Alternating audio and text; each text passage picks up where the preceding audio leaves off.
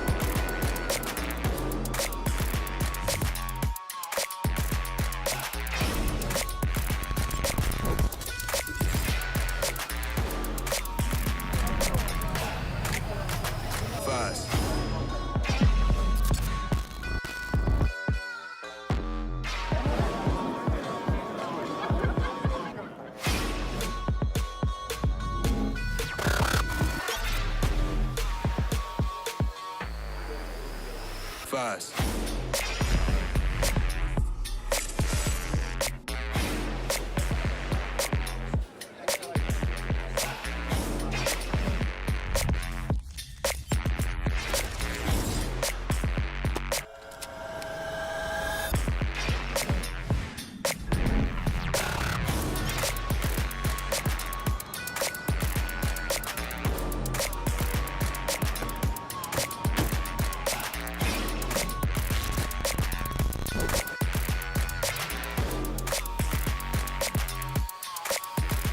First.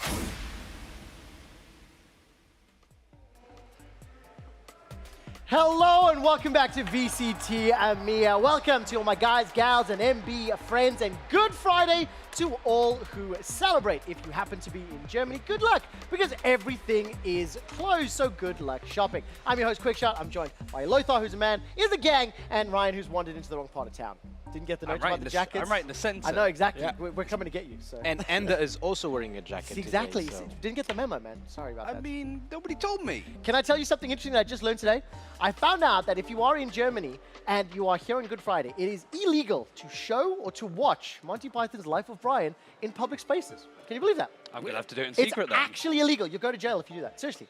There's no way. I mean, also, Cannibal Corpse was really heavily redacted. In Yeah, this exactly. area, Exactly. so. Anyways, let's roll on. Fun facts are over. Let's talk about what happened yesterday. We had two best of threes. The results rolled through. Ryan, I'm going to come to you first. Na'Vi versus BBL started day 7. What did you make of the series and the team's performances? I mean, I would say that it was a normal day at the office for Na'Vi. Normal being that they always just seem to do the most outrageous comp changes. It's pretty much on brand. For Ascent, it seemed more straightforward for them, just sort of taking out a Killjoy, putting in a Sage, and it worked pretty well. Beating a BBL had not lost on this map all year with some really good wins under their belt.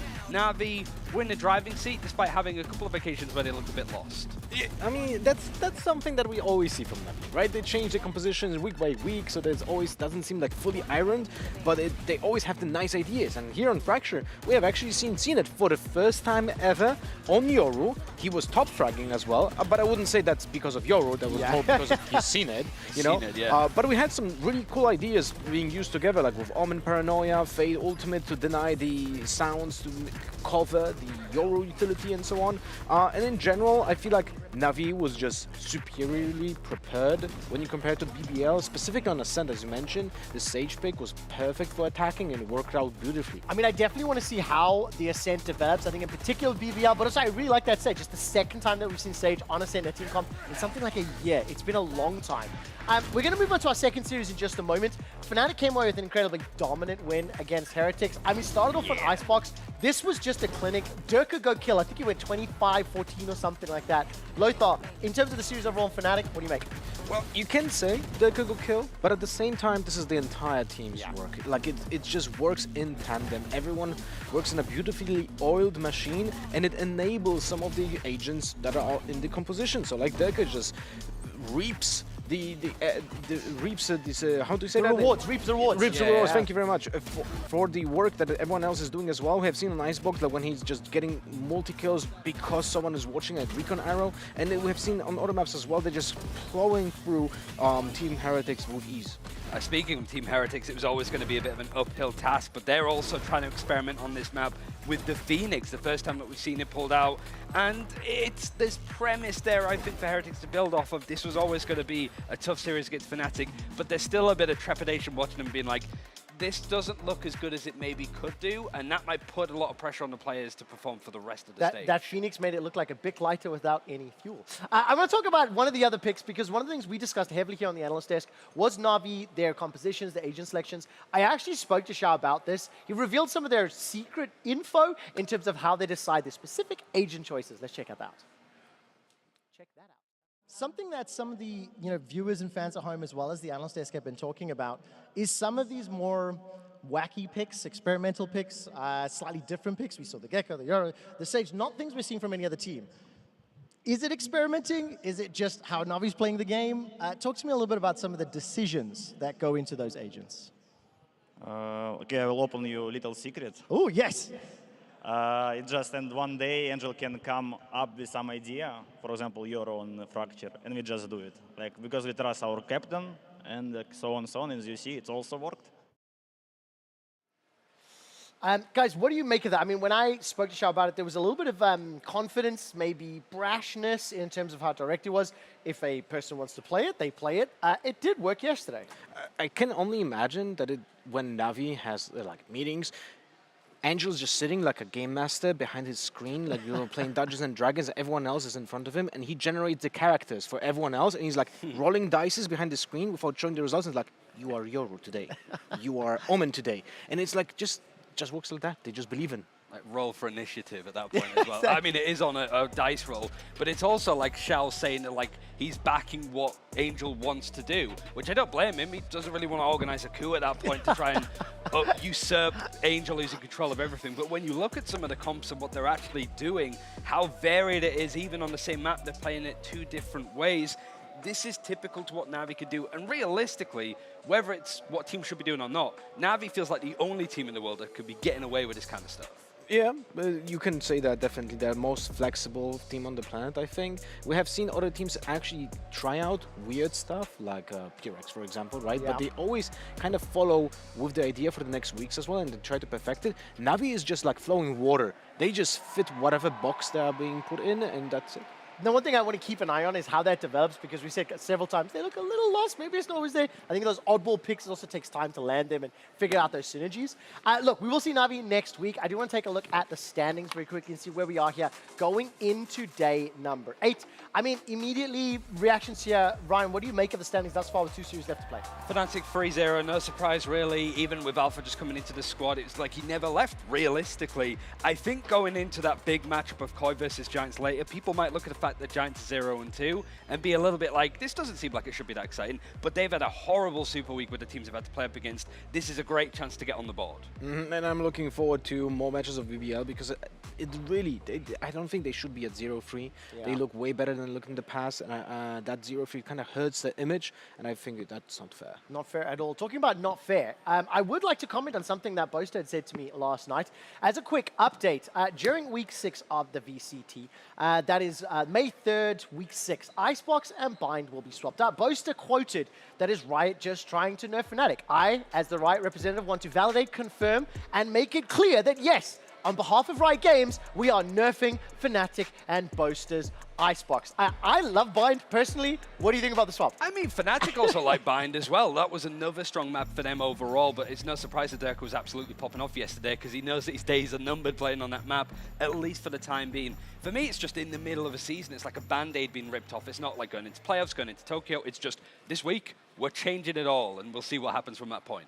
You know what upsets me is the fact that now we're actually getting into a moment where teams are experimenting more on Icebox. They're picking the Harbor, they're picking the Gecko. We're trying to like change the pace, and we have seen yesterday Fnatic actually attacking through mid a little bit more than in the past. And now we're gonna go, no, we're not gonna play Icebox well, anymore. listen. Look, for everyone at home, if you don't like this, tweet at me at QuickShot. I'm the one that made this decision. Also, I will tell you, talking about Fnatic, talking about Icebox, yesterday the most challenging thing that Fnatic had to deal with was Alpha's drink. Give him a little round of applause. What did he drink? What has he done now? Oh, iron. Oh, it was Iron. Yeah. Was it? Oh, I love that. Did you see Dirk's tweet after the series, by the way? Got home, and I think the quote something The along the lines night of, market. what did you get in your night market? And it was a Team Heretics logo and just said free. I will say for that drink, what was Kamek drinking? Because maybe that order came in for Alpha. He's like, no, I don't like this at all. A bit too strong for me. But yeah, that was the hardest thing he had to deal with that day. It was quiet for him. He wasn't popping off, but he was doing his job, and really Heretic didn't push him all that much. No, definitely not at all. All right, we're going to move on with the pre-show. Ryan, you've got something at the Telestrator, but you haven't told me what it is. So what on earth have you prepared? Let's talk about the elephant in the room. With one of the teams that we're seeing at least today, Carmine Cole. Had a lot of craziness about them, a lot of strong takes, shall we say. Thank you very much. And I feel a little bit bad for them. And considering it is Easter, we got an egg, and you know, like the iceberg meme of like all of the issues, all of the problems that you could see, there's so much more beneath the surface. It's kind of like this. And to give Carmine Cole their credit, these things can happen.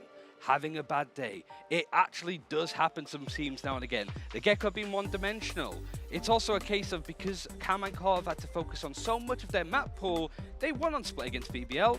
If it ain't broke, don't fix it. They were happy with it. So when Heretics come in with the anti-strats, they didn't really have too much of an answer. White noise, that they maybe couldn't have heard that time on the defuse right at the end. White noise could be something that players need to adjust to and deal with. Heretics were also really good that day. You can't really give them any discredit. And like I said before, Carmine Corp focusing on the other maps in their map pool. These are all very rational approaches to what can happen with a team. But this is VALORANT. We've all seen it on Reddit, we've all seen it on VLR. We all know that the unhinged takes are the ones that break through. The narratives run wild. We don't need rations here. We're looking at the aspects of Sliggy breaking their audio. This is what actually happened to Carmine Corp. He might sit there and go, chat, this is the worst attack inside I've ever seen. Yeah, no shit, you broke their audio. They can't hear each other. Of course, Carmine were cursed by Witch. We're in Berlin. This kind of stuff happens all the time, apparently. Boo, better than Scream. If you go boo, people scream. Therefore, boo is better than Scream. Ergo, Team Heretics are better than Carmine Corp. This is the kind of stuff. Content. Don't even get me started on this guy, please. The riot script is important. We've got the sat-nav breaking. It wasn't in French, apparently, so they struggle with that. Time works differently in the Colosseum. Just because we have those elements of like Pansy and Hypoc, Ringers said in an interview with Tombiz that they want to make sure that they can get through that, so time fundamentally works differently. I mean, there's other stuff that's not on here. George Geddes, why is he on there? I don't know, but he's always seemingly involved. Hold up. I mean, give us a second. Dude, why do they keep going B? Stop. The riot script, don't put that on. Dude, okay, chill. Take a breath. I don't... Sorry, take a breath. Okay, we're live. Just listen, I'm going to look after him. He's revealed way too much. Let's go. Showstopper video. Take it. Come on, dude. We've got this. It's fine.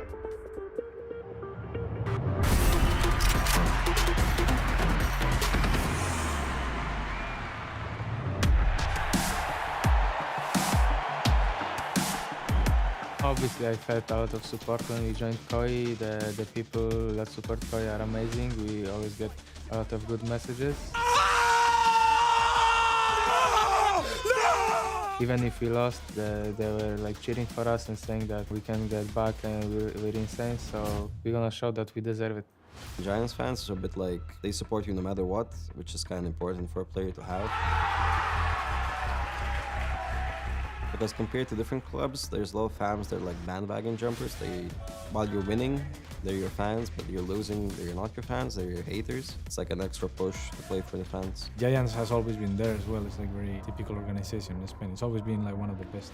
I mean, I think they're a very strong team, so I think it's gonna be hard. I think it's always fun to fight against a Spanish club. It's going to be insane for the viewers.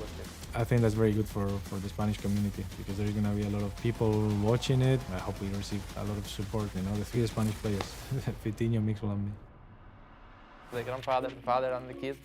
If you took Oldamenta, grandfather, Mixwell, father, I mean, I'm the kid, of course, because it's like the line. I don't see me like a kid, but the kid is going to win, so I don't care. Yeah, I mean, I don't know. I don't know if I'm the second oldest in the league. I'm 29. I guess Angel is older than me. I feel like I look younger than them.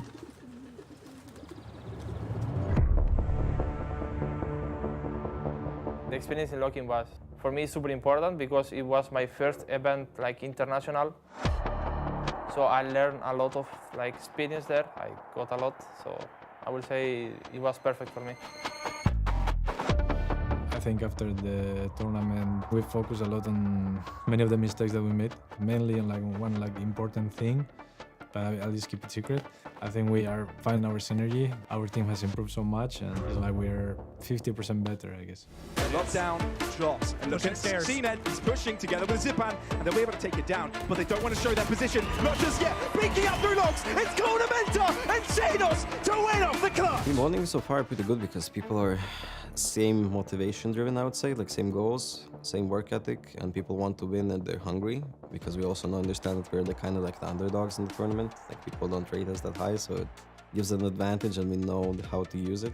So yeah, I think like people understand it and they're super motivated and they're working hard towards the goal. Across forwards, how many other players can manage to walk in? Nuki still has to get onto the spike, chase down these two players. He's going around trying to make sure that they don't know where he's coming from. Nuki!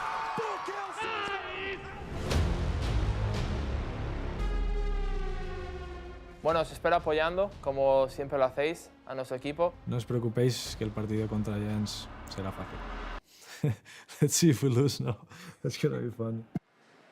Well, there we go. The Spanish Derby will be the second series of today. I do want to take just a quick second because I think in particular, for Giants, this is an organization that goes way, way back. Has played and competed in a number of games. I had the pleasure of casting them in League of Legends from 2013 to about 2016. Now seeing them coming up today against Koi. Giants 0-2, Koi 1-1. It almost feels like this is a must-win for both squads as we're starting to really put distance between the top of the table and the bottom of the table. Yeah, I mean, this is gonna be the week 3, right? And as the really important matches are gonna be now mounting alongside the pressure. And the thing is, like, teams are getting more data from the previous matches that we had, so they're gonna be able to anti-strat more efficiently. Yeah. So it becomes much more important to right now be on your best, let's say, side, right? And that's it. I think you mentioned anti-strat, and the aspect of it that's so interesting is that they keep banning and picking different maps. We don't really know what either team has in their map pool overall, so I think the most is that Giants have played Split twice. Every other map is just once here or there, so we have no idea what the map beta is realistically going to be like. That's what I really, really love, is because of the 2023 format, as well as looking forward for VALORANT, in terms of getting into this regularly scheduled matches, learning to adapt, to develop, to explore, but then also to anti-strat, it's going to be a whole new world. Whoever can adapt can perform well. Look, that's the second series. Let's take a look at our first series, and then we will dive into our pre-match. It's going to be Team Liquid taking on Carmine Core. Of course, one of the headline stories is going to be Scream and Nevera going up against TL. We are going to expand on that in just a few moments. So let's get into match for Team Liquid versus KC.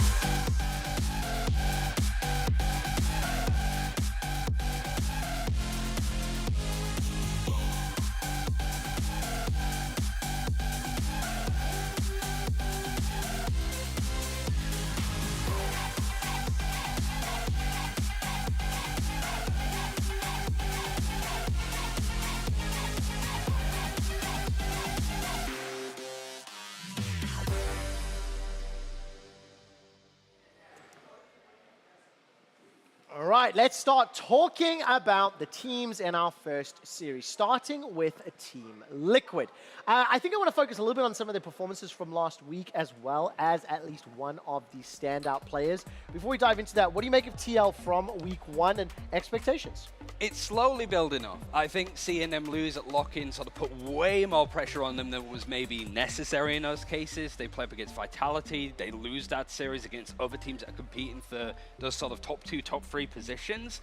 And at the very least, they managed to pull it back against FUT. But again, this is teams that you sort of expect with this caliber of team, with these players. You would want to see them be a little bit more dominant overall. Yeah, and you would also say that consistency was not there in the previous weeks, which is kind of weird because you have parts in this lineup that you would expect to be the most consistent players on the planet. Like, Nat's consistently good, but then he is actually, let's say, relying on the pressure that's being done by the other parts of the team, and those parts were not working with him in tandem, so there was a bit of a problem. But the safe was just like one of the most consistent parts of the team. MVP, #1 for ACS, KPR, entry kills in VCT EMEA in week 1. I mean, these stats are phenomenal for a team that didn't win all of their series. Ryan, what about his individual performance? What did the team do? And then I think we've got some highlight reels as well. I mean, it was Safe Super Week. I think the thing that was the most impressive, specifically looking at the FUT Esports series that he had, he got better and better as the series went on. Sometimes you have a player absolutely pop off in the first map, but then really struggle to get it going because they changed to different agents on map 2, or just the momentum really starts to start from them. Safe was saving his team's ass on so many occasions, and he was one of those players after lock-in that got so much flack for his performance, and he's shown on and shown that he deserves to be on this team. Can I tell you something just very quickly as a distraction? Seeing these reaction cams, not only is it amazing to watch, but there's a number of camera crew that we work with here on the Coliseum that also work in the other studio in Berlin, who explicitly pulled me aside and said, they so much prefer filming VALORANT players because there's actual emotions and energy on stage.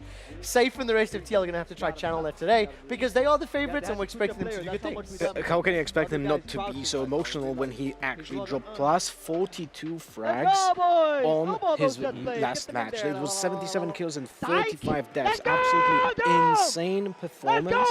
And the thing is, I love Safe because he's so vocal as well, but if you guys remember week 1, he actually bantered or maybe trash talk a little bit bone cold like behind the scenes, and then bone cold won the match, and in the post-plan show he actually fired back. So I love that this though. I sometimes. love that. I am a fan of the trash talk. I am a fan of it. As long as it doesn't cross the line, of course, it adds the incentive to play, to fight. Okay, before we turn our attention to the opposing team, do talk to me a little bit about this, because my heart wants Scream and Navera to win. I would love for the underdogs, but in my mind, TL should be the favorite. So what do you have to do today to win the series?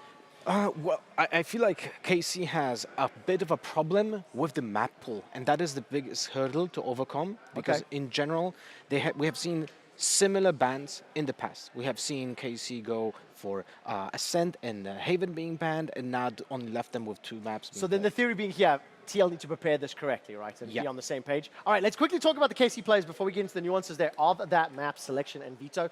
Common Cold players, we see them on your screen in just a moment. But I think once we do actually take a look through the players, I do want to take just a brief moment to actually highlight how much time Scream and Nivera have spent on Team Liquid, respectively. Obviously flanked by Extinction and Azera. But once we actually asked our production team to look at the numbers, look at this on your screen. Scream was a representative Team Liquid for 825 days, played 245 official matches with a 67 win percentage for international events. 411, 106. I mean, that is ridiculous, right? 3 years, 2.5 years, well, 1.5 years for Scream and Nivera, respectively. The grudge match for the former life of Liquid is now representing KC. It's going to be uphill. I don't have the highest confidence from what I saw in week 1.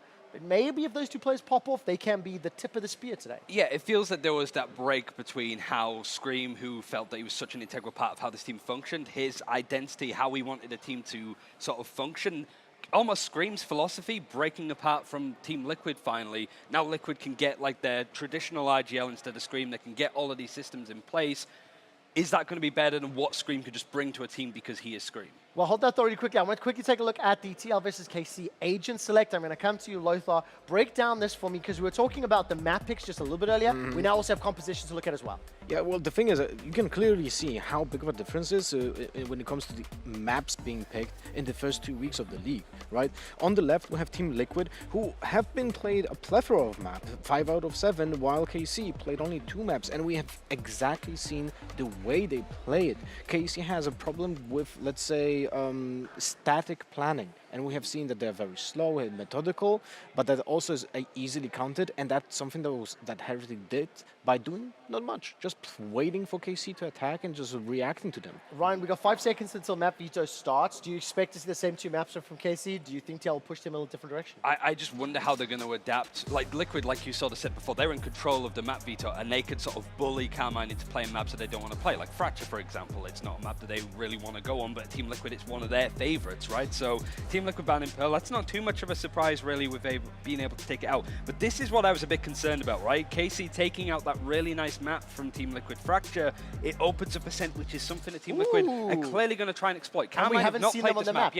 Yeah, Carmine didn't play it on it, so we have no tapes, at least in the regular season. But the map veto is definitely going into Team Liquid's way, and now we're gonna see Split, which was played twice, and I really, really hope that Team Liquid watch those tapes and have a counterplay to them. And this is the first split of week 2. We haven't seen this map played yet, have we? I don't think that we have. I'll validate that in a moment. This is actually very surprising that we see Team Liquid actually ban Haven, because I was fully expecting KC to actually ban Haven instead.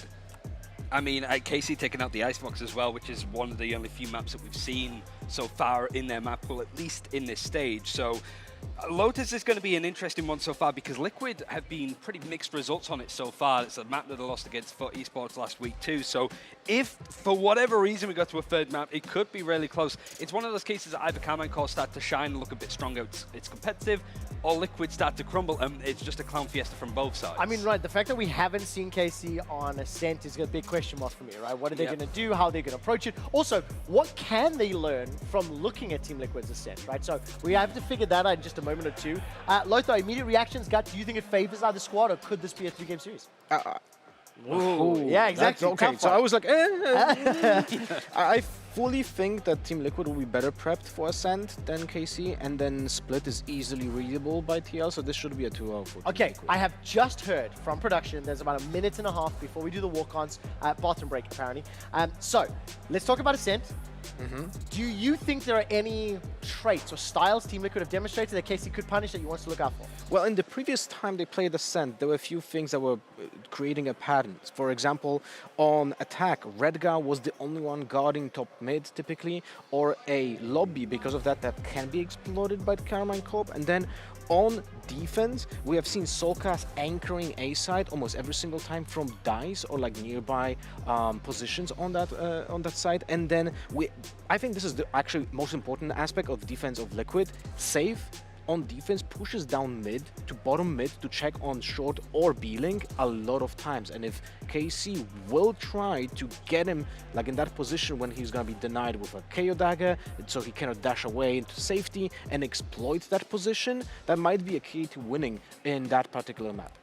How much faith do you have that KC can recognize those traits and then counterplay them correctly? I mean, the question I have for myself and also you, I guess, is we've seen somebody like weird teams run stuff like on Ascent, like Na'Vi yesterday, the Phoenix 2, Scream has played Phoenix on this map. Do you think that we're going to see something that's pretty standard and vanilla from Carmine? Or do you think they're going to be pulling out the Gecko, the Phoenix, I actually expect they're going to stuff? go for the Gecko, because if they think Gecko is such a good pick for Split, there should be no reasoning to not play him on Ascent, which is much more flexible map for him.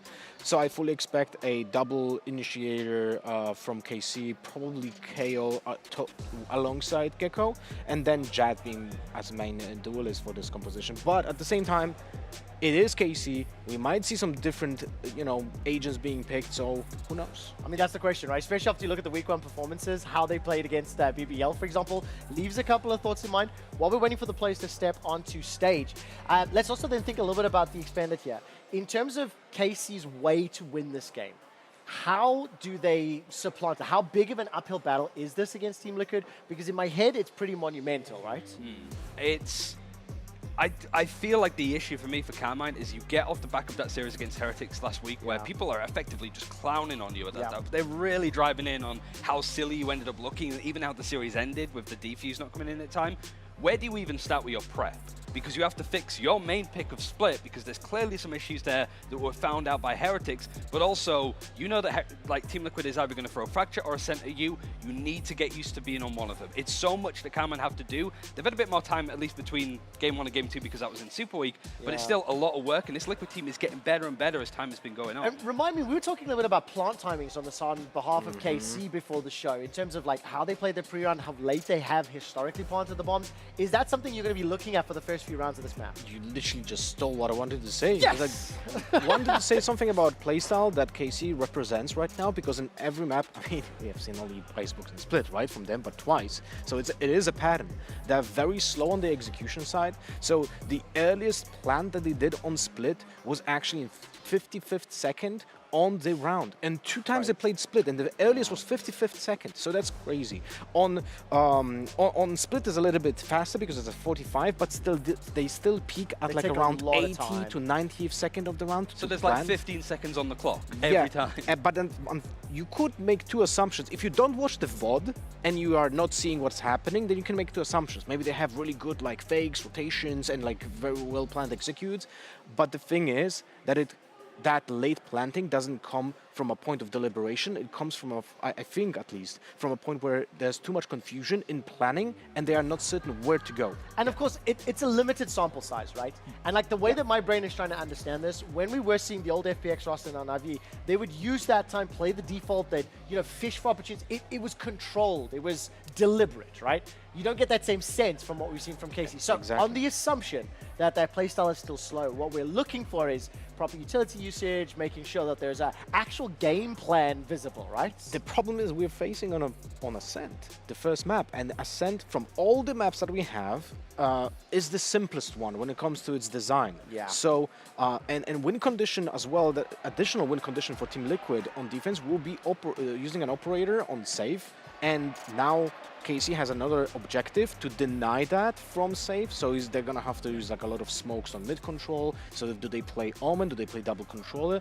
And they cannot really rely on punishing mistakes if they don't have a way of comboing utility for their opponents. We're going to find out. We're going to find 15 seconds to go until we head onto stage. The brothers duo going up against Team Liquid. 811 days, Scream wore the power pony on his chest. Today, he raises the blue wall to try take down his former squad. Team Liquid.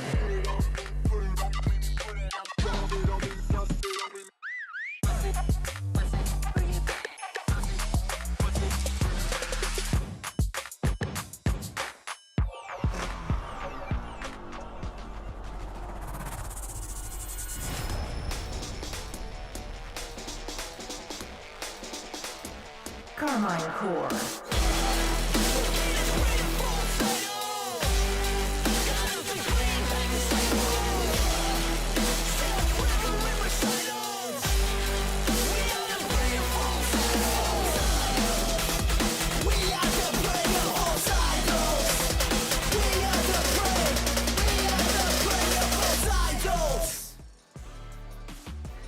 Listen, I'm a guest here. I don't care. I'm biased as hell. KC, bring it in. You've got the best anthem. I've got the storyline that I'm invested in. We're about to jump into Agent Select. Okay, quickly remind me, Lothar. We had solo anchor on defense. We had safe playing mid. What was the third point here that you were looking at from TL that we're hoping KC have read? That's the Redgar position Thank on attack. He's typically on top mid and A main. Also another thing on defense, Nats is typically anchoring B side and rotates full spawn, so he's pretty safe on rotation, so it's hard to catch him off guard. Okay, Ryan, as we're about to look at what the agents and composition are coming in, do you have a preference for what you'd like to see in terms of representation for the players' power picks, or maybe make a bold prediction of some of those comps that KC could run? I think because we're obviously going to lean into Scream and Navera, I've been a big fan of Shin and Nuzera when they've been on like the tier 2 scene. They were on a squad with Kellogg's, Megastitu, and from speaking to another team's analyst, I won't name who, they were like, Shin and Nuzera are really good players, but they needed like one more year in the oven of like being in like the tier 2 seed to really start to shine. They've been thrown in at the deep end to be in a franchise squad like this, so can they keep their head above waters when everybody else is literally pouring down on them? Yeah, you know what? In week 1, in the pre-show, I made a joke. When we were doing predictions, I said, well, KC and Liquid will definitely have at least one win because they're going to play against each other. And now we're in this position right now. It's unfortunate they already have one win already, so my joke kind of didn't go the way I planned, but it's still like, I'm looking forward to this match because this is a great storyline. And also the agents, wait, we're already getting picked? Wait, what? Yeah, this seems straightforward enough from KC. Navera on the Cypher, I can't imagine he's played much of that considering he came into the game a little bit later. A lot of Killjoy, a lot of Chamber. Well, if you remember, first time Navera played in VALORANT in a professional match was on Ascent. He was a Killjoy and he actually got an ace in the first round. I did not remember that, but thank you for reminding me. It was against FUT Esports as well, wasn't it? They 13-0'd that map as well.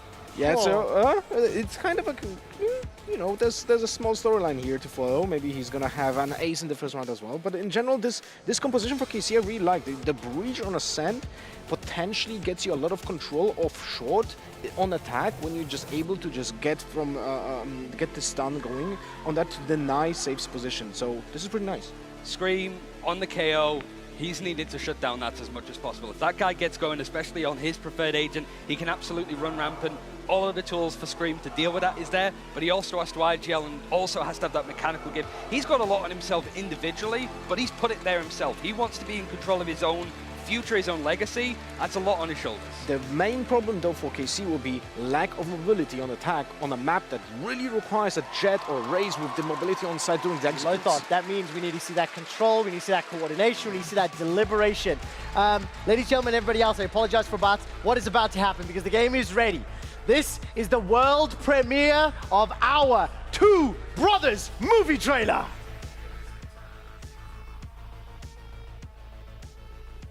In the history of VCT EMEA, two brothers stand apart. Scream, Nivera. They first joined forces on Team Liquid, conquering all who dared face them. Team Liquid have done it. They have defeated Sentinels to top the group. United again on Carmine Core, they face their greatest challenge yet. The team they left behind. The team that once saw them as brothers. Team Liquid, the ones who thought they could do without their brothers' skills, will now face the full force, fury, and might of their brotherly wrath. The battle is on. The stakes have never been higher. Will Scream and Nivera emerge victorious once again, or will Team Liquid take them down? Two brothers, life after Liquid. Coming soon to the Coliseum near you.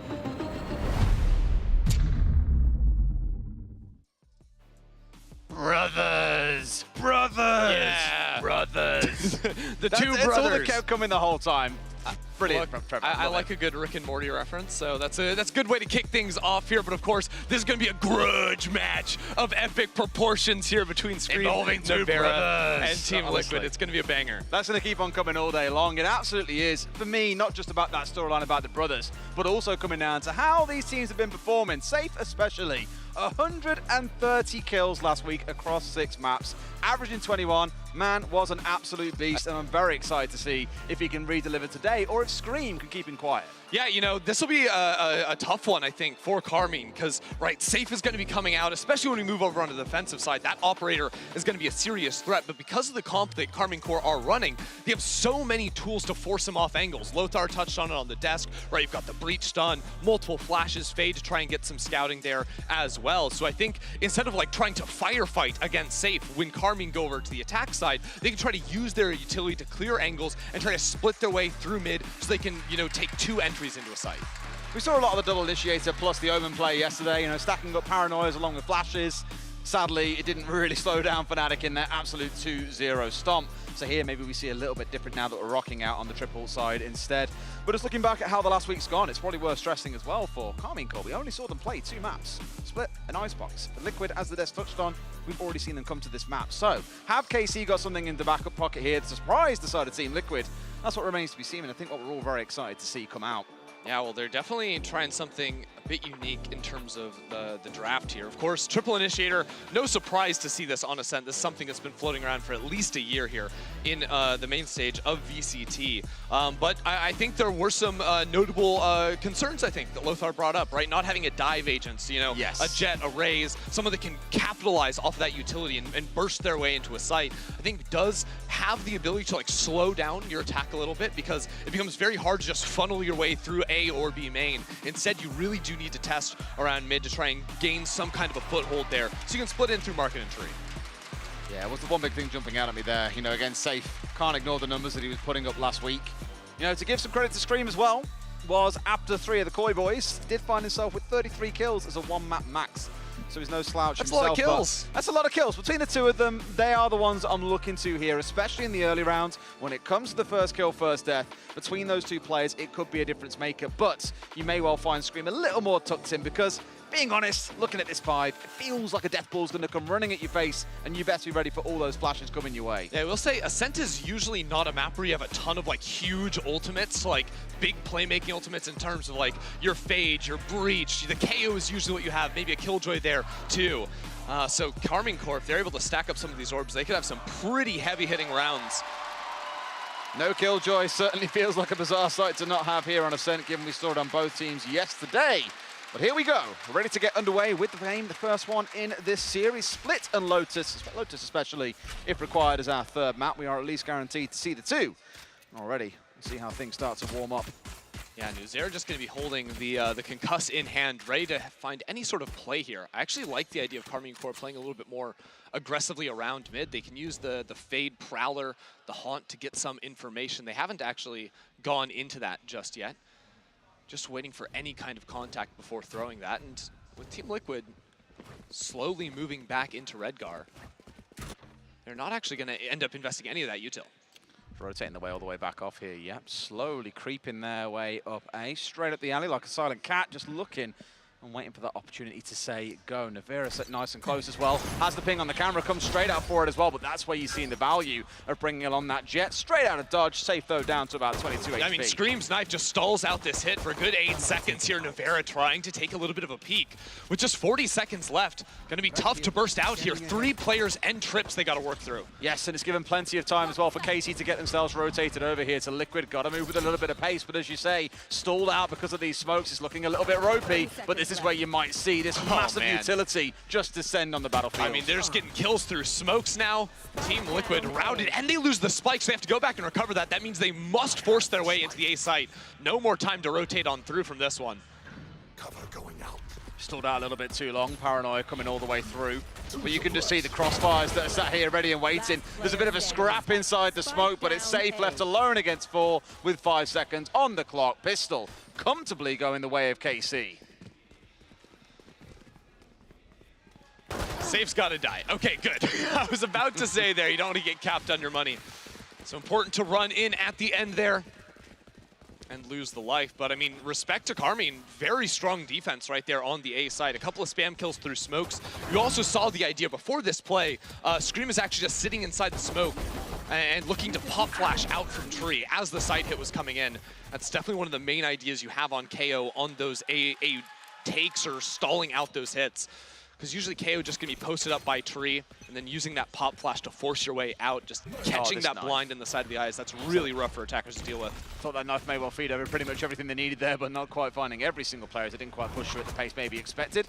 Safe once again, dashing his way back towards safety after taking early ground in behind the box. But look at this, 2 members of KC posted it already with those rifles. It's 3 kills across the shin. KC taking it all here in round 2. Hi, Nats. Yeah, Nat's not going to have much fun here. But I think in general now, for Team Liquid, what I would like to see them do is sort of try and figure out what exactly the setup is going to be around mid. Oh no. Jumping and doing a 360. Free money. Poor guy. What are you expecting going into the the Logitech Power rounds coming up in a second as well, knowing now that you start to see a full force round come through for the first time? What are you expecting? The KC dominance to continue, or Liquid with their comp to now thoroughly start battling their way back into things? I mean, realistically, TL obviously going to have a much better chance here. Slight technical delay, don't worry about that.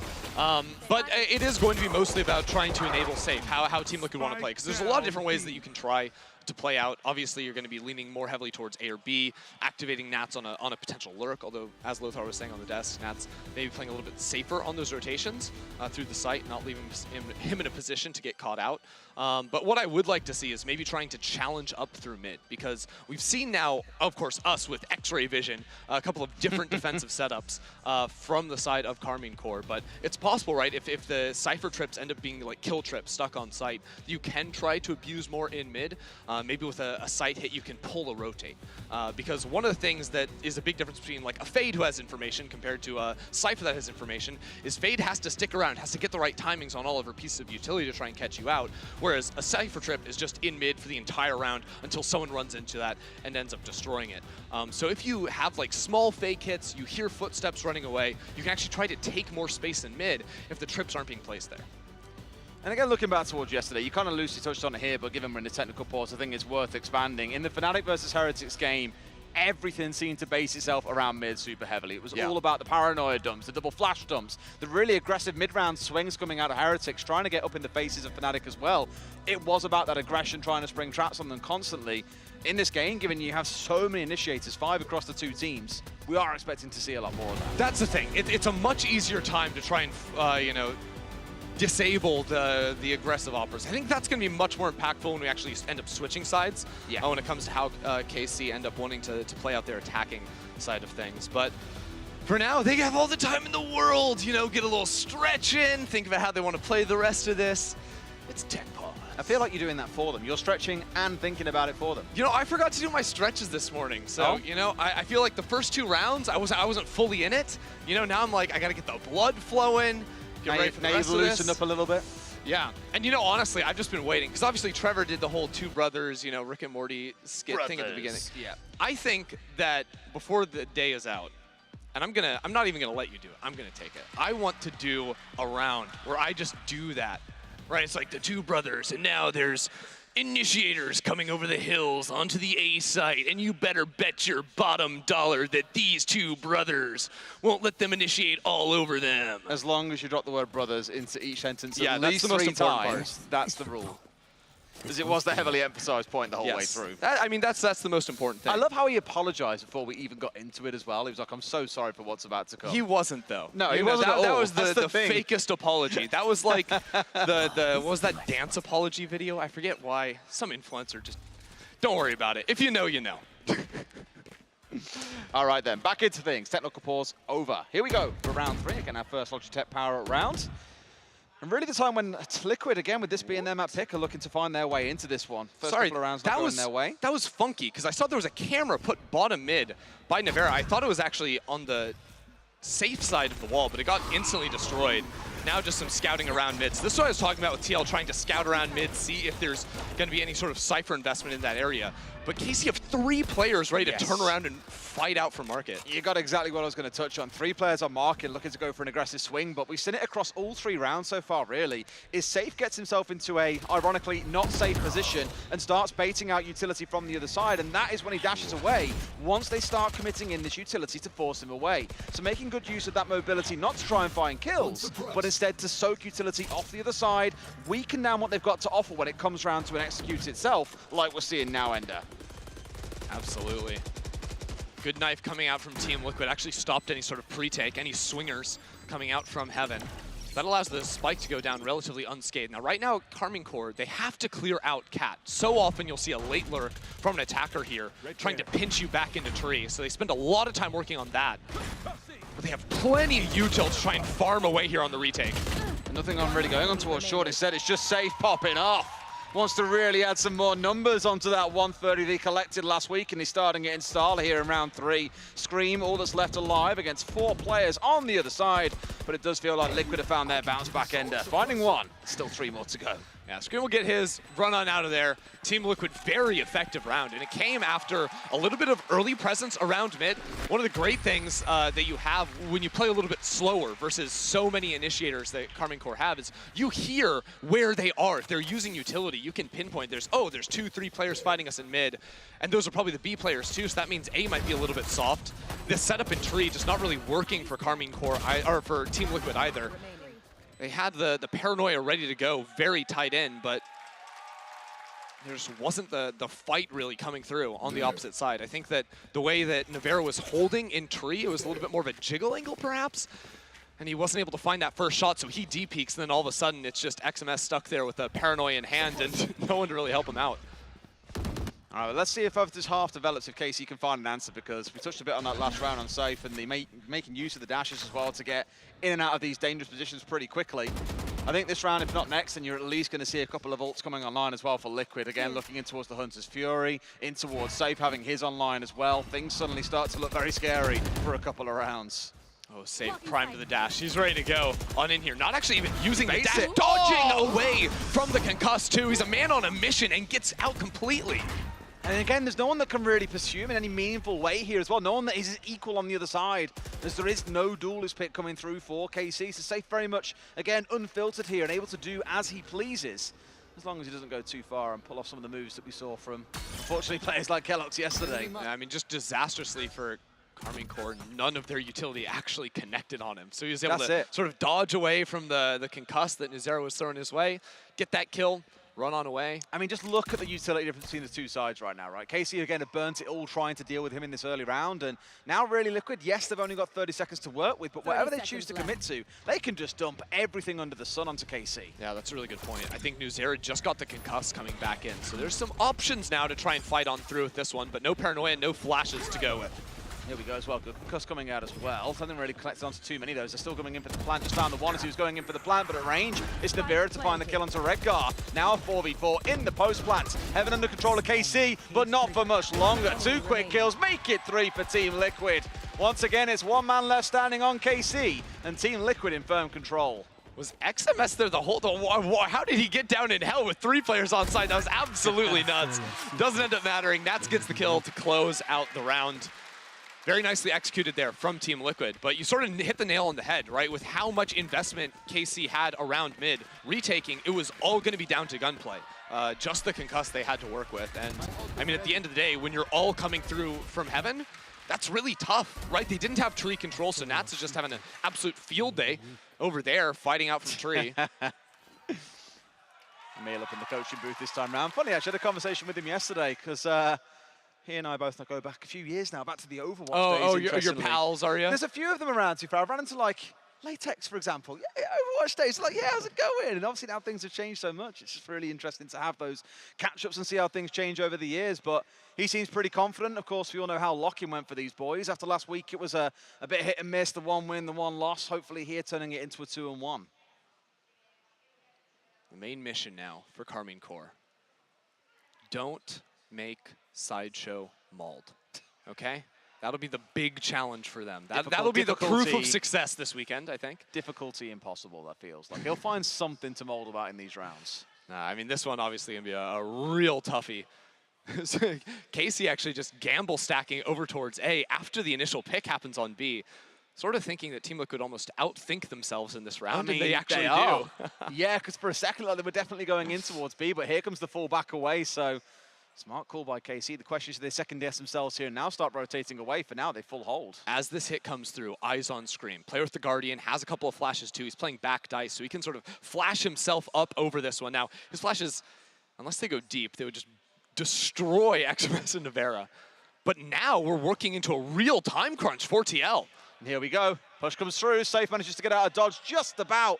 Almost 20 finding seconds, going guys. down, and they've got to make the push happen. They've kind of been greeted by this dumpy utility that was still remaining for KC. Flash is still coming on through. It's looking really ropey for Liquid. Oh god, they've actually just lost the round. They can't get onto site and plant. All the utility is coming through for Karmine. They're trying to fight their way out, but 6, 5, 4, the clock ticks down. There's no time to plant the spike. They have to find a couple of kills. No way. They can't come in quickly enough.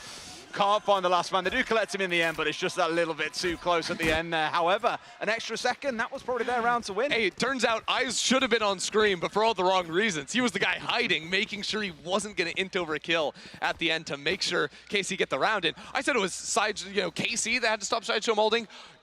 When he watches that, he is going to be clawing his eyes out. Team Liquid get the pick over on B, then super slowly rotate over into an A hit with 25 seconds left. And importantly, even though it was an eco from Karmine, they still had full utility on the breach and the KO. So there were 4 flashes coming in one after another, and it just trapped TL inside of A main. You just saw the kind of combo utility coming together, you know, flash into concuss, another flash, smokes being dropped down.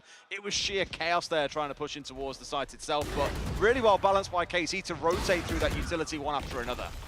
Now XMS going to be stepping into the op role for Karmine now. That's usually what you'll end up seeing here on these no jet maps, is like your Omen. We see it a little bit on Lotus too. Just having that teleport, even though it's not as reliable to escape from the initial fight, being able to reposition is very powerful. Oh, Safe just walked straight into it as well. Navera finding the dream man to find. Still had a lot of his utility online.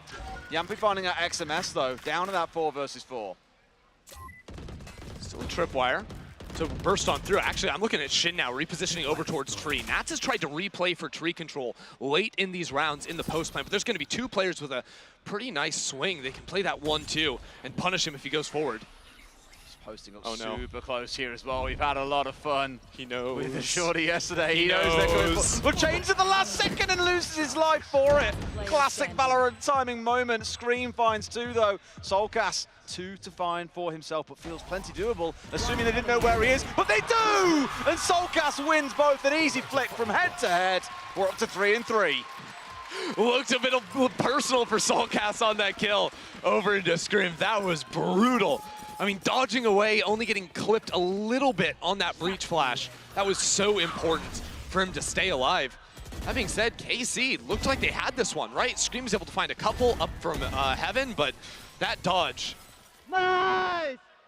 Good job, Tommy. Good job. I love it. He appeared to love it even more. 4 ults online for Liquid then, and this is where things can really start to get rolling. Giving it over to KC as well, though. NuZero's only 1 away from having his on side. That Rolling Thunder, as we know, especially with these slightly tighter sites, just so impactful. Well, the thing is, if Liquid slow down a site hit again, this is going to really give them some serious issues with those ultimates. Now, I don't envision that happening, But the way Liquid play, it's been a lot of trying to catch, like, oh, is there going to be an early push, something like this. But I actually don't think KC are really ever going to go for early aggression. The main benefit that you have from Jett is, like, she wants to take open fights. She wants to hold those angles very early on. And Karmine Corp just don't have an agent that wants to do the same thing. Yeah, you know, you can gamble it a little bit and go for a fight here and there, but it is definitely not the same thing. This drone over towards B, though, has been able to pull a couple of rotates. But Knight taken out, so he's got no idea if there's one, if there's 5 there, but all he knows is there is definitely someone starting to move their way forwards. It's so odd, though. It's like fake on fake now. We're down to 40 seconds. We're about to run into the same situation. Now, luckily, this time, the gamble stack was incorrect for Karmine Corp. Oh, I like this. And Rhaegar sticks that one. Yeah, straight into jail as well. And obviously, they suspect now. They know that the smoke is coming on A. They have the perfect reading. The smoke came into A. He uses his ult. Man, I wonder where he's going to possibly ult to. Back of B seems like the go-to place, and he's absolutely correct. You saw every member of KC flooding over towards B, but it's a little bit of a bottleneck, and they might be walking into a slaughter. Oh, this is tough. Yeah, no way to get on through that smoke.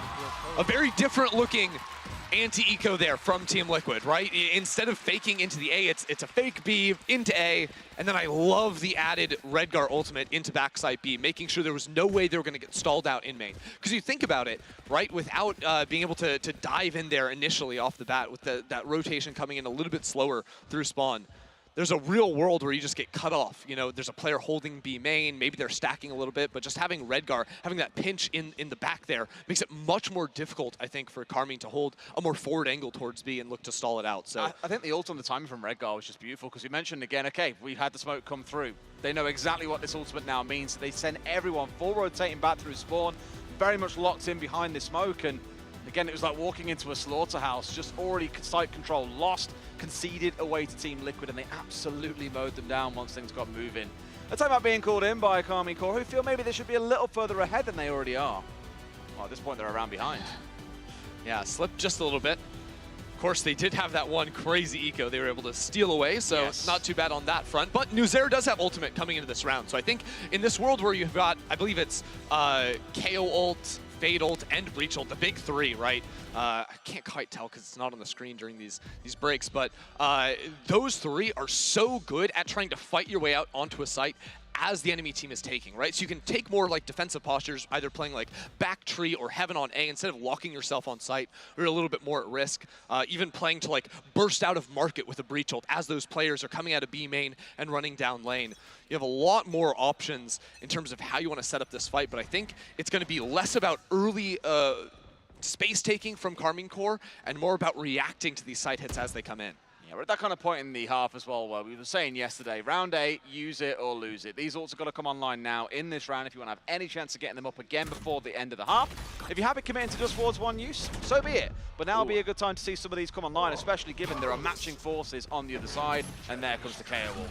Yeah, that was actually Soulcast slamming that one, trying to force it on through here, and it's good, right? Just trades 1 for 1. They'll be able to resurrect him. Safe getting the kill with the wall hacks through smoke too. And it's just Scream stuck here on stairs. They're trying to clear him with util, but he's good for 1. It's good for literally 1 as well in the name of Scream. Safe onto a 3rd in the round as Redgar's getting that spike down. We've got a 2 versus 3 here in the post plan. Really tough position to be in. Now Shin has ultimate, but would have to cast that from B main or near lane if they want to commit to that, giving up the flank. I think you clear B main and then use that ultimate onto site. Get the blood trails. You know it's going to be all players on site here, so you may as well go ahead and slam that one, but not if you walk into a knife, and now they have to fight without it. Both of them doing it as well. Yeah, it's got Safe playing nice and tight here as well. Up nice and close, daring them to step forwards. But at this point, it feels too little, too late as well. The paranoia doing enough words to slow Shin down for even a second. They know this one's done and dusted. Either you commit that ult about 20 seconds prior, or you give up on it entirely. And their answer has been to give up on it entirely. I genuinely believe Soulcast won the entire round with utility right there. And a lot of it was Karmine Corp playing way too close up and personal and not respecting the KO ultimate, right? They're playing like on top of the wall, even with these big ultimates, trying to sort of fist fight their way through without using the ults themselves. See, they're moving into it, but the fact that Soulcast instantly snaps the null command, they're like, oh wait, we actually can't use our big spells. And then on the retake, slow, maybe deliberating how they wanted to use those abilities, they end up not casting the Fatal because they walk right up into a knife. Not ready for the cooldown to be back up, and Soulcast catches those players twice. So we had all 3 big power ults up the last round. Now we've got a 4th. Karmine Core using as nothing. well, because Navira's 1 point off. Yeah. They are going to be online, and we've got to see them start getting invested here. Admittedly, great play coming out from Soulcast to make sure none of those can come out in response. But this is why I'm a little bit perplexed, because they're fighting really forward in A main this round with those 2 players. And now, not a terrible idea to do that such a thing. They're actually on a half buy right now, so I respect it a little bit more. If they were doing this on a full buy, I'd be not the most thrilled. Not quite a Leo level shock dart coming out there on the way through, but the recon one above definitely not too bad. I know. Going to give at least a bit of info over, and out comes the hack as well. They'll have everything they need to start making this work for them. Liquid once again looking in control, but made us back away for a second. Okay, 2 rotated back out towards mid as 3 remain on site to get the spike down. Are they going hunting? They're expecting Yes, a flank, going for a bit of that. Now Shin was the only player with a rifle in a recoverable range. So this is one hell of a flank from Soulcast, by the way. Oh, but Scream was ready. Yeah, not quite able to dodge the flash entirely on that one. So all things considered, they're able to grab the 2 rifles, and I think in the next one they will be okay. It'll just be 1 player that won't be able to have a full buy between Shin or XMS. Actually, saying that, no, I think they can all buy, because they only purchased 2 rifles and they recovered the 2, so they'll be actually completely fine going into the next one. Very important kill. Scream was able to find on the opposite end there.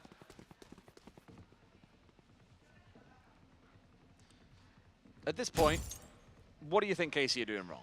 What is it they need to get back on track? I mean, well, a big part is we've just been seeing a lot of swing rounds. They've lost like 3 ecos now, I believe, which is just unfortunate. But on top of that, like, we've had these ultimates for 3 rounds now, right? And again, last round, we don't expect them to use it. But now I do not want to see the forward fighting with those initiator tools. I think the round prior where they were playing like really weak around mid, and sort of giving that one up. I think that's the right approach, just not, again, playing right forward on top of wall. Now, luckily for them, this time around, Soulcast won't have the ultimate, although he's getting plenty of kills, so as I say that, he actually isn't. He just got the one death at the end there. So yeah, I just want to make sure they're not in positions to be hit by KO knives and playing to quickly retake as the site hit is coming through. The second you hear the plant coming in, that's when you slam those ultimates and you put a lot of pressure on TL. I mean, the battle ready for TL is that, well, not the battle, more the kind of benefit for them is they've got enough to carry them through the rest of this half. Even if they get completely slaughtered for the next 2, they still got 4 buys to come out the whole way through. Yeah, this is good though. They're playing inside a market. They can play to try and pop flash out of that smoke. Never mind, Scream repositions over towards Switch. But the way Liquid have been playing consistently has been relatively slow, trying to hear where the players are on Karmine Core, then go for these late re-rotations. Camera will get broken in mid, but there's a real world where if TL decide to move into A, the majority of players are going to be going into tree, and the position that Shin now has taken in Wine could be absolutely brutal. There's also like tripwires that he can play off of on site. You have Nuzera that can slam an ultimate. So I think actually Team Liquid moving into B is going to be much better for them. Well, they catch the one, but it's not the one they were after. The one off towards the left, Scream was caught out by that paranoia, and they chose to rotate completely through mid, just get tree completely smoked off, and then put all your focus back on towards B. So this tree here really is working for them, catching KC a little off guard. XMS gets one back, but site has been conceded.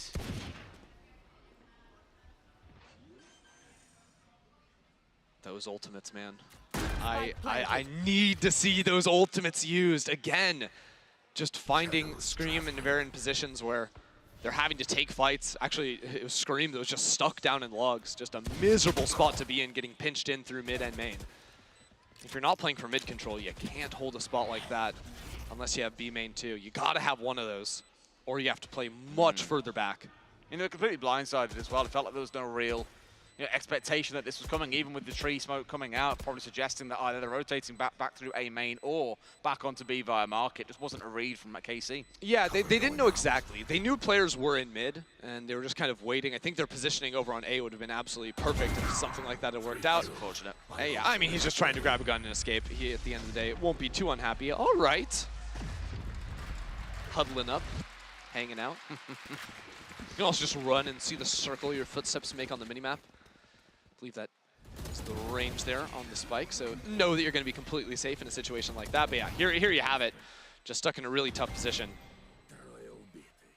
And I feel like this is like one of the comp fundamentals that you'd expect Karmine Core to be trying to abuse a little bit more, You say, bro, where are you going? Yeah, exactly, right? But I really do think, as you call a timeout here with KC, it's like, look, we're taking this comp. Usually on Ascent, you have 2 big site clearing ults. It's usually KO and it's going to be Killjoy. Now we've got 3. Like, how are we not finding more ways to use these and stall out the hits, especially as Liquid are really taking their time? Like, I genuinely believe Karmine Core could just, like, chill for 40 seconds, play deep, and then use those ults to flood with their utility, just like on that eco round, right? Obviously, it's probably going to be rare that Team Liquid wait until the 20-second mark before making the hit, where you can stop them from planting entirely. But I think you want to wait till they're actually in motion and just flood out the util, because the way Karmine Core have been playing, it's like they're playing almost a little bit without utility a lot of the time. They use a lot of it in the early round, and then they're stuck in these positions where they have to claw their way out. Like, they're relying on a solo player or two to be able to get kills without the utility to set them up, and that's a really tall task against TL. And it's a hard one because when they have invested that utility early, Safe again has been the bait for that as well. Hook, line, and sinker, they're falling for it and committing everything towards trying to pick him off, which means they just back away and come back 20 seconds later like, hey, we know you've barely got anything to slow us down this time. And the thing is, as we've gone through that process of waiting to see any of these 5 ults used, Liquid just keep on building up more of them. They've got 3 of their own on side now, and they can pull off another play, making use of Redgar if they want to here. It worked so well last time. Yeah, one thing that Karmine Core realized from the last turn is actually this wine position, because TL are playing slowly, is something we should be tapping into a lot more. XMS also has the ultimate, so he can escape if worse comes to worse after just getting 1 kill. That angle playing there with the paranoia is just really, really nasty and hard to deal with. I mean, so far all they've seen is Safe come a little bit cheeky out towards Market. Backed away towards relative safety. But just reminding them, I am still here, guys. Just be mindful. I think earlier on he was trying to bait out a bit of utility, but it simply didn't come. So actually we are seeing a little more patience being shown by KC, who for now at least hold on to the majority of that util. Oh, hit that tripwire. Oh, how are we not coming? There's a trip there. Navera capitalizes on the kill, but it's already going to be a pivot over to B. Look, KC bit on it entirely. Once again, Redgar has ultimate. He wants to go into Boathouse. They're ready. They're posted this time around off towards the spawn side of B, which means they're ready and willing to fight. Out come a flash as well, and they get the swing off the back of it, even through the smoke as well. They don't care about this. Soulcast is sitting going for the plant, but they've got the cross ready. Yeah, Nuzera has ultimate for the retake. That's why there's 2 players of TL still in B. Also with the chaos of how that round played off, they're going to try to dodge away from all of it. 4 ults invested in the round as out comes the Hunter's Fury as well. They see a couple, no one's going to go down, but they even get tagged up on the way through. It looks like it's not going to go the way of Team Liquid though. Finally, KC battle their way through, but what did it cost them? Absolutely everything. A win's a win. I don't care how much it takes, and they didn't even have to use Nuzera's ultimate on that retake. Which is probably the one you want to be saving in this situation too. I mean, look, Scream just played that very nicely, playing through his smoke, finding 1 kill. Even before using the ult, was like, I just have to get my 1. And then, with those players in a really tough position, right? Because the rotate was relatively slow. The Omen ult went sending all the way in to backside really early, so the rest of Team Liquid couldn't really get out of B main comfortably. They were trying to play away from the big ultimates there too, and it just meant the smoke happened, and the second your Omen falls backside, that's an easy flood retake from Karmine Core, and that's the energy we need to see from them again in this last round with the breach. It does feel if they pull this back to being a 7-5 after Liquid, then they've really snagged out a bit of a steal, because for the vast majority of these rounds, Liquid have just been so dominant. Peeking into the op. Yeah. That's your information tool. Your fade. Not anymore. Now you're trying to lean pretty much solely on Scream. Doesn't have a knife at the moment, mind you.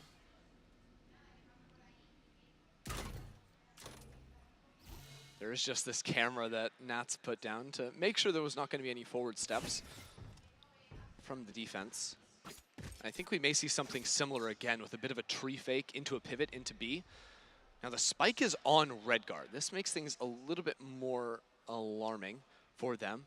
But if they pinch Navera here, force him back, break a tripwire, anything like this, they could pull the rotates off, and that makes the walk into market easier. Instead, they're just going to quickly split on in with the knives to very easy entry for Safe. Yeah, good interrupts on towards the drone then coming out, but at this point they know loosely what's coming. They got the right idea. Didn't quite have gun in hand at the time. Rolling But Thunder. here comes that Rolling Thunder. It just envelops the entire site. Every single member of Liquid scatters out to the high winds, and for now, at least is looking for a way back into things. Huge stall though, Safe. Does use knives. I think you got to entry with those. Sees Nuzera in backside, Scream in a fantastic position, but the Flood comes in, they're pinched, and they fall. 2 players now on the flank from Karmine Corps, though. Still Soulcast playing back towards spawn. They might not even need him. Yompi's there for 3 on the round, and takes it going into the second half for TL. Again, I thought if that had gone 7-5, then Casey would maybe feel like they've stolen away more rounds than maybe they felt they were deserving of, but the 8-4, I think, is pretty reflective of how dominant Team Liquid have been to kick things off. Yeah, I mean, you could see that ultimate from backside. Looks really nasty. I think it hits 4 players, everyone that was trying to come into the site, but there's no one in a position to actually play off of it. Just an unfortunate position to be in. Those players rotating through mid to find the flank would have been great if they had been in a position to, you know, flood out through market door, flood out through CT. That wasn't the call, so a little bit detached right there, trying to stall at the side hit, just making sure they could use something. And I think all things considered, Team Liquid were able to abuse mid enough rounds. And Karmine Corps couldn't really stand up to them. You said in the pregame that you were looking forward to this second half to see how these comps play out going into the side switch with Liquid hopping over onto the defensive side. Oh, yeah. Still standing on that view, or do you feel it's more of a rollover than maybe we expected? I mean, I just think that this is the half where Karmine Corps have the most to sort of show in how they want to play this composition, because it is difficult to entry onto sites without that jet smoke dash. It just really is the way things go on this map. So you have to test more around mid, and I think especially once Team Liquid get like the operator online, that's where I'm going to need to see very effective utility usage from Karmine Corps, clearing away bottom mid, clearing away tree, as they try to look to gather territory up through mid to prep them for those split hits later on. Key mathematicians, we did mention back in the pregame that Safe was on an average of 21 kills per map last week across the 6 that he played, 130 kills in total.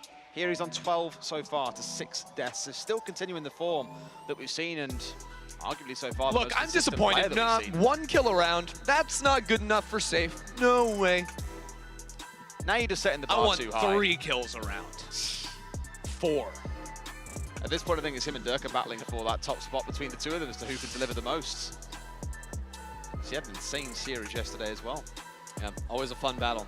Now, as halftime's winding down, I can do a little bit of cheating for you guys, because I can see what these players have bought as they, you know, whirl their karambits around, do some little knife tricks for us. Nuzera is going full utility here on the take. Similar things, Paranoia for XMS. Shin actually a little bit lighter in terms of the util. So same thing with Scream, electing to upgrade the pistol. So it'll be really Nuzera playing sort of backline here, trying to enter the team onto site. And what they may end up just doing is sort of using like Scream's first flash to sort of pop flash him in to an A or B main. I think he's set up outside of B right now. Look for an early fight, not going full committal just yet. I'll like this a lot, I think, if Karmine play a little bit more of that slow down pace like we saw from TL. Looking to see if they can use their util to punish any early A or B main aggression. Yeah, it really becomes that story of, you know, can Safe be denied here by this team as they come pushing on through and get particularly aggressive. We saw them doing it. I want to say they did it in the first half. They did keep him quiet, but they had to burn a lot of utility for it, and we saw that ultimately coming back to cost them rounds, especially as we were going in towards the last 45 and 60. More of these shock darts, huh? Poor Scream, down to 39 health. Feels particularly bad, punishing in these early rounds when no one's buying these shields either. Yep, you're going to get 1 or 2 tapped. It is not a good time. Some off angles now. Oh, I love how Safe is trying to play outside of the smoke in mid, but a great Prowler forces him back. And here he is as well. A little bit messy there between Redgar and Avera, but it's Redgar coming out on top, finds one back onto the other side. Safe expecting a while to his right, but simply not the right place to be. It really has become a battleground here in mid, but yet no one really looking too dominant just yet, 3v3. I mean, the A site should belong to Karmine Corps. They just have to get the spike out of here. Safe's continuing to peek out through the smoke in mid, and now the walk-up from Shin is absolutely massive. You can see Nats is maybe worried about that lurk, but Safe not quite so much. A huge kill to go down. And now Nats, unless he can find something, this round is over. Bailed off on the plant as well. But it's all going to come to some work here as well. For one coming up as well from main, unless Nats can win it out here in a 1v2, and he gets 2 as well. Down goes the spike. Can he make it a 3 to clutch out the pistol? Of course he can. 9-4 for Liquid, and that's one hell of a way of turning around what looked like a lost situation. Just Nats things right there. Those players low, they've been weathered from the pepper shot Safe was throwing in mid earlier. The shock dart from Yompi as well. And just made it so simple. Actually, great catch on our observers. Fantastic seeing that high flash out of the KO. Very hard to dodge away from that. You can't really hear it coming in as well as the right click. I absolutely love it. And that was all for the aggressive mid-fight from Team Liquid. I'm pretty sure, because we also saw Paranoias coming through as well. The majority of peaks Safe had in mid were informed by utility or preceded by flashes to make it a little bit less of a coin flip when he makes that peak. Well, let's see again if we have another battleground start to form around mid. That seems to have been the battleground both today and yesterday for the most part. That first half maybe a little bit quieter than you come to expect, but just showing a little bit of presence there. Make sure that these two players holding close, and the Cypher and the Omen aren't too easily pulled away. Looks to be another tree hit though coming through for KC. Good night. Redgar just lost his head. Oh man, that is rough. Now, this round will only be decided. Obviously, KC, tough on the money, but in a world where they're able to find a pinch with Navera and a good timing, it's not going to happen. The forward fighting, Team Liquid far too aware for that, and all of a sudden it opens up Nats to take tons of space outside of B. He can look to late round pinch in towards tree. The spike will be planted, but I actually really like the positions Karmine Corp have taken. And it forces two players on Team Liquid to play fully solo on the retake, which is not ideal with the rifles. No, but they have also got potentially 3 angles all coming together here. As long as they get the timing right, this could be absolutely beautiful. Double smoke to combat from Safe as well, and it's worked so well for them. They've managed to get out safely and even find one back onto the other side. They've got to deal with the one inside of Heaven here. They know exactly where he is, and it's such a beautiful retake coming out from TL, abusing all 3 angles, making great use of those late smokes, and crushing KC. I respect the attempt out of KC, trying to use those flashes to cheese out a couple of kills. But Team Liquid just winning theirs in tree, in Heaven, just shut down the entire round, even with some of the really forward spots that Karmine Corp were able to grab onto. So now really does come the test for Karmine Corp. For Scream especially, it was so important that his team won that push in towards A main, but not finding the kills, instead losing it through the smoke as well to Safe, and I forget who was with him, but the two pushing in together meant Scream was then suddenly worried about both A main and looking off towards Heaven. You can't watch both at the same time. You can't quite split your eyes that far apart, unfortunately. So it just looked far too comfortable for Liquid. Soulcast has been doing his KO homework. Look, if you're a KO player and you're right-clicking more than half the time, you are trolling. Now, Redgar caught trolling a little bit there too. I think the flash actually was slightly, the flash is going to pop as soon as it possibly can, but I think the fight was taken just half a second before. It did come flying over the top, as you say. Yeah. Oh, we hear the camera. It's the same cam every time, but Scream whiffs. Wrong spot. Wrong place. Oh, are they going to swing off the camera tap? Nope, they're just going to get murdered.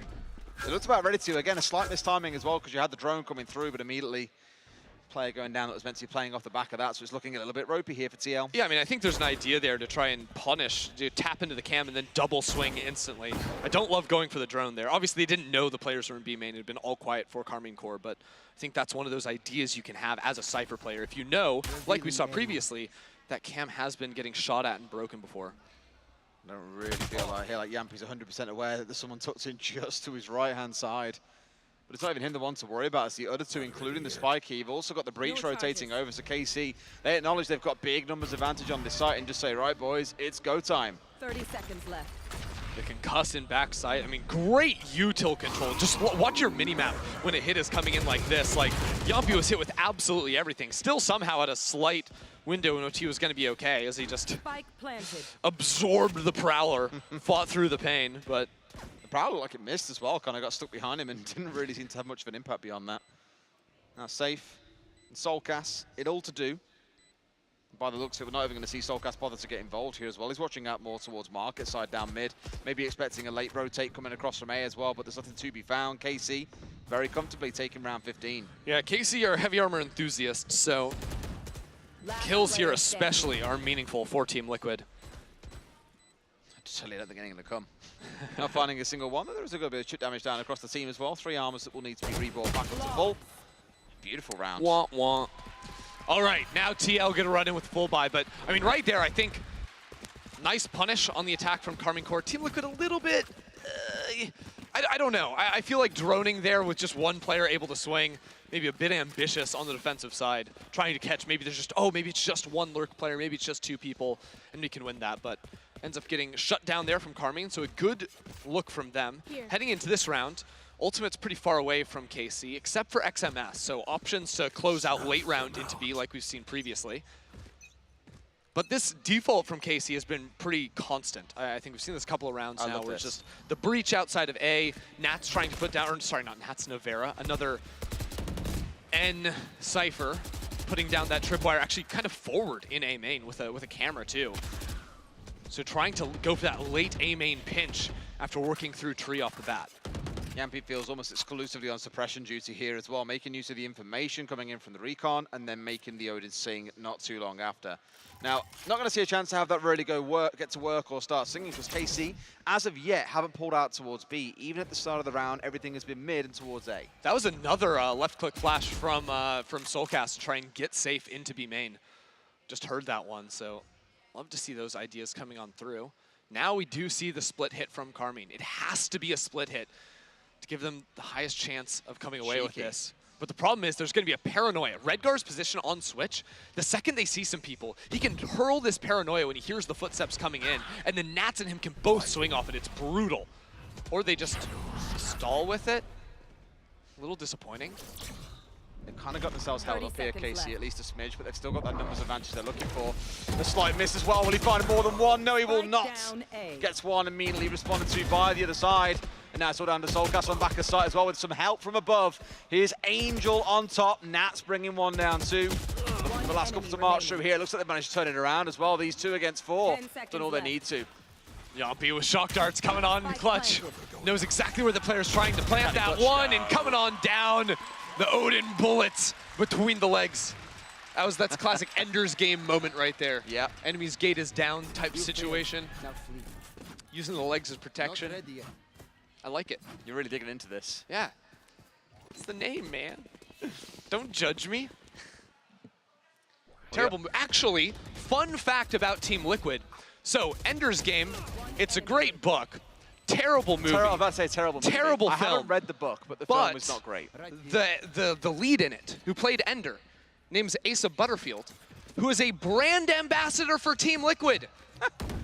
A huge Dota fan, I believe, as a matter of fact. So, crazy little tie-in that I just finagled us into. Doesn't mean anything for this match, but... but it's a fun little snippet that I'll take away and be thinking about when I tuck into bed later tonight. That Odin swinging once again out towards B. Not really made too much great use. I don't think there's a read on the side of KC that they're expecting this Odin to be there, and so far haven't bothered posting up in mid with the op. And this has sort of been the story for both teams. This sort of dance around mid. Tree has really been a big focus in this game so far that both teams have, deliberated a number of times and often committed to, but market pushes, I think we see maybe 1 or 2. Before there was Gecko with his 10-second util cooldown, there was Cypher. Throws the camera 15 seconds after pulling that one back so they can slowly take a little space. XMS is opping on attack, though. That is a bit surprising, to say the least. It's interesting, too, because I thought KC were going to do more of just using util like shut down aggressive. I thought we banned ourselves from using that word. That was yesterday. We can say interesting today. Okay. Totally all right. But yeah, gonna make entering in here a little bit tough. Actually, really like the spot Redgar's playing. This is feeling like that earlier round from Liquid back in the first half, where things, the clock especially. He's throwing the smoke kind of deep on site to give him a better angle on this too, so he can focus more on Tree, but is only getting one before traded out. Feels like they're walking into a bit of a utility dump, but they're not too careful though here, KC. 15 seconds to go, they've got to make this move happen now. And there's going to be a late pinch. Watch Safe coming in right behind on Tree. Sees the first. XMS absolutely clueless. Turning around. There's no time. KC got a save. Yeah. That's the problem again. Smallest thing goes wrong in the last 15 seconds, and yeah, that's it. Done and dusted. Liquid up to match point. Match point. I do think it's cool, though, noting how Redgar was throwing the smokes on A, because usually, this is like something Lothar will talk about a lot. It's like, if you give space on the site with smoking on defense, you're trolling, because it gives them more space. But I think with the position that Redgar's playing, it makes sense, because A, it lines up where he's looking from the door to Tree where the players are coming in and where they could be swinging out of his smoke, so it's a little bit less left to right. But also, with it coming out there a little bit, you have to choose which side you need to flash for a little bit more, unless you're using the breach flash, of course, going to be an option. But there's a chance where he could just be dodging away from a flash or focusing the fights he's taking. I think that's definitely the theory behind why he was using it there. Ult-wise, 2 and 2 apiece, with 2 more about to come online for the side of Liquid too. Soulcast 1 off, Cypher 1 off as well. There's just more than enough to work with here, I feel, to close this one out. Be surprised if KC, given how the last few rounds have gone, and the fact they're running half an eco here as well, really just shows you the way that you expect this to go. I think Safe was surprised to see someone just chilling there. The first time he didn't even fire a shot. Shin just looking for a tripwire there to try and break. Once again, by the way. Yeah. Now, importantly, check this out. So Scream has ultimate, so Nats is playing on A even though his trips are on B. That's so that the KO ult, if it was a B exec, would not shut off his utility. That's really smart Cypher play. It's something you need to be tracking, holding down tab, making sure you're prepared for the ults the other team has. Oh, no, no, no, no, no. Yeah, also, not like this. You want to press tab to see if Safe's on the other team, because then you just dodge. That's just FF at that point. Yeah. It's game over, done and dusted. Even the ult comes online in case he feels that he really needs it to rub salt in the wounds. Luzera finds Nats at the very least to give his team a small breath of hope, but Scythe stands firm. 3 kills for himself. Navera, the only one left standing. This feels like a Liquid map through and through. Don't worry, guys, I got this. Nope, I don't got this. Yumpy got it. Comfortable victory for Liquid. Yeah, big chillin' right there. Seemed like apart from the one round that they sort of choked away with the late A exec in the first half, it was just very convincing all throughout. Well, Safe's let himself down. 18 kills he got, not quite the map average. Look, 18 kills in 18 rounds, it's all right. He's getting 1 kill a round, but yeah, we're gonna need to up those numbers, buddy. Come on. It's just terrifying that we're even looking at 18 and saying that's below his average. Those are the kind of numbers that he's been delivering all of last week and into this week as well. Leo would say the same. Yeah. I mean, he's more about the shock dart play. That's what we've been celebrating the whole way through. Different Leos, never mind.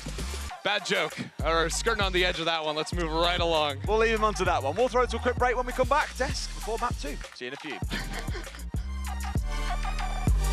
Kill me, Bless. You scared? Nice! Put this up in this! Put them in their place, guys! I see you! Your arm in his pocket right now! Let's go! Hey! Good job, Tommy! Good job! Hey, bro, where are you going? Nice! Nice! Let's go! Nice! Hey, what are you doing? Bro, you're AFK!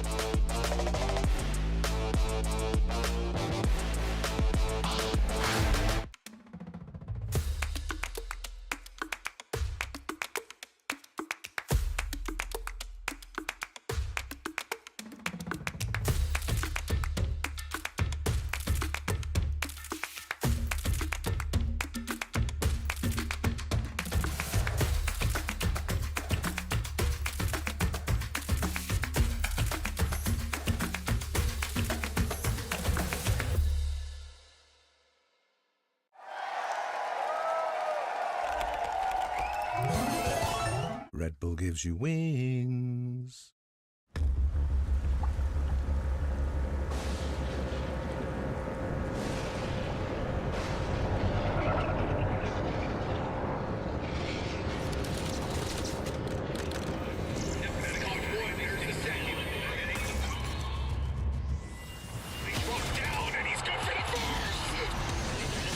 Showers yet, the second.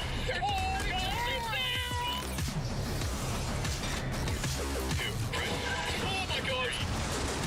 This one's smooth. Wait! I need a liver.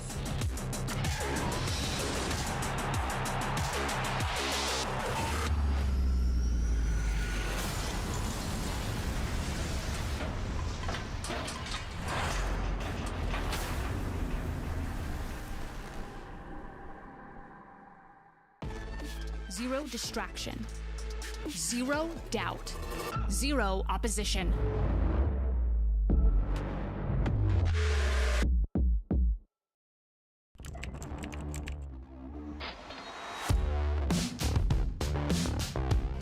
What is this from EA? He is currently unstoppable. True. He is just a consistent demon. El Diablo. Hey guys, it's Ye. Welcome to my course on optimal VALORANT training. I'm going to be demonstrating now some angle clearing. I'll slowly come around the corner as well, making sure no one's on these off angles.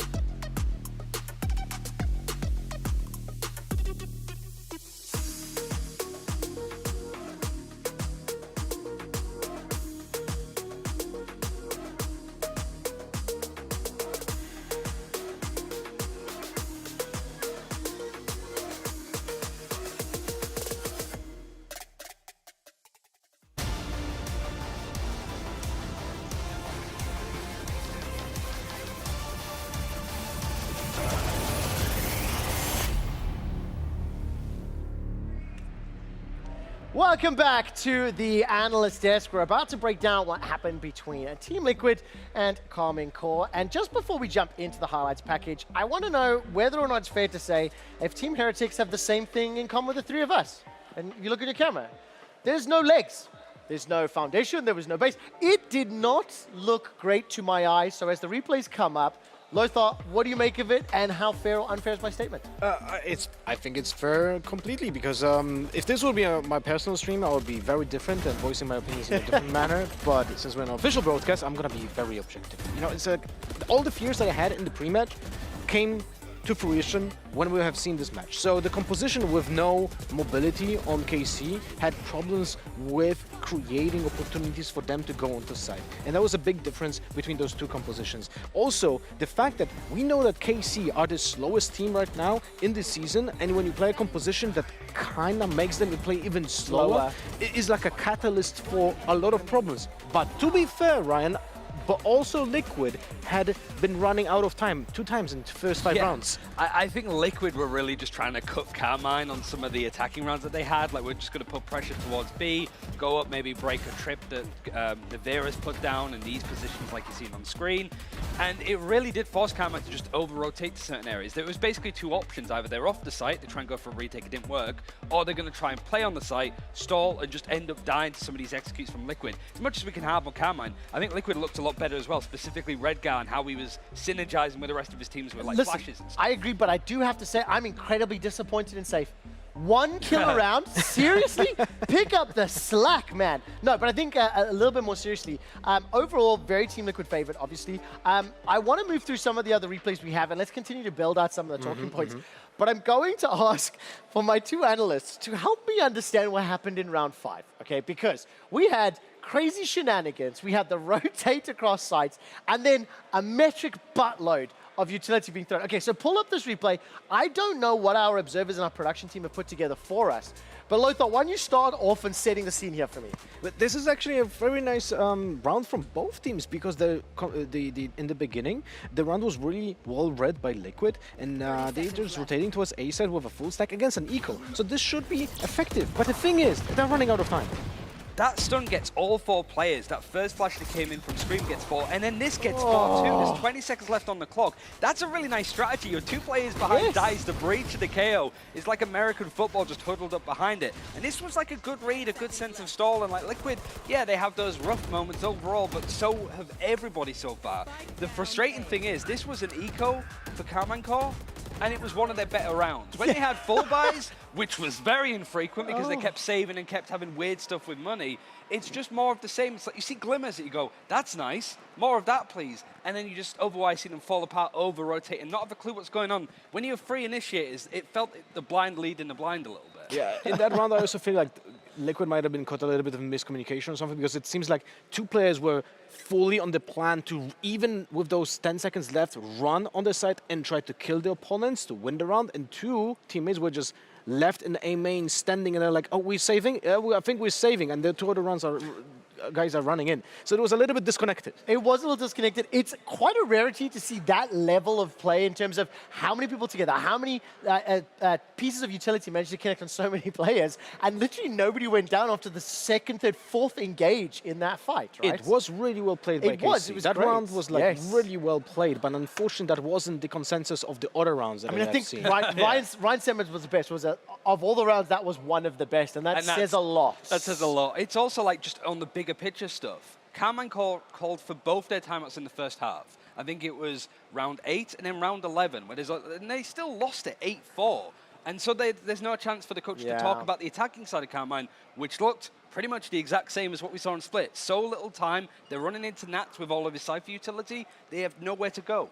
The biggest problem I've seen for Carmine Corp on the attack was the fact that even though we know that Safe is going to pick bottom mid, they were actually trying to not given the opportunity to peek by smoking mid, but also were just not giving themselves the opportunity to get a kill early. And they have a composition that has to rely on punishing overpeaks in the early round. So there were multiple situations where Omen, that was XMS, was smoking bottom mid and short, and then that gives the opportunity for the defenders to be like, oh, they used 2 smokes. Okay, we have 20 seconds of free. Well, listen, just let me move us along. Let me move us along. Okay, hold that thought for now, because I do have one more replay package. We've obviously spoken a lot about Heretics, been quite critical of things that didn't go well. Just before we move on to map number 2, I do want to highlight Safe and Yumpy, who basically popped off, picked up most of the frags. Ryan, I'll come back to you, and now let's celebrate Team Liquid for a little bit, because they did end up kind of convincingly winning the map. I think what I wanted to see is just how this team sort of gels on this map overall. It's something that we've seen some good stuff from them against FUT.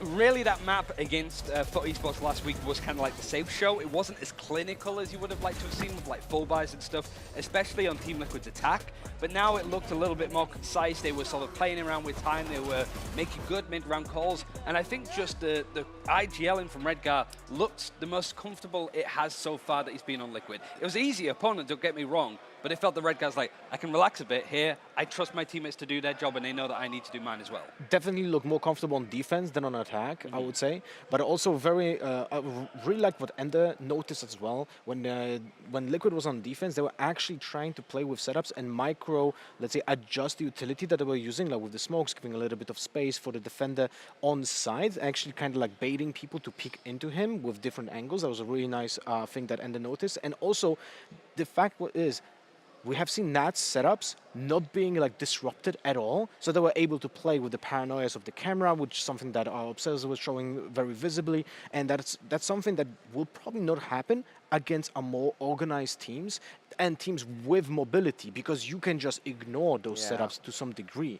So this was a definitely easier match for Liquid right now. Can I get one last comment before we move on towards map 2 and starting to prepare there? In terms of the 3 things that we talked about for Team Liquid on that map, how would you grade KC in responding to any of them? Well, Safe was completely just given the free form of whatever he wanted to do on defense, so that wasn't really impactful. 0. Redgar was a lot in A main and on top mid, wasn't punished at all when he was 0 of attacking. 2. And the third The one, anchoring. the anchoring. We have seen Solkas literally anchor on Dice, Jenny, and Hell, never punished. 0 out of 3. Okay, Agent Select, moving on to our second map.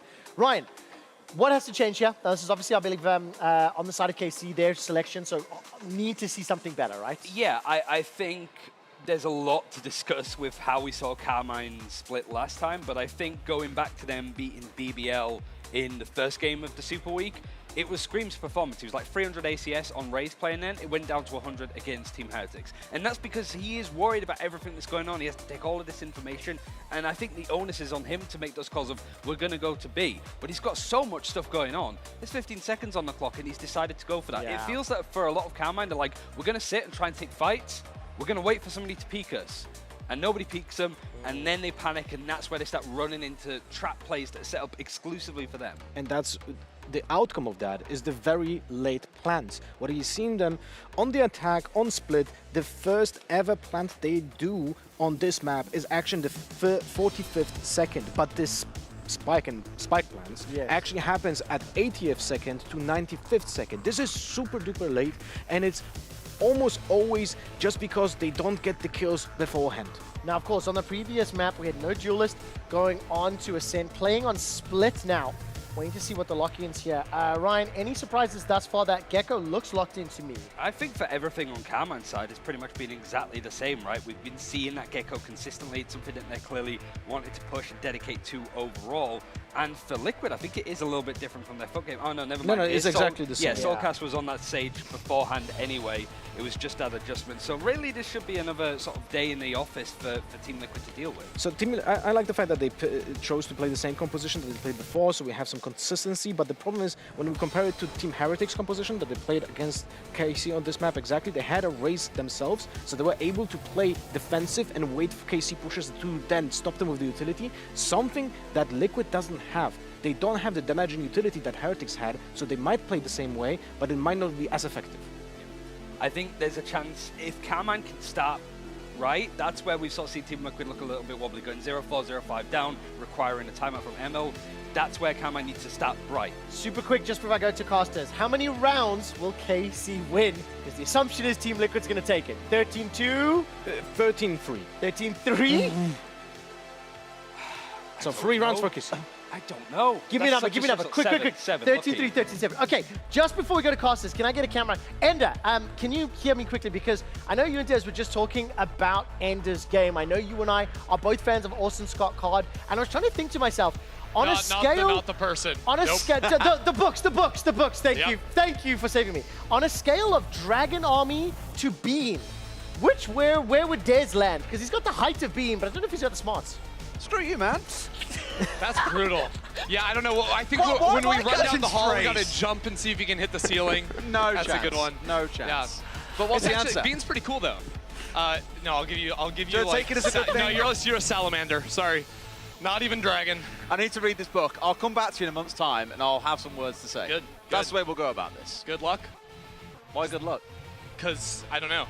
I still don't think you're gonna have great words to hit me with. I know all the words. You can't know more words in that book than me. No, like that's 15 not. times. They're more coming back as to whether or not I'm mortally offended by you saying I'm a salamander or not. Oh, okay. Yeah, That's should what be. I mean. You should be. When I can understand the question he's just asked, and I'll come back and be saying screw him and probably screw you at the same time. Yeah, look, the thing is, good news is you haven't iced out this week, so we're going to keep you around in the future. Stop it. This is good news for you. Maybe less good news, though, coming in for KC, as we know they are down 1-0 in the series. And the desk had some pretty strong predictions. 13-2, Trevor was calling for. They quite graciously gave them a 13-3. Are you convinced this is a 2-0 as well, or do you think they bounce back here? I mean, I think that I was favoring TL coming into the day, and I think map 1 definitely proved that for me. I do think that, like, guessing round score is, like, kind of fake. Yeah, so it's like, you can't do it. I mean, do they win a pistol round? Do they not? Like, that's a big swing right It's like there. guessing how fast the game in League is going to be over. Is it Yeah, 20 yeah, minutes? Is it 40? Like, it's a hard one. You never really know. So Carmine coming out here on the attack. I want to see Scream put in positions to take fights, especially I think one of the great things Raze can oftentimes too is play around mid, both with the boom bot, but also capitalizing with her satchels, playing alongside that breach utility. But the thing that Karmine Corp love to do, right, they've played this Gecko a lot. It's about slowly creeping forward, reclaiming it, that 10-second cooldown to gather back space. Oh, how do they both get out? It happens time and time again. No, it's a good point. Shin has played Gecko every single map so far, except for the previous one that we just saw. So this might actually feel a little more comfortable for the kind of things they've been scrimming lately. Yeah. So what you're seeing right here is just like, okay, force the player out of vents with the dizzy. Okay, now come on back, pick it up. Then we can refocus our attention up towards heaven. I didn't quite catch exactly when that wall went down up in heaven, but it's early enough that they'll have at least 30 to 40 seconds to play back into B if they end up not committing into this side hit towards A. Obviously worth noting as well that we have seen both teams play this map last week. We saw 2 maps coming out for KC, the 1 for TL. Now keep in mind, there is a concuss ready to go with Nuzera here, all the way down in sewers, if they wanted to run up into heaven, but they're really all over the place right now. I think it's going to be a sort of a B pump into an A take quickly. After Scream maybe finds a kill. He really needs a kill to cause a rotation over, and then they can capitalize into A, but he can't quite find a fight, so they're going to be forced into making this play into A regardless, and TL are kind of leading it. Soulcast has already moved over. Yeah. I mean, Nuzera's got to make the commit here at some point. But the bird gives them the information, so it's a great timing for KC to pop on that. Just a 1-for-1. There's 2 players already rotated for TL. Straight away they go. This is it, the immediate flooding towards A. Sure, 2 have rotated over to make it a 4 versus 3 on site. It's Nats finding one for himself. Soulcast into a second before Nuzera finds the trade, but it's an easy closeout in round 1 for TL. Karmine Corp battling their worst enemies on split, and that's the clock. Running into serious issues right there. Again, I think that Scream was hoping to get an engagement maybe 15 seconds earlier, and that would have instantly, the second a kill goes down, those 2 players that were floating back towards CT, they would snap over towards B Heaven. The idea was there, but TL just refusing to give them a fight, and then winning out on the hit. Nice, boys! All right. Bit of an energy switch up. Yeah, I mean, I'll give it. Before the last game, we had a couple of clips of Safe actually just having a good time. He seems to enjoy himself when he's out there in the Coliseum. It's crazy with how loud that roster is. Team Liquid almost still playing with Scream. Maybe at this point he wishes he was. Still not going the way that he's looking for. Oof. Oof. Round 2 we are expecting, of course, to go the way of Liquid. But I guess now we've already seen that first round develop. It does start to beg that slight question about KC's lineup. It is that kind of slow, crawling style that we saw on the last map, and they were really punished by the fact they had no one to really match Safe on the Jet. Now, they have got Raze, of course, to Scream, but it's not quite the same thing. There's no one to match Safe and be as equal in this game, and we said Scream versus Safe was going to be the big 1v1 that we were looking for. I think so often it comes to how can your backline set up your dive players, your Jets, your Razes to actually get in there. So when we get to the later rounds, we're definitely going to continue tracking that, what Karmine Corp can accomplish with Scream. Now, one of the things is I feel like Sage has fallen in priority a lot on this map after the changes to her wall. A lot of the time, not every team is playing this, but I think a team that's playing their attacks very slowly, like Karmine Corp, these walls in the mid-round end up being very punishing. The wall breaks with 30 seconds left on the clock. Then there's double slow orbs to continue stalling out the hit. Like, oh, that's not fun at all. Oh, there we go. Redgar at range, just no questions really to be asked here. An easy clean out in the second round. Flawless for Team Liquid at that as well. Every little helps when it comes to padding out that economy. We're even one step further.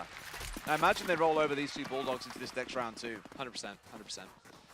And then for Karmine Corp, what the adaptation is going to have to end up being, I think, if we continue seeing these mid-round walls placed up in B Heaven, they've got to mix in these early rounds, a few quick hit looks. Like not necessarily committing into a site, but where you're maybe concussing mail, satcheling up, working into that, trying to bait out a wall earlier into the round. Otherwise, if you allow, Soulcast just very comfortably place these late walls, you're going to run into problems as you take 30 seconds, 40 seconds on the Gecko rotations. Off of the utility to take space up mid. This is the Gecko rotate, right? Throw a Wingman, then you can throw a Dizzy in after that too. Actually, I don't even think he used the Dizzy, just sent Wingman in. expecting less play in that area. It's a good early read onto Redgar. But as you've seen, you know, across both this map, at least in the first couple of rounds and also back on the previous, KC do like taking things slow, and they're being rewarded here for it as well. They've just let Team Liquid walk at them, basically in towards spawn, and have already collected 2 kills. Yeah. You're going to expect to see this on the lighter buy rounds from Team Liquid, taking a little bit more individual agency, trying to step on forward. Hard to do like set aggressive plays with Team Liquid's composition though. Tripwire destroyed. Not having a breach, really only the paranoia and the sky flashes to set you up.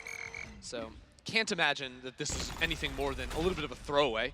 Talk about the breach. How good is it for re-clearing the space here? Although I don't think any of the util connected. This has given KC big issues now. Through the flash as well. They lost Spike. They have control of B site, but not B main and not the Spike. Yeah, Spike was still coming in through spawn. They had 3 coming in through heaven, and really that was the gameplay. That was the plan, to pull it all together. And at this point, it looked to be such a good round for KC, but Yampi stamps all over them with a flawless.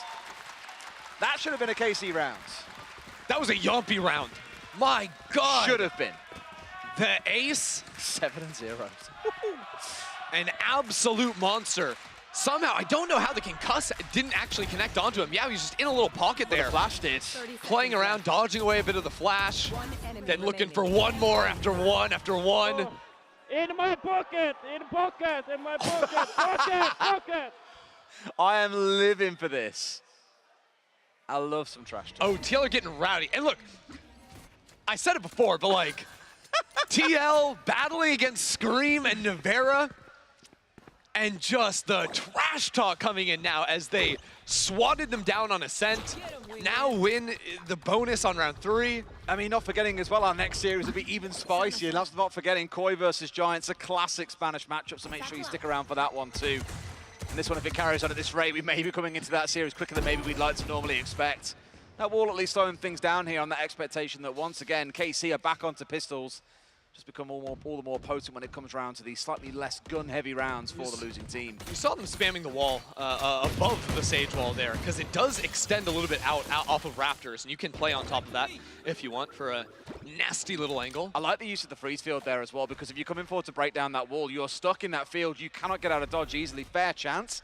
Team Liquid get a freebie onto if you keep on trying to push too aggressively. So although we haven't burned through the entire round, there's a good 40 seconds that have elapsed here, just dealing with that wall and the slow field up in towards heaven. This starts to look really ropey once again for KC. Speaking of ropes, here we go. Team Liquid showing a lot of restraint, I think, not giving any opening fights to Karmine. But they know. Yeah, I mean, it will be a bit of a pinch. These players on site are vulnerable. Opportunities to trade these out very effectively. Nice. I was going to say, Nat saw all of them flee and leave ropes as well, so they know that this has come in. Yampi has the Seekers now. He can use to try and clear away these close angles. With only 4 players alive, that's super reliable information. You know, a little bit of ability being used, but Saifu dashes it off towards the one side. He has just had Scream's number all game long. One left standing. Saifu finds one for himself and cannot get the next. NewZero can't win the 1v1. Safe finds the 4K and the defuse. Team Liquid up 4-0, and suddenly that 13-3 prediction, it's feeling pretty real. It's so sad because Karmine Corp, a couple of times across the maps, individually have found like some opening kills, especially on these ecos, and it's like, oh, all of a sudden we have a shot. But then Safe removes any chance of that. I think the Seekers coming online was exactly the right call. Actually, the concuss hit, I think, off of the Seekers onto that player up in heaven, so a bit surprising there, but regardless, just giving you information of 3 of the 4 players allows Safe to isolate those fights and just cruise on through the retake. I feel for KC because there's 2 rounds in a row there that they should have won. Round 3, look, Yampi went absolutely nuclear, but they were the ones in the 5 versus 3. They've had that numbers advantage, but you cannot keep finding these entries and giving the rounds away from that point forwards. It's brilliant discipline and great gun skill coming out from TL to bring these rounds back, but KC will be kicking themselves. They haven't got anything on the board yet. Yeah, even with just pistols, you'd hope to be able to convert. They almost did. They did. Valiant attempt from them, but nothing doing at the end of the day. Now again, 1 minute 15. We hit the wall up in B heaven, so that'll be down at 35 seconds if they want to split back into B, but that gives them time crunch once again. As NewZero has the ultimate, but he's playing isolated market with Spike. I don't know what's going on. He was doing this in series a couple of rounds ago, just waiting to see where the team want to hit, but it does mean now they're playing catch-up. They're ready to try and push in here. But I hate this. They're ready to get control and make things What happen. if they were to re-aggress out of mail? Like, your Spike is in a tough spot. He rotates through mid. This is where he's been sat for most of these rounds. Sure. It won't get punished, but that is alarming, I think, that he's isolated with that one, because if there had been any kind of push out of B main, that just cooks you around. That's what happened a few times ago in round 3, is they lost Spike because there were only 2 players guarding it. 30 seconds left. Trying to jump scout out here as well to see exactly what's going on, and he's got the right idea. He reads that they're all here as well, and Solkas going to take on 4 by himself and walk away with 1, snagging it out and getting away. Yampi into a second. It's falling apart here for KC. They've been so slow that it's just let this 3 to 4-way crossfire get set up, and Liquid are deleting them. I think the biggest takeaway Karmine Corp are going to have after this series is... Oh, they know. No, just the ultimates they're sitting on. Nuzera playing isolated from the team. I think he sent a flash over to B main to try and, you know, convince that there was some kind of fake going on, but that's just not going to do it for me. That's the idea behind the play, but they're once again put in a position where he has to slowly rotate over. Then he's not in a spot to ult and set up the team for the take. He has the, I think, the concuss from Sewers, which is good to try and take control over Heaven. But they're just getting blasted on these side hits with tools in their pocket they could be tapping into.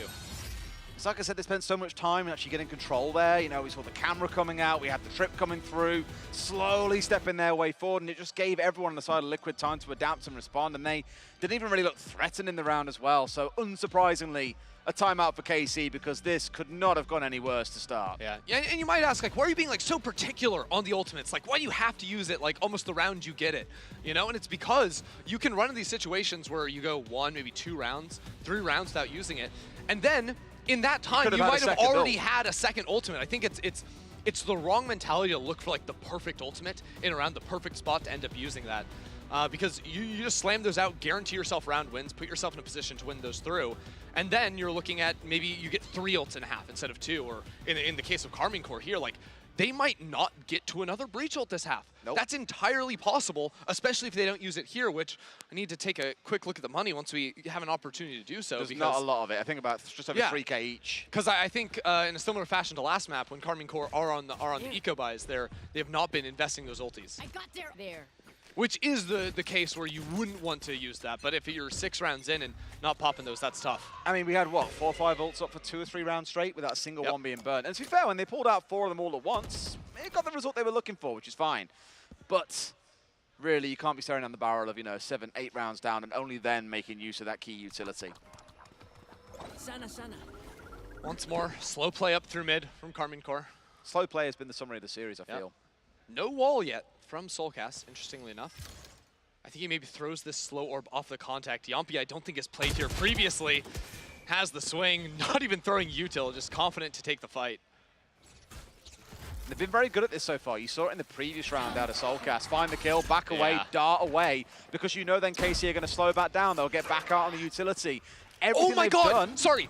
Safe pushing there to break the tripwire, made the dog go free to have time to catch just a corner of Novera playing outside of B main. If he hadn't broken that trip, the dog would not have been able to make it all the way there. So a really small thing, and I don't think it matters in the context of the round, but that was a difference of half a second there, if that. Well, here's a small difference in the play coming out from KC, though the clock once again is working against them. They've all stacked up here on their push through A main, rather than trying to split across both, coming into Heaven and through A main. They're all trying to force their way in together. They've got to watch out on the flank behind them, though, as Nats is lurking around looking to do some damage. They've managed to get on side of sight, but they weren't aware of Redgar, who just completely domes them, and even when it feels like they're getting the right plan together, Liquid shut it down. It's yet another flawless in this game. I'm pretty sure that was Redgar that threw that smoke on site. Oh, I love those smokes like that. Where you can, it's like, it doesn't block off the angle, but it gives you a little bit extra room to play on a slight off angle. Perfect on this one, so yeah. Ends up breaking that so the dog doesn't get pulled back, chases on forward, like I'm talking about with the smoke. I called these smokes imposter smokes. Imposter smokes. Mainly because, I mean, to be fair, like back at the time when Valorant came out, that was like Among Us era. It was like, oh, you know, it's like when a defender throws a smoke on site that like gives them a better chance so they can hide out among the attackers. It makes sense. But just don't make fun of me. I've been calling that for like 2.5 years, so it's not cringe. I don't need to make fun of you. I think it's just chat probably normal. is right now It's as well. just normal for me. I'm sorry. I was about to say normal for you. For you was the key thing you had to add to that I guess the sentence. normal for me is cringe, but that's not normal. He missed. As we all know and love, Ender, as we all know and love. Once again, you got New Zero, though, playing out towards, again, B main, just dropped down the spike, and now he's looking to go on a hover and wait. Now, it's probably a good thing that he hasn't got the spike with him, otherwise they'd see it go He's down. gonna But find he's the got control spike. of the spike.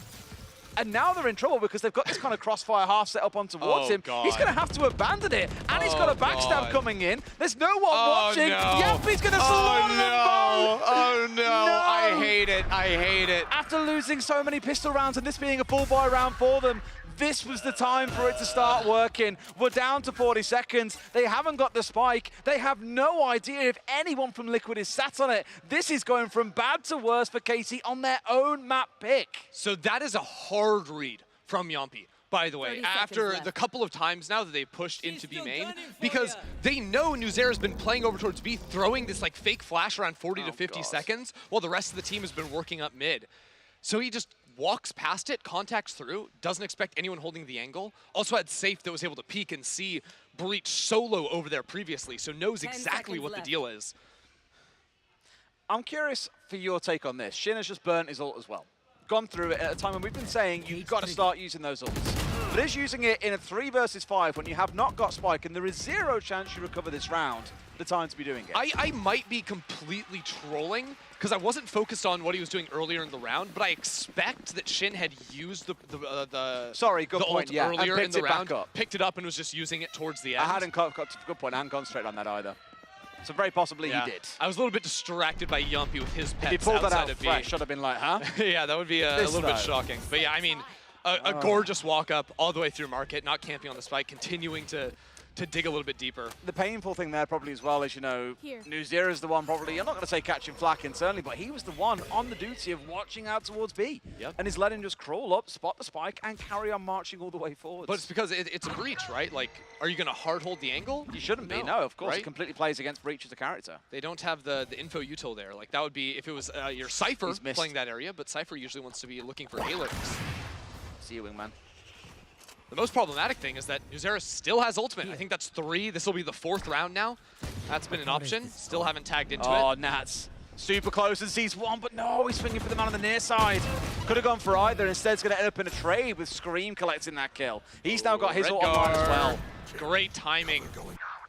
Redgar not even worried if there was going to be another player in A main. Had only seen the 2 off the early swing out of Nats, so takes the mini gamble there and it pays off hugely. There is just no net positive event in this game, it feels, for KC. Every time it looks like they've got something going for them, there is someone there for a trade. They're being punished elsewhere on the map. Liquid just suffocating them. When you play this controlled, slow, however you want to call it, style on 30 split, seconds left. when you start losing rounds when the executes come in, all you can rely on is like, okay, do we have like players that can get good lurk timings, right? We saw it through Heaven. This is the 2nd time even in this round. And the fact is, there's just the Cypher util that's been put up in mid, but it's been effective enough that Karmine Core haven't really had lurk opportunities. Team Liquid are playing very deep and not giving chances over for solo players to win fights. They're only playing off angles. They've got Sage to control B Heaven. They've got Cypher to control A Heaven. I was going to say a rifle at that point must have felt like a gift from the gods, given they've been absolutely rattled in every single round.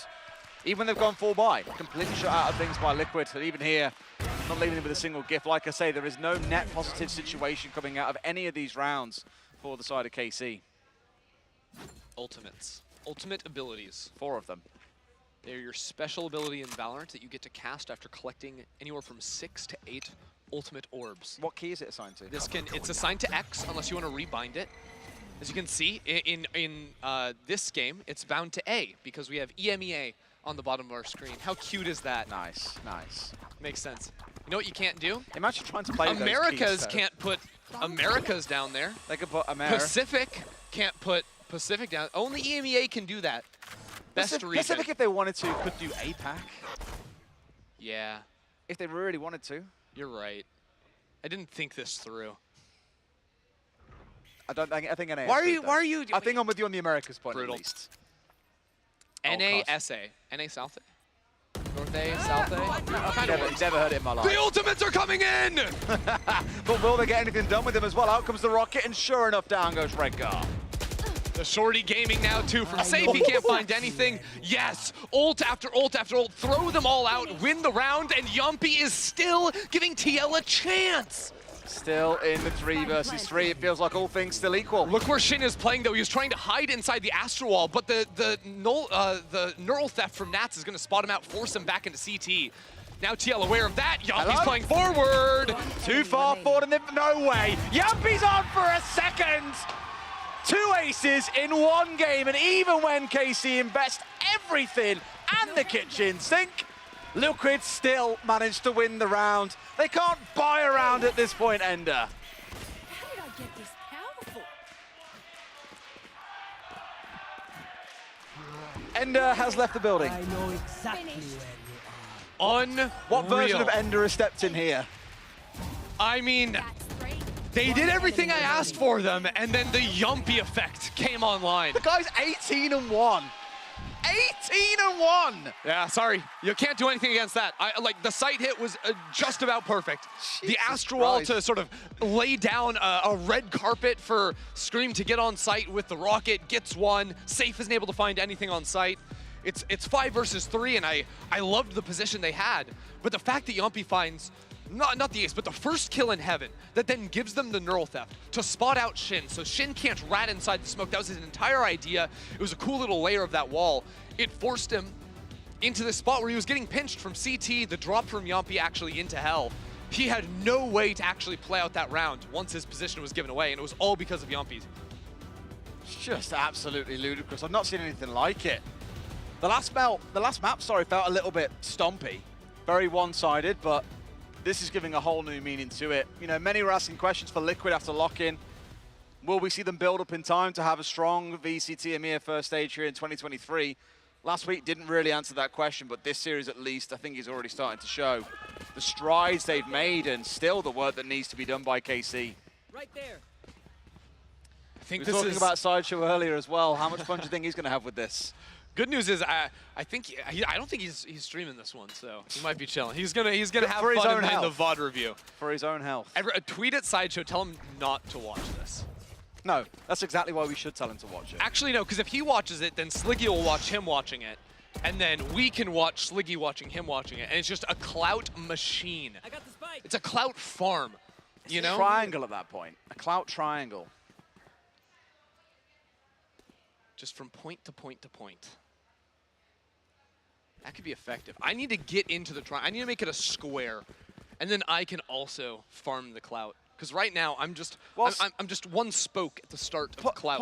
Put us in as a pairing, and then you've got Sideshow, you've got Slick. Just form the triangle. But we're kind of like a dual point together. With our forces combined, with our collective Twitter engagement combined, we can hit 1/10 of what Sideshow has. We're trying to make this work again. I'm going to hit. It's just not going to work because you're running straight into the op. Time and time again, they've just been absolutely butchered. Out comes the ult from Shin once more.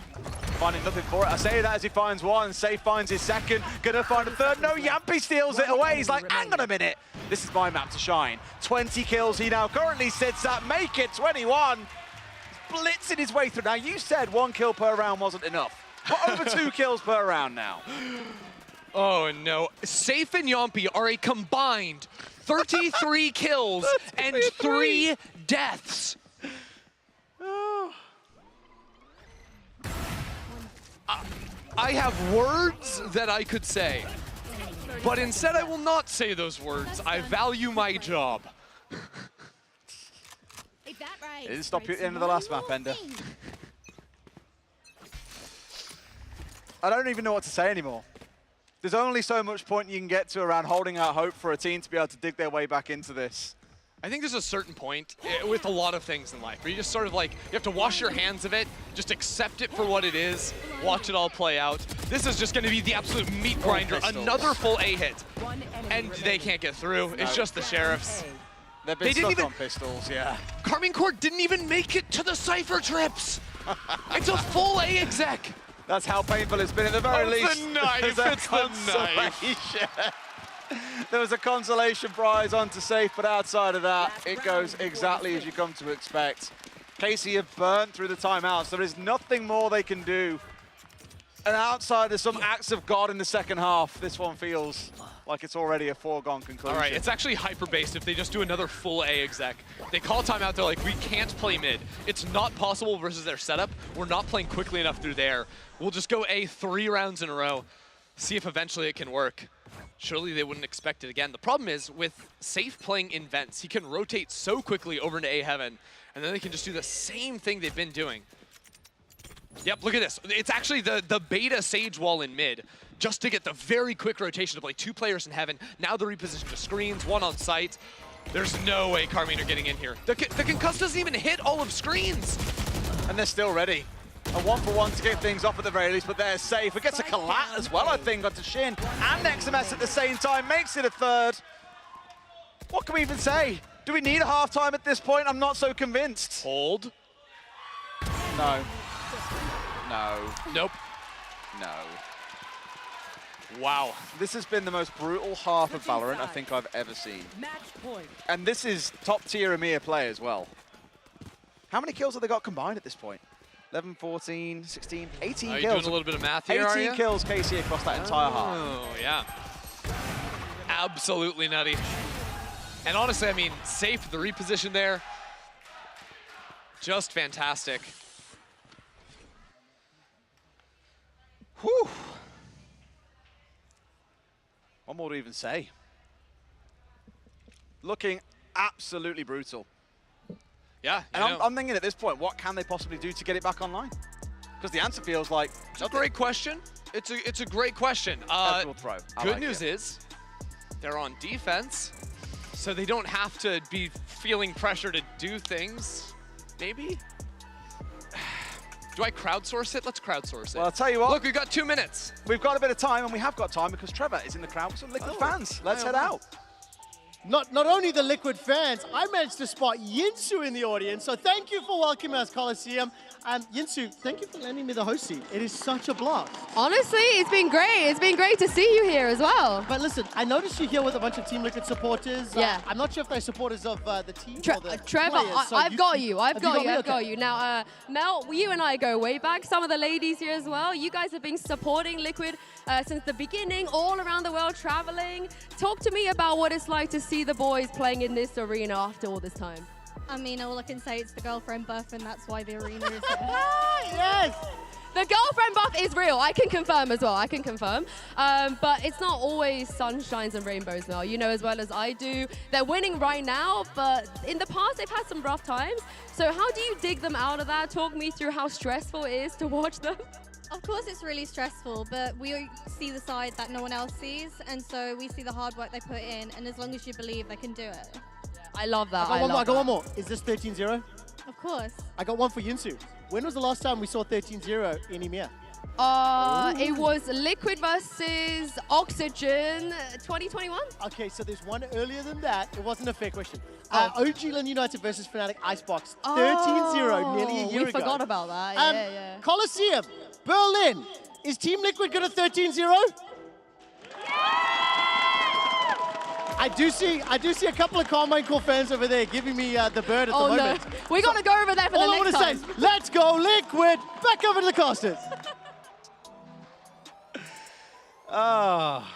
Two hosts together, give them both a microphone, and chaos ensues. God, you know, they just taken over the show. I thought we were supposed to be casting, and then they're talking and talking and talking.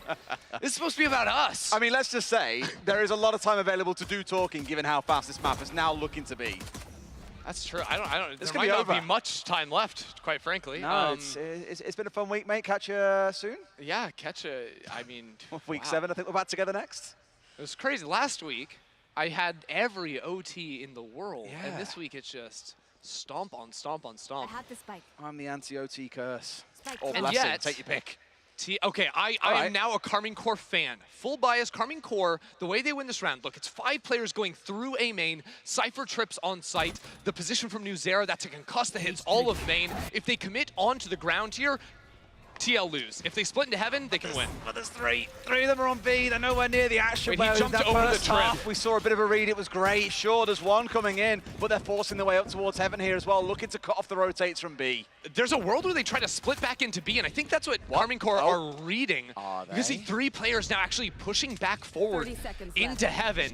Spike hasn't committed just yet, and actually the combined utility slightly delayed. Or just dodged from. Redgar hadn't fully committed in there. But they baited a bunch in towards B as well, so with all that now going down, they've hard forced back over towards A, but they've got to go deep. They've got to find these 2 players. They found 1, they found 2. Nivera's going pretty big here, but can't get the next. Into this 1 left on site. Soulcast to give us a 13-0. It's not going to be the case. Nope. The KC saved themselves from what could have been a pretty embarrassing record to hold. TL walked into the meat grinder there. Yeah. Exactly as it had to be. Because again, like Heaven was really, really light.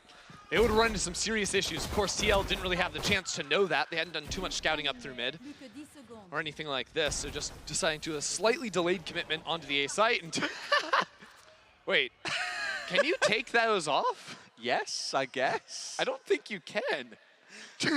I mean, I'm not going to lie. There's probably not all that much that you can hear after a pistol round that's going to change the outcome too much. I'm literally watching Nivera put the headphones back in his head right now. What is going on? He's in spawn. He didn't buy. He forgot to buy with 3,500 credits because he took his headphones off. There's a lot of belief in the team here, I think, to get this one over the line. I'm about to have my sideshow splattered egg moment. Entertaining, if nothing else. 4 and 4. Redgar with at least a gun in hand. Have you recovered? Are you okay? Slightly. If Karmine Corp win, then I can recover. And then it's just Giga Chad 5-head, didn't need to buy. Now we're rich for the next round, but something tells me it's not going to be that. Nivera still doesn't have a gun, man. Oh, he still doesn't have a gun. That's a goal has inside. A freaking Phantom. No, Zero to clutch. No, into the water. Take what's useful. No! my God! No way! You get the classic kill at the end, man! I'm losing it! I'm actually losing it! No way! You could see the way. Look at the replay! He's just in spawn! He gets a random right-click headshot! The bottom bullet, 2 bullets went into the stratosphere. And he's just like, no problem, man. No problem. And the 3rd one's a headshot! You couldn't write a much better script than that. That was one for the memory books. Okay. Okay. Oh, I'm gonna die Composure. young. Composure. Let's go. This is crazy. Look, but now Nivera super wealthy, just like I was saying, all part of the plan. No, because now he's dead. Okay, it's okay though. It's a 1-for-1 trade. He dies with 2K in the bank. It's a close round though. He had the Phantom regardless. So this is actually serious now for Karmine Corp because they're going to look for a late mid-round re-aggress up through mid. Now, unbeknownst to them, TL have completely abandoned mid. TL actually not trying to split into the sites or play through mid as hard as KC were. It's going to be another A commitment. This time, though, it is just XMS backside. They've got to go so hard on some here, though, and get control of site fast, because that rotation last round was pretty quick when it all started running over. And here we go. Surely with that flash coming in, they know exactly what's coming in at this point. But 2 have managed to get past XMS.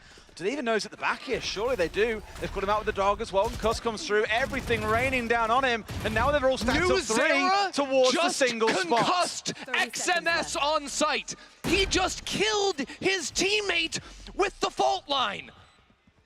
That didn't even cock it. Carry on, Endo, all yours. I don't think I will. It's been a game, is the best way I can describe it. But with 1 left standing and a total finish out. A 13-2, Trevor called it on the desk. And that's the way that it's ended out. Maybe 2 rounds too many, some would argue, but that was an experience. That was a series, I suppose. An emotional roller coaster for me. I believe you were sprawled on the floor at one point. I literally, if you're in the arena, you saw what happened. But when Nivera got that kill, I literally hit I was all 4s down on the ground. I took my headset off, as a matter of fact. 24-4, 18-5 for Yampy and Safe. Just pure domination. What does that come out to? 42-9. Not as impressive as 33-3. KC made it a little bit more competitive in terms of the records at the very end there. But yeah, I'll be honest, that today was worth it just for the last 2 rounds of that game. That was awesome. I had my clip. I got my clippable moment. Of you losing your marbles. Yes. Yes. I wished really I'd been recording the whole thing backstage as well, because that would have made it so much more. It in fact, really would have. Maybe production can help us out with the camera. Maybe. We need. I don't even think I'm in frame, because again, I would have been on the ground. No, maybe we'd have seen the collapse onto the ground, Yeah. though. Well, either way, let's look again at the kind of story this plays into. TL, as we said, coming back in from lock-in, we had to see a real strong start. That game, for me at least, was a statement. For KC, though, it shows there's still so much more work. Still a ton to work on here. Now, of course, going back into Ascent, it took Karmine Corp a really long time to figure it out. They had that one round where they just shut down completely with that on that eco round as the late A hit came on through. But we saw multiple times, I think Soulcast had some great utility usage to stop Karmine Corp from using a lot of the big ultimates coming on through. KC weren't really able to find those quick retakes as an option. It came down to individuals taking early fights and Safe winning the majority of them. That was not a very doable game for Karmine Corp whatsoever. The thing is, to me, we touched on it quite a lot in that first map. For Safe playing on the Jet, we didn't see the matchup on the other side. It was very slow coming out from KC, which let him get into these positions where he could bait out a lot of utility and just drain half of the capability out of the round for KC to the stage. They were kind of forced to make something out of nothing off him, and that's why you saw such a dominant end result in that first half. That second map, though, I know we keep coming back to it, but there's not really much to say. I will say TL looked very disciplined, I think, especially on their defense here, not giving any early fights over the opposition. You know, there was this moment that, of course, will live on in infamy, of course. But in the battle of two brothers versus their former teammates, it goes to the former teammates. We love hearing it. Well, look, that's us all done. That was a lightning quick series. That seems to have been said after every single series we've done this week, but it's been good fun. I've enjoyed it. It has been a lot of fun. I hope soon we can toss to the International Cable News Network and hear from an interview, hear from some players on their thoughts. We can. Trevor is down there with Safe. Let's throw it over to them now. Thank you very much. And I was watching you from down the Coliseum and you lost your mind. I'm here with Safe. First of all, congratulations. Phenomenal series. I think a lot of people were expecting you guys to win. How disappointed are you? You did 13-0. Obviously, I mean, I'm not that disappointed. You can't expect like to get 13-0 like that, even though it never happens that often. Never happens that often. It's a little disappointing we didn't get it because obviously, you know, there's some history behind this all, and obviously it would have been cool to have a 13-0. We didn't have it, but it was a fun game regardless. Before we talk a little bit about the history, what's your first takeaway here in terms of the series? It looked, at least to us, it was easy. It didn't really look like anything KC was bringing to the table could match what you guys were putting together. Is it prep? Is it just outplaying them individually? What do you credit the win to? This is a very hard question, to be honest with you, because I looked at their comps and I was like, okay, this looks like heavy utility. How am I going to react to this? I think it's just a competitive. I think it could be a competitive, because obviously, like, once they use their initial utility, they have nothing else to put on us. So obviously, abusing the fact, it will just garner us rounds, and that's pretty much what happened. I'm so happy to hear you say that. It's what we're talking about the analyst desk a lot as well, especially on Ascent.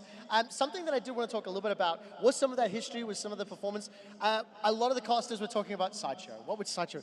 If you were in Sideshow's head right now, what do you think he would want to say to KC or about the match? Why you gotta put me on the spot like that? I don't know. No, I'm not gonna talk for Sideshow. Okay. Guys, Then I'll give you an easy one. As we were preparing for this interview, I obviously want to talk to Safe off the map one performance. I would have loved to have spoken to Yampy as well, but there's a lot of other language broadcasts here. Yampy gets 2 aces in one half. What do you think about his performance and obviously the rest of the team in the second map? Listen here, guys. My team, insane. Yampy, insane. Unbelievable players all around the board. So yeah, I love them all. They're great. Yampy's awesome. I have one last question for you. Did you see in that second round on Attack for KC, first of all, if they're winning the first round, takes his headset off. Did you see that? Okay, so I'm going to talk you through this, right? Yeah, okay. So, pistol round, after you swap. Yeah. They pick it up. Yeah. Naveria loses his mind, throws his headset down. What? It took him so long to get his in-ears back in his headset that he didn't buy. He missed the entire buy phase. He was in spawn for 35 seconds, and you still lost the round, bro. Hey, what? Why you gotta do me like that on broadcast, man? Okay, I do have one last one. I know that the Team Liquid Supporter Club is just over there along with everybody else. Give a shout out to the ladies and to all the viewers at home. What do you want to say to the fans? Say thank you very much once again. I mean, hey, we're grinding the snowball here, guys. You're still riding it. You're with us. I appreciate you all, and thank you so much. Safe, thank you so much. Congratulations for the win. We're going to win our break. We can come back. It's a showstopper and the Spanish Derby. Brother, that was awesome. Thank you so much. In pocket, in my pocket, pocket. Nice! Yeah, money! Elias! This is Elias! Hey! Yeah! Guys! You're so good! Elias!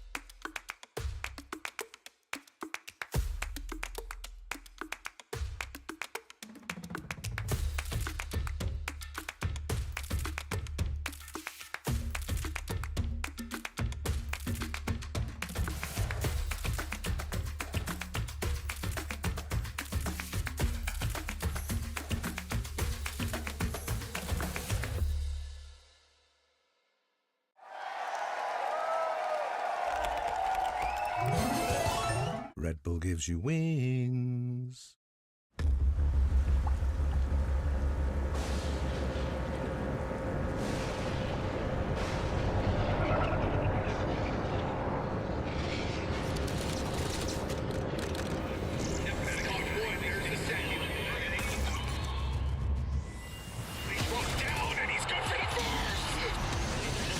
Showers yet, the second.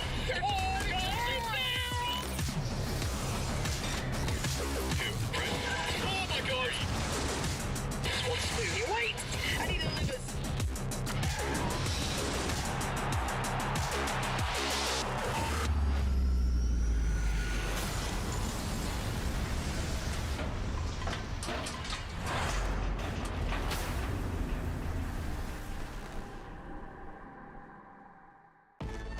Zero distraction.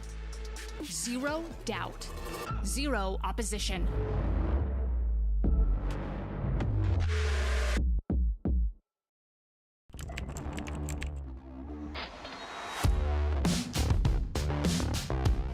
What is this from EA?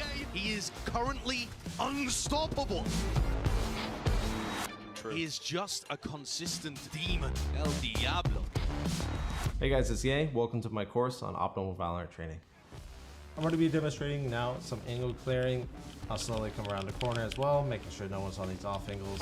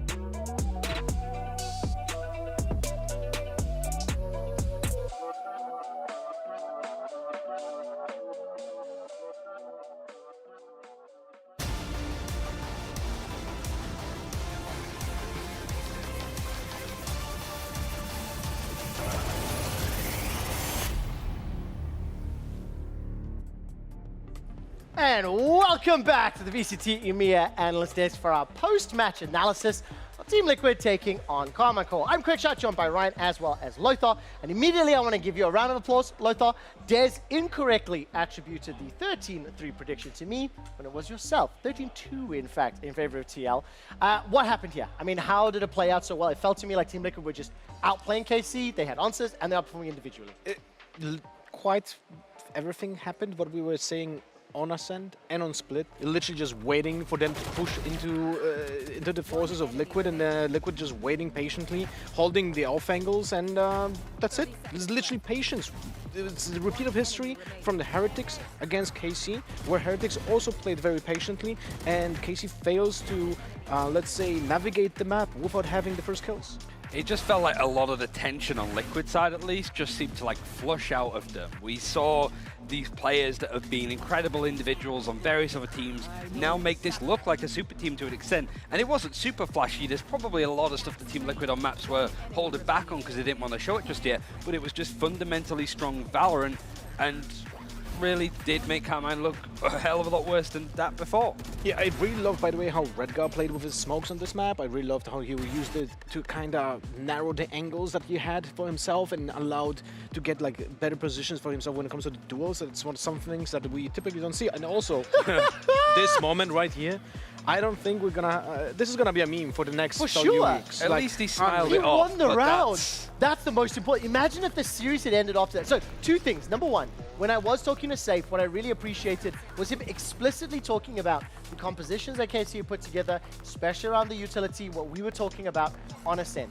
Secondarily to that, he had no idea that Nivera took his headset off. I wonder if there's some sort of competitive bullying that would come in. I don't know if you're allowed to take the headset It was that off. moment in his eyes that he's like, he just had that classic, and that was the gun that got the final kill in the round. Oh my word. Okay, so Ryan, we're obviously looking at the round score here, 13-2.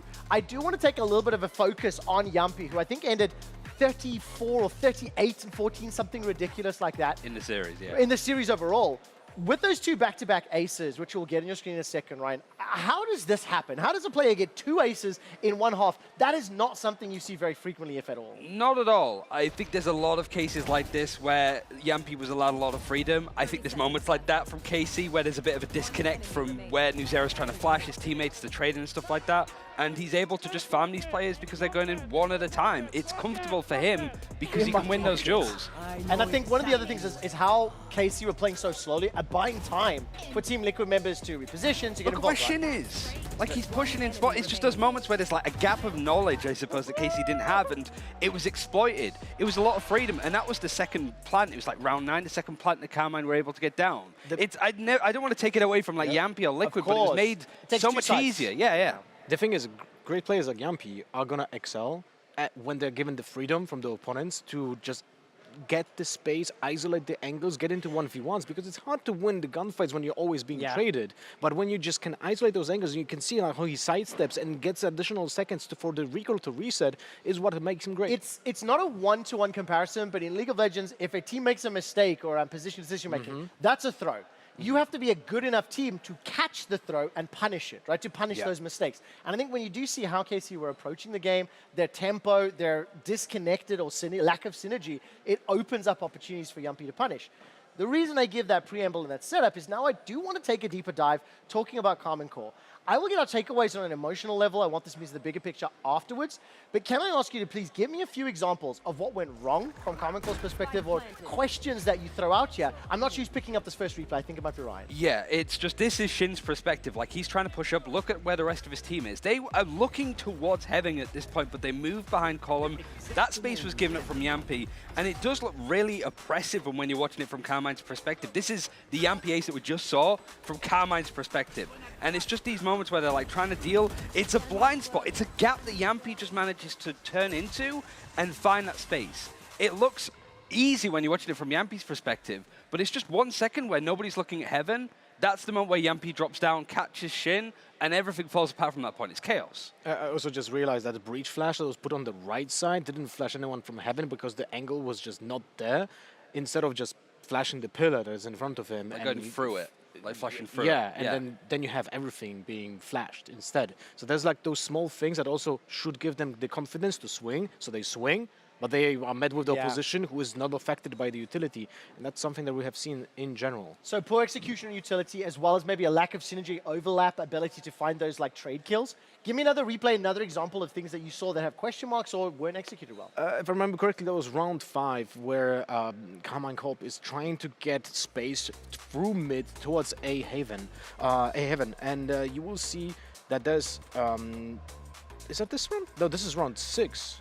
I wanted round 5. Well, that's unfortunate. I mean, I think you could sort of take your pick, to be fair, with some of the rounds. Okay, so let's it's a lottery. If we're not going to see the clip, what were some of the things that you saw from KC that went wrong, right? So if you were to list the thing of homework to work on, things to practice. I feel like there's a big disconnection in the plan that isn't making, because I do think that KC has a plan that they want to follow, but it's always disconnected. In the round 5, what we have seen is that they go through mid, because they always were trying to get mid space with the Gecko utility, flash through mid, pick it up, have it available for the next part of the map, and then they were successfully going towards A Haven because Team Liquid just waits for them to make an actual execute. Here we go. But now look how slow and disconnected this will be with each other. 4 players are currently going into one space towards the Heaven area, but Breach with the spike is completely on the opposite side of the map, so he has to rotate towards his team. He cannot really run because he's going to be in danger when he's going to alert the opposition of where he's going to be, right? So if he dies, the round is lost literally on the spot, so he cannot. He goes slowly. He has the ultimate. So the plan is, let's go and explode on A side with the ult from the Breach, but they have to do execute before the Breach is going to be ready. So they're essentially trying to gather the space on Heaven, but that alerts the defense, and now it's too late. Like, how do you play together now? Just pay attention to the Breach position. Yeah, he's holding onto the stun as well. Like, he's sitting there with the spike, ready for the team to execute onto the site with the stun. And this is what ends up happening, and this is why Team Liquid made it look so easy, because they know the read. They kill these players on site. They know exactly where Nuzero is going to be coming from with the spike here. What is he able to do? 10 seconds, he's got a flash. All of that utility to support his team, he can't use it at all. And also the problem is that they are not cascading on the tools that they have. This ultimate from Breach was not used for the next 4 rounds. It was in round 9 that it was used, and so the other ultimates that were just kind of held in the pocket till they exploded in round 9, but that's already too late. It happened on Ascent too, where there was just a lot of moments where they had all 5 ultimates and no chance to use it. None whatsoever. Okay, let's get some final comments and takeaways here. In my mind, when I see a performance like that happen, it's almost embarrassing. I might not go as strong as say unacceptable, but it feels like it could be that way. 13-5, 13-2, and the manner in which Team Liquid won those games with Yumpy getting 2 aces. What's your takeaway here? I think as well, Spare Second, Scream and Navarre, the very first time they play their former org. I mean, Ryan, gut check on what you feel when you think about that.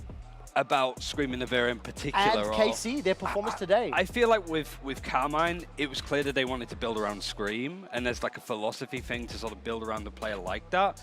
But it just sort of feels like they've dug themselves into a hole. They can make emergency substitutions at this point, but realistically, can they? If they want to build a French team, there are frankly great French players that they can bring in to help, not even like IGL instead of Scream, just help him, support him sort of thing. And I think that like Shin, Nuzero, I said before, like they have promise, they maybe needed a bit more time to build up to it. They were hung out to dry today. It made Nuzero look awful, and I don't think it's necessarily on him particular that they lost, but he was the one that sort of looked the worst out of the 5. All right, my takeaway is going to be a very low-hanging fruit.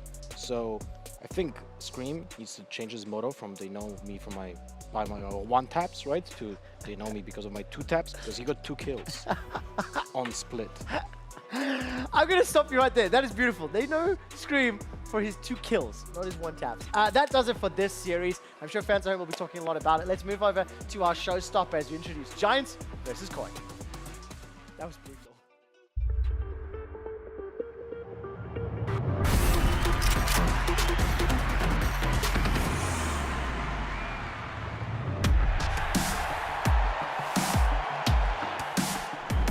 Obviously, I felt a lot of support when we joined Koi. The people that support Koi are amazing. We always get a lot of good messages. Even if we lost, they were like cheering for us and saying that we can get back and we're insane. So we're gonna show that we deserve it. Giants fans are a bit like, they support you no matter what, which is kind of important for a player to have. Because compared to different clubs, there's a lot of fans, they're like bandwagon jumpers. While you're winning, they're your fans, but you're losing, they're not your fans, they're your haters. It's like an extra push to play for the fans. Giants has always been there as well. It's like very typical organization in Spain. It's always been like one of the best. I mean, I think they're a very strong team, so I think it's gonna be hard. I think it's always fun to fight against a Spanish club. It's gonna be insane for the viewers. I think that's very good for the Spanish community because there's gonna be a lot of people watching it. I hope we receive a lot of support. You know, the 3 Spanish players, Vitinho, Mixwell, and me. The grandfather, the father, and the kid. If you took Olamenta, grandfather, Mixwell, father, I mean, I'm the kid, of course, because it's like the line. I don't see me like a kid, but the kid is gonna win, so I don't care. Yeah, I mean, I don't know. I don't know if I'm the second oldest in the league. I'm 29. I guess Angel is older than me. I feel like I look younger than them.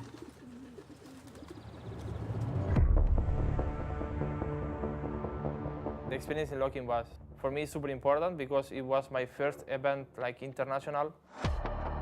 So I learned a lot of like experience there. I got a lot, so I would say it was perfect for me. I think after the tournament, we focused a lot on many of the mistakes that we made, mainly on like one important thing, but I'll just keep it secret. I think we are finding our synergy. Our team has improved so much, and it's like we're 50% better, I guess. Lockdown drops, and look at CNED, he's pushing together with Zipan, and they'll be able to take it down, but they don't want to show their position. Not just yet, peeking up through logs, it's Cornamenta and Xenos to win off the club! Team bonding so far pretty good because people are same motivation driven, I would say, like same goals, same work ethic, and people want to win and they're hungry because we also understand that we're the kind of like the underdogs in the tournament. Like people don't rate us that high, so it gives an advantage and we know how to use it. So yeah, I feel like people understand it and they're super motivated and they're working hard towards the goal. Across forwards, how many other players can manage to walk in? Nuki Still has to get onto the spike, chase down these 2 players. He's going around trying to make sure that they don't know where he's coming from. Nuki!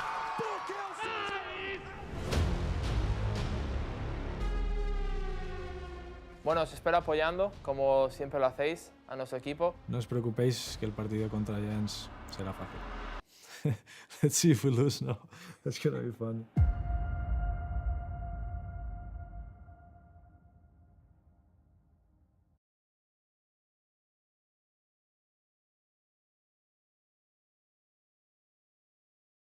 Descríbeme un poco con tus propias palabras para un tío de Suecia que nos perdió un poco la pista y tal. ¿Qué es Giants?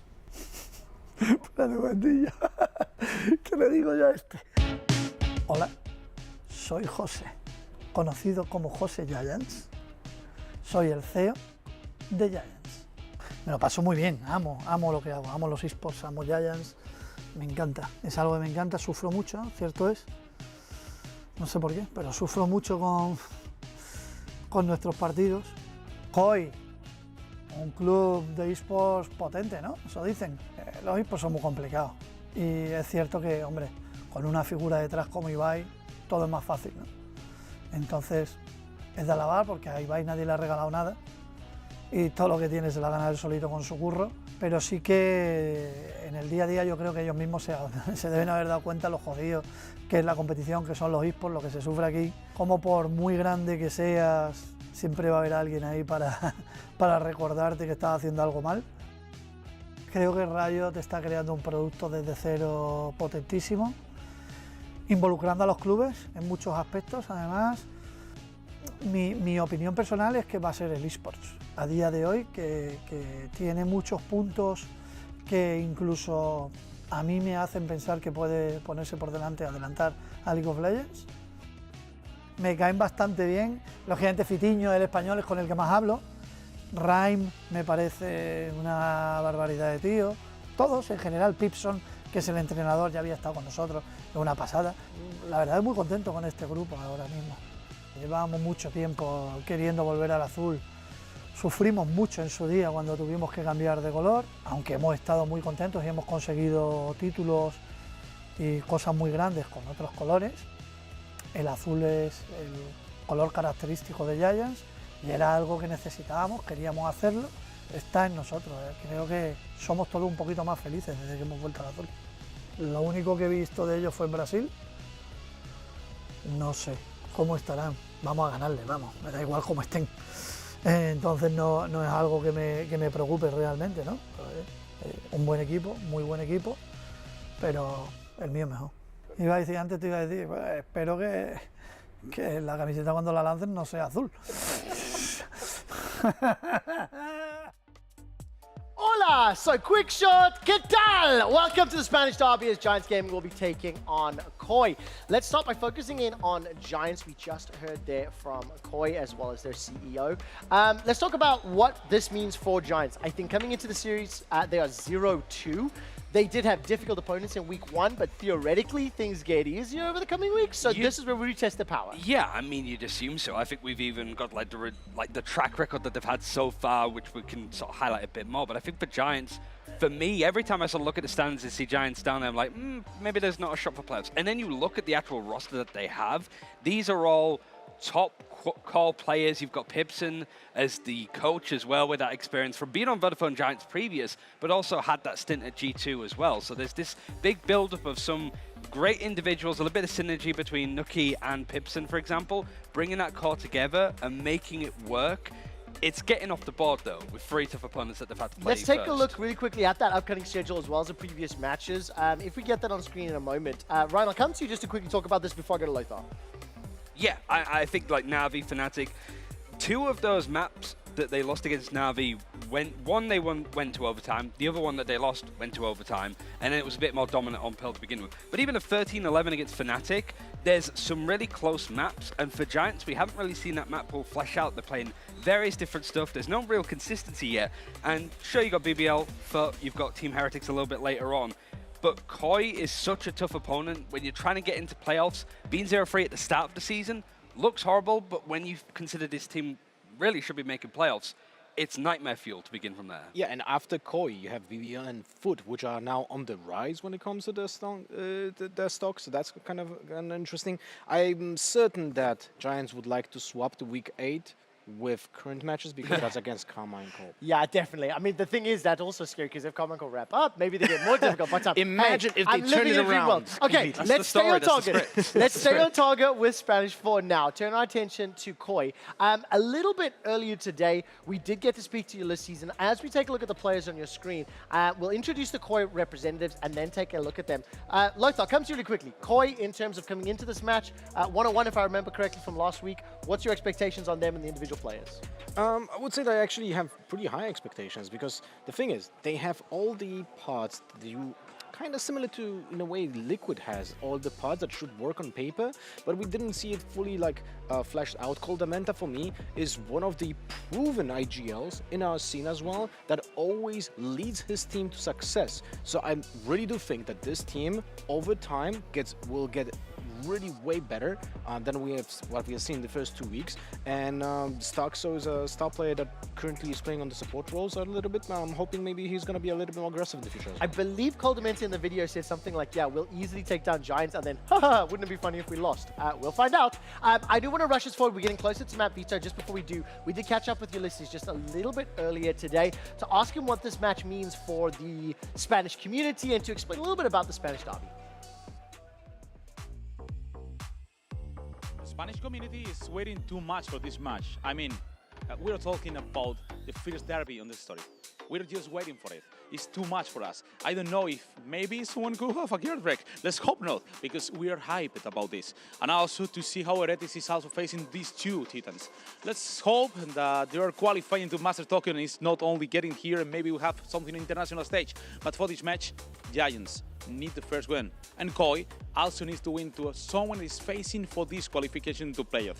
So I think all the Spanish community will bring his cheers for every single team and try to have the best match, just enjoy it. I'm really looking forward to seeing what happens between these 2 representatives. I guess whoever wins, we can call them the King of Spain. They can start building their own dynasty. Maybe they can start a legacy of their own. You shut up. Very quickly, before I carry on to chime in about the 2 particular matches, I just want to quickly award the Bulgarian Player of the Week. This will go to Koi's Wolfen. He is, of course, one of the most impressive Bulgarian VALORANT players here in VCT EMEA. Congratulations, Wolfen. I know you're going to do well. Now, Ryan, come to you very quickly. Let's get to brass tacks. What are your expectations between these two teams? Who do you favor? And I will ask production to bring up the Giants Agent Select as well as Koi's. We'll look at the maps and we'll see the comps they've run in just a moment. Yeah, I feel the map veto in itself is super interesting. I think a lot of the series that we've had, and by the way, they've all been 2-0s, I'm pretty sure this week. We've not had to go to that third map yet.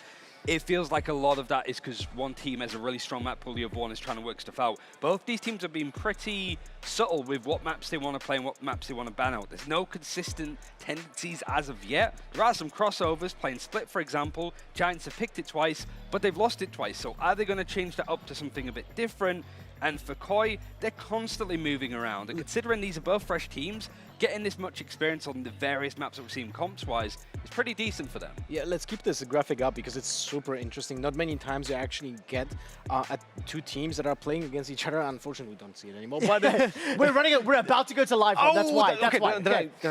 Wrap it up. But the thing is, they don't play the same maps. So all the map pools that are now present for both teams are gonna be surprising for both of the teams, and you expect both of those teams to not play on their comfort picks because of that. Now, gentlemen, we are going to be doing something a little different today. Once the map veto is completed, we will have a very hype player introduction on stage, and the casters will get the honor of doing Agent Select. That means, Lothar and Ryan, this will be your last time to really build up, see what you're noticing in terms of the map select, as well as giving some expectations for performance. Lothar, I'll come to you first.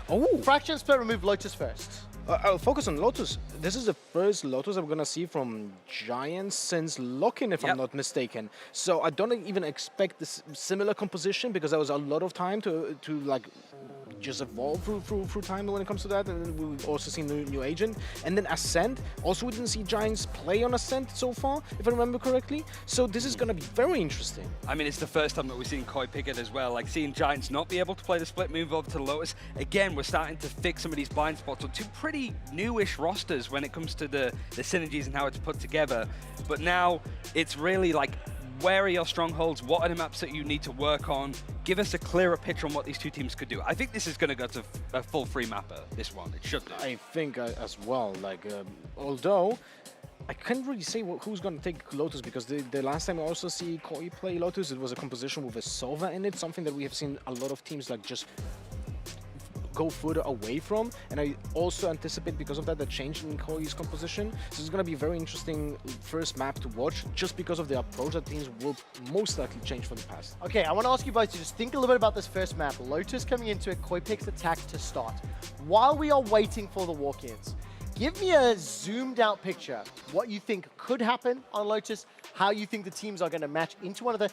Give me your immediate gut reactions on how you think this map will play out. Ryan, you got a chance? I'll go for Giants, the attack defensive side. Defensive, some of the retakes that they had with the Sober utility when they played it, a lock-in was really solid overall. Attacking side, Fatinho, he was like 400 ACS in that series, and he hasn't lived up to that amazing potential ever since. So that's the two things that I'm looking for Giants. Yeah, but the thing is, as was being said before, they have to adapt from the way that the map was being played at lock-in, because right now we're gonna see Giants for the first time play this map most likely with a breach. That we're gonna make sure that they're gonna get the A control easily, and we're gonna see probably double controllers from one of the teams, and that's a lot of changes to the way that they played at lock-in. So I don't anticipate even the same kind of retake going to happen because of the changes that were going to happen to the compositions in the first place.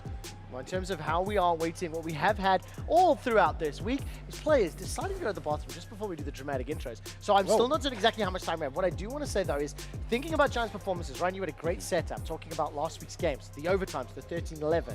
How do I possibly gauge who is going to be favored when we have very limited data on some of the either agents or maps? I have also just heard it's around 2 minutes until the showstopper walk-ins begin, so we do have just a little bit more time. Yes, I think for Koi, the fluctuation in some of their halves, that they can go 9-3 down on like their attacking side, for example, or up in some cases, like NRG when they played up against them, 9-3 up on Icebox, ended up losing 13-11. The fluctuation have been really good on one half, not even necessarily always attack or defense. It's like 75% win rate, 25%. When they're on top, they go to overtime when they should have won. they at least have that ability. If they go down hard, they can bring it back like they did against the likes of Na'Vi and stuff previous. Now, we have 45 seconds. It's on the timer right there. As you have your final thought, give me a prediction for series. I know we haven't seen Agents. What is your gut telling you now you've seen the match? I just want to see change from Koi on attack on this map, because we've seen them a lot go through B in the first 40 seconds and then just go through the rotating doors. That's something that is very easy to read, so hopefully we'll see a change in their behavior on the attack side. Gut instinct, you don't even have Agents. Which way are you leaning? I know this is close, 55-45 type of vibe. We'll say probably Giants. Giants, 20 seconds. I want to see Giants sort of decisively try and take this. The Spanish derby here in the Coliseum in Berlin. Ulysses is standing by to introduce the next Kings of Spain. Who will pick up the final series of Week 2 here in VCT EMEA? Let's meet Ulysses. Let's meet Koi. Let's meet Giants! Welcome to the Coliseum for the first Spanish Derby. Now it's time to talk on my mother's tongue, español. Así que bienvenidos a todos y preparados para este enfrentamiento. Lo primero, acabamos de vivir el reencuentro de Screaming y Vera contra su ex equipo. Y qué reencuentro, vaya la que se ha llevado con Jumpy delante, pero esto no ha terminado. Es momento de centrarse porque todavía quedan dos equipos que quieren conquistar la victoria en este tercer enfrentamiento. Ahora es momento de conocer a los protagonistas de la noche. Vuelven a sus orígenes. Una vez más llega la marea de Giants, el mago de la Marshall, el terror en el servidor,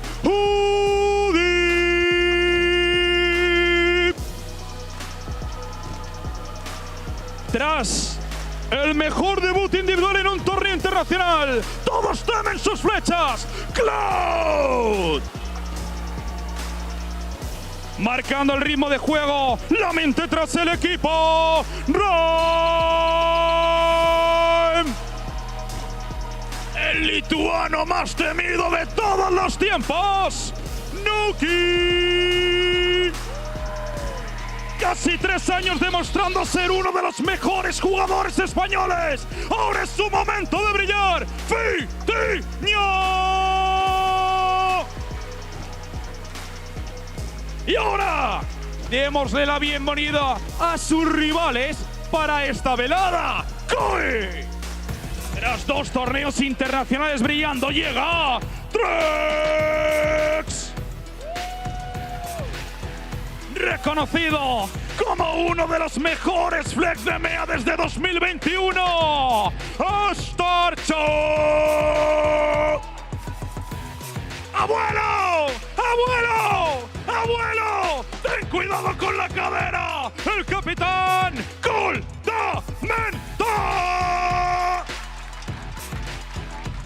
¡Un muro infranqueable! ¡La verdadera bestia! ¡Sheidos! Conoce las calles de Austin como las palmas de sus garras. Wolfen quiere sangre.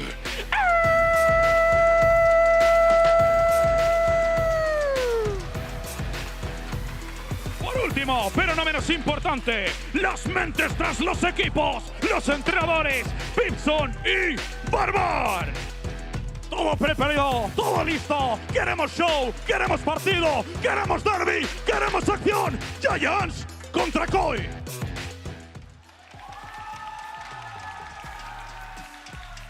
Wow, what an introduction, Tom. A pleasure to follow that. Every week. Yeah, we need a Spanish derby every day of the week. Let's get it going.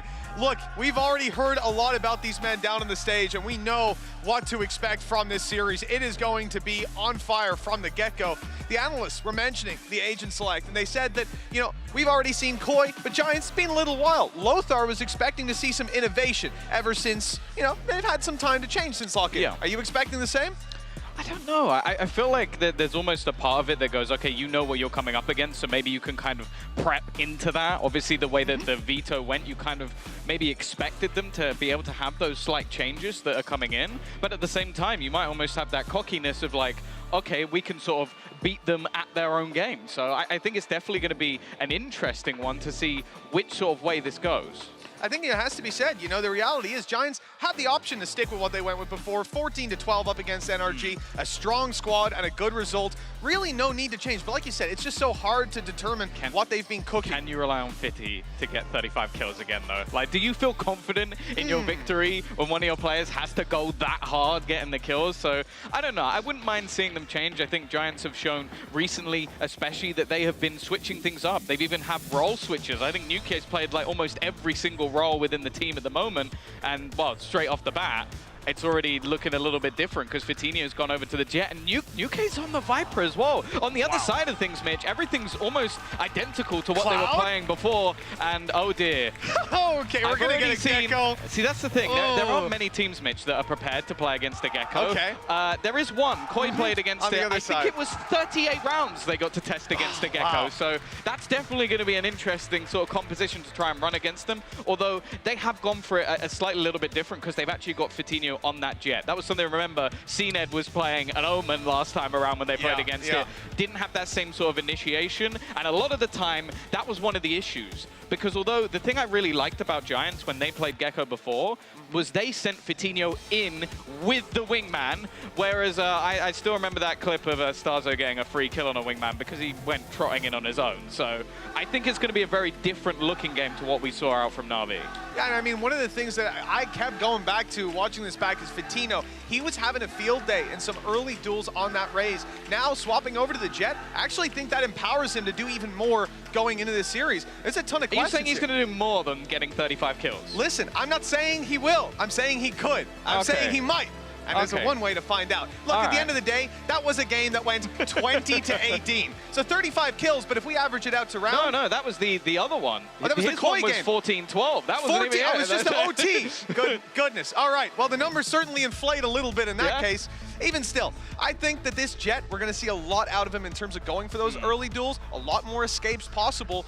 But adding in the fact that we've got the Gecko, I mean, I don't fully know that I've seen anybody play Gecko to an extent that I've thought, yeah, I want to see him on every roster. Yeah, I think on this map there's definite opportunities. I think especially bringing in that Viper, we actually saw some very cool ideas. Again, I'm going to use Na'Vi because there were so many rounds to sort of use them as an example. But they basically would set up those afterplants where they didn't actually have to push in, and it forced their opponents to basically go for counter plays. So it was like, okay, we have to send someone in to kill the wingman to stop him from just being able to get the plant. So I definitely think it can force your opponents into a different game plan. And you have to bear in mind as well that a lot of what Koi were winning off of was cheese. Like, it was Starzo, I'm going to throw down a smoke, I'm going to TP into the smoke and get a triple kill. Like, can he do that again? And that was the main worry when we came into their last series that they played versus Vitality was Shados as good the next time around? Well, he wasn't, and they lost. So that's the thing that worries me a little bit. I think Giants will have come in here with a game plan, with an idea of how to beat their opponents.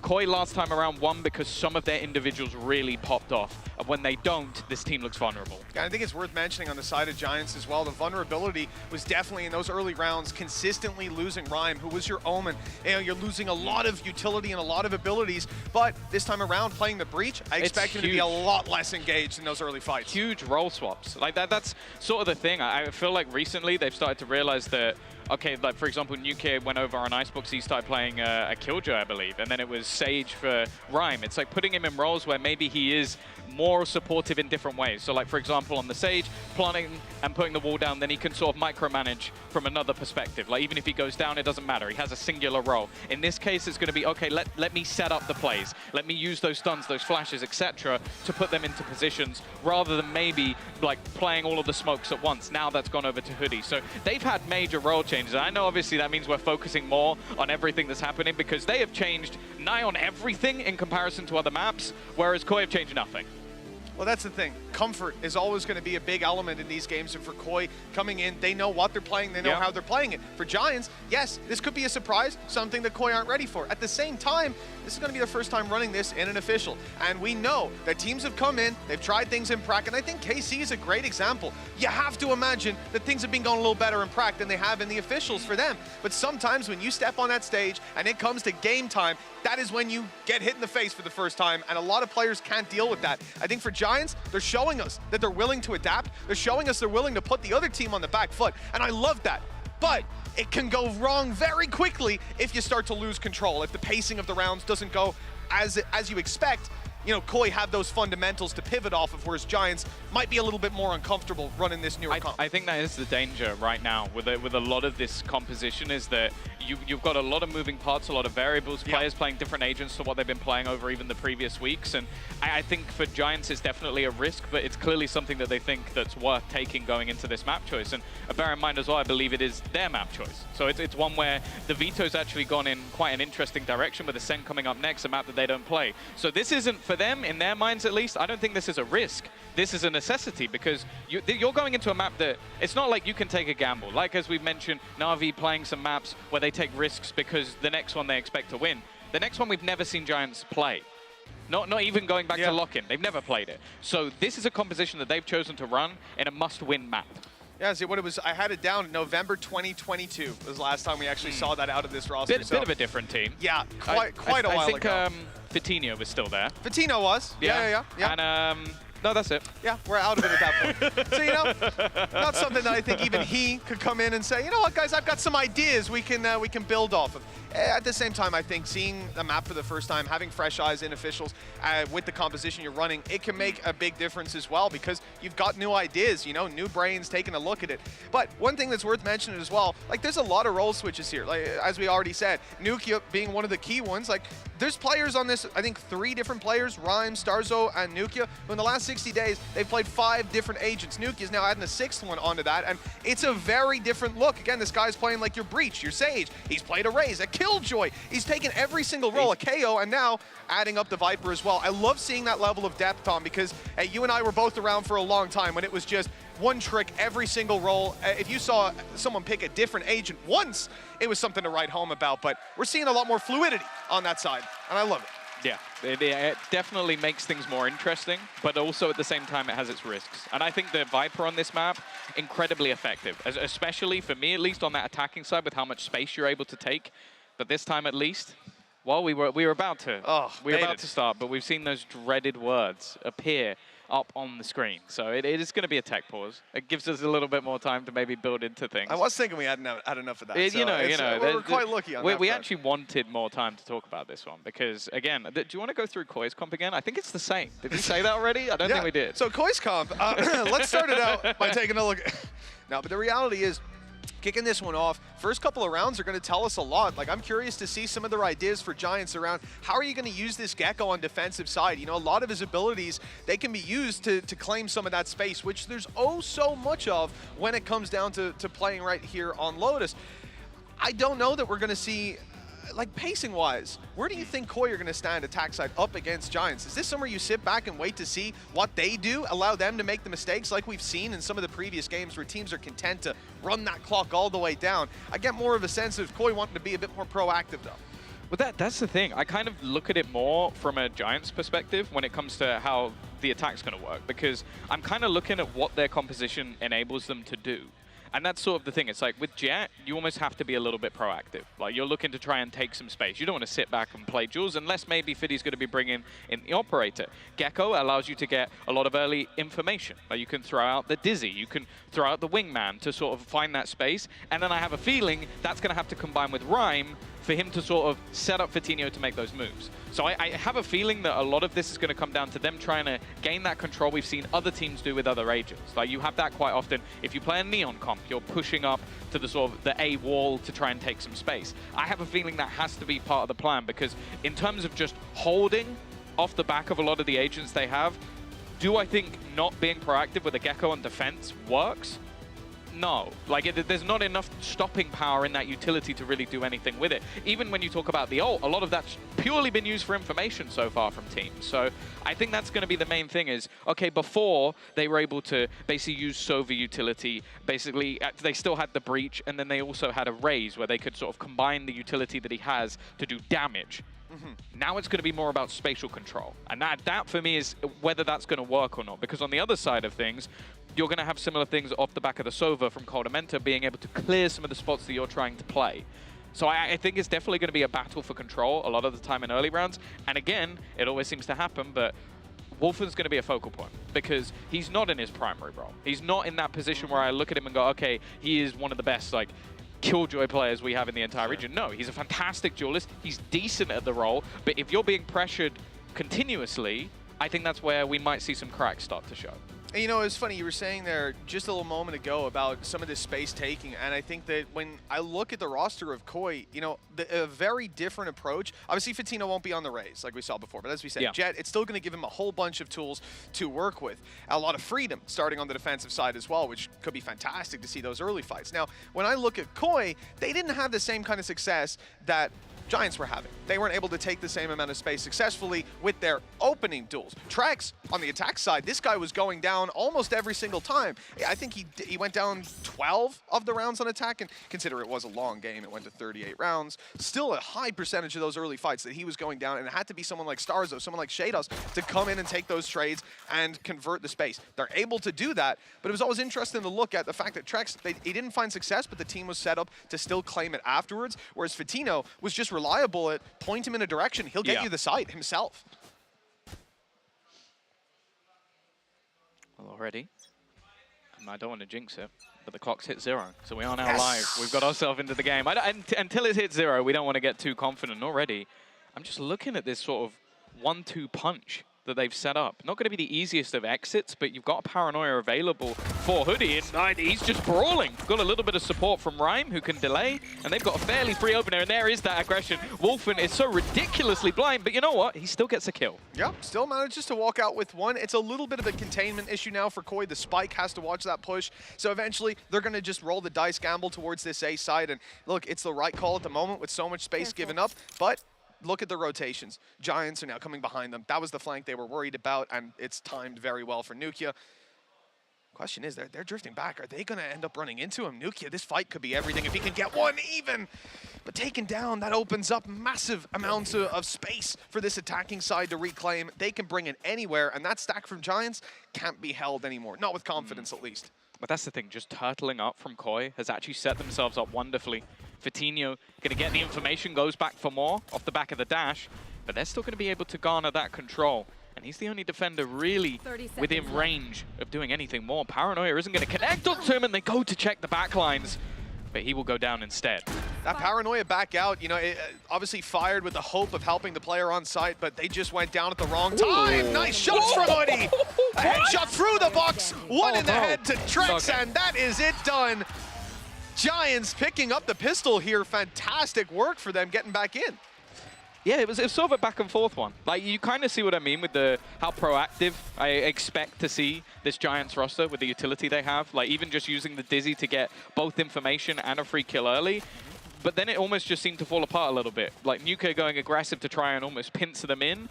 I understand it. You're playing a map with 3 sites. You need to take some control, but it almost cost them just because Koi sort of slowed down. And that is something I want to see from Koi. Like, even if you lose some of those earlier fights, lose a bit of map control, just gathering up, you're going to expect your opponents to still try and fight. Well, he got it in the end, putting Giants up 1-0 as we move into round 2. Take a look at the economy for Koi. It ain't pretty. But they've still managed to afford a couple of pistols, some sheriffs, an opportunity to take a duel or two, perhaps. And with the investment that's come in from Giants, that could be worthwhile. If they can manage to drop anything here, that's going to be credits left on the floor for Giants. And with 4 Bulldogs in play, 2 or more kills, actually ends up doing a massive amount of economic damage. Look at where Fatino is already. Just push deep off the back of the early util.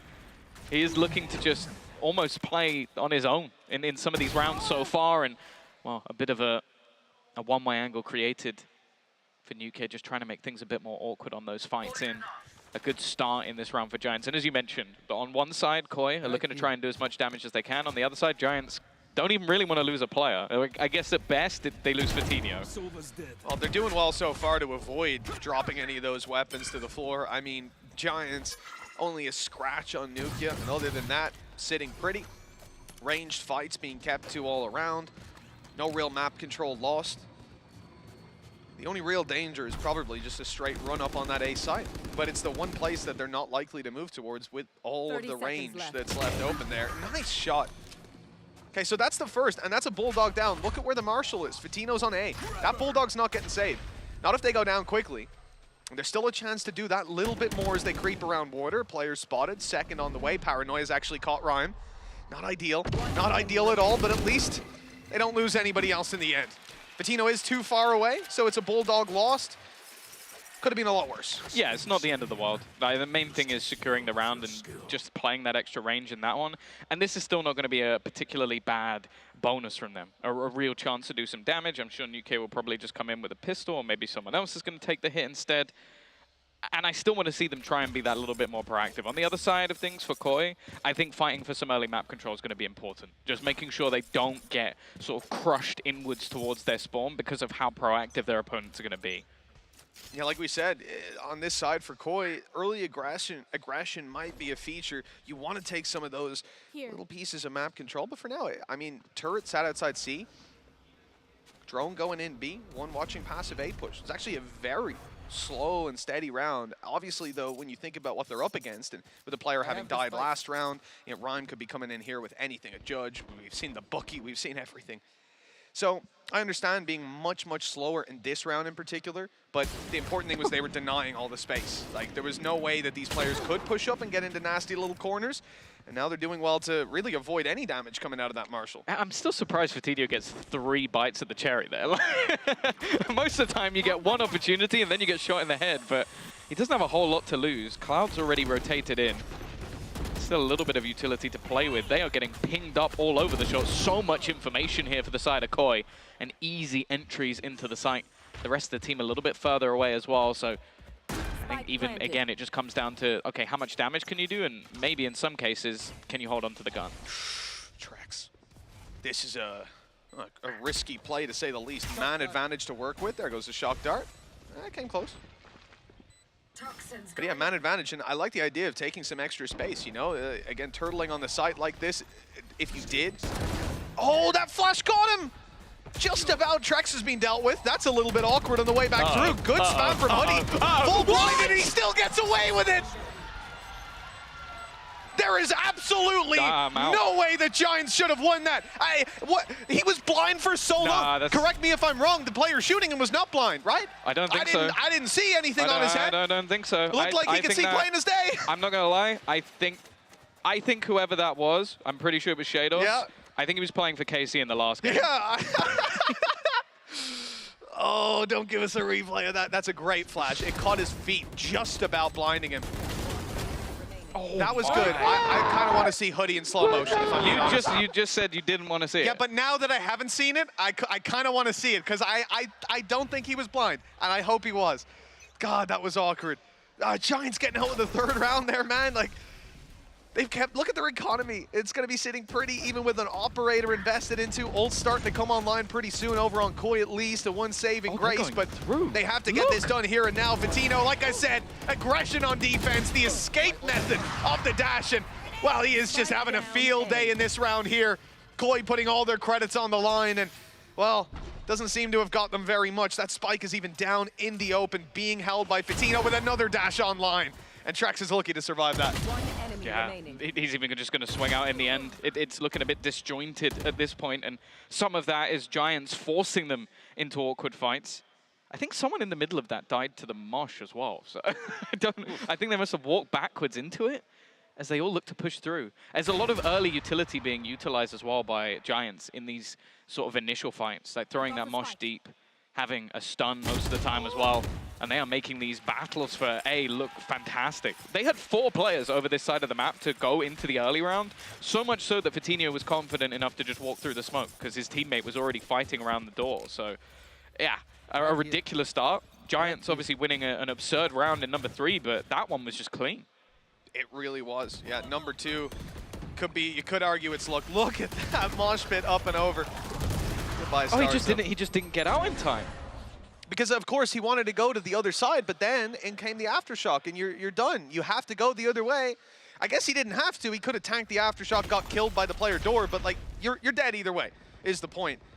Oh, holding a shot, Fatino with the patience, and oh, that peak a little wider than was expected, I suppose. Unlucky stuff for Koi to start it off. They've at least found the operator, but it could be anywhere now. Yeah, that's the thing. I love this from Vitinho. His whole idea is just to be a nightmare. They've got to try and work out where he is every single round. By the time they've worked it out, they're probably dead. It costs you at least a player, at least a player, and then he can reposition. We saw it in the round on A with the Marshall even, where he's up, he's getting in a fight, and then he's dashing back, playing super passive on A site. Again, just looking to get one kill and then have his teammates come to support. The one and dones are unreal, as long as you're not done for the round. You know, he's done with that position, falls back, sets up somewhere else. Really difficult to play against.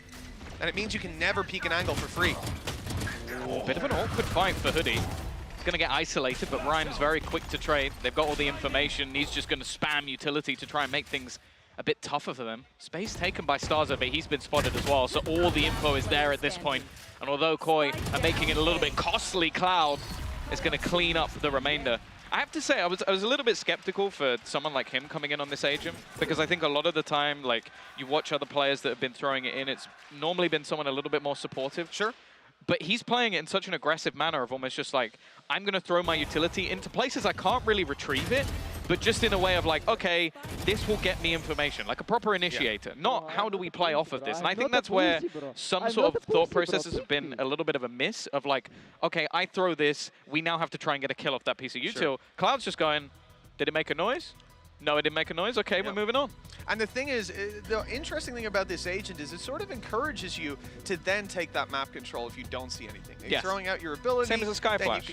Exactly, but with the Sky Flash, you don't get to go over and recover it, right? That's In this true. case, you kind of want to. At least there's going to be more of a lean towards, now let's go capitalize on it. It could be something to read on the other side as the meta develops with Gecko. I think Pipson is smacking the desk there a little bit. I saw a little bit of shaking going on.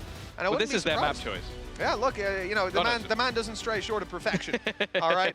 He's still upset that they lost one more man than they needed to in round 2. Can you blame him? Well, timeout for Koi is what we've been waiting for, and well, the time is ticking down again. It's been a stressful couple of weeks. He had to play against both Na'Vi and Fnatic in the same week. Not easy opening games. Like, if you're not stressed after that, something's wrong with you. I saw some people saying they're one of the teams that need to make roster changes. Like, good God, give them a break. You know, two of the toughest teams already out of the way. See how the rest of the season goes. I bet the same people had Na'Vi and Fnatic as their top 2 as well. Yeah. You lost the top 2, but once they didn't have Casey in the top 4. You know, who would do that? Oh yeah, no, they're madness. But here we go again. Like we talk about Thrash and how it is being utilized. A lot of teams try and sort of bring it back to themselves, but just look how much info has just been garnered. Look at where Cloud is going right now. He knows there's no one there, so he's pushing all the way up on the flanks. The rest of the players are taking mid control. They've already got them locked in, and actually Koi almost have to pick up the pace a little bit here. Starzo getting one is something, and Vitinho, he's done his job. He has slowed them getting into the site while they're slowly being surrounded, and he's going back for more! Finally gets shut down. And well, they've had to use a lockdown just to stop the opponents getting back in quickly. But look how much is available, and I think they've retrieved the Thrash as well. They have.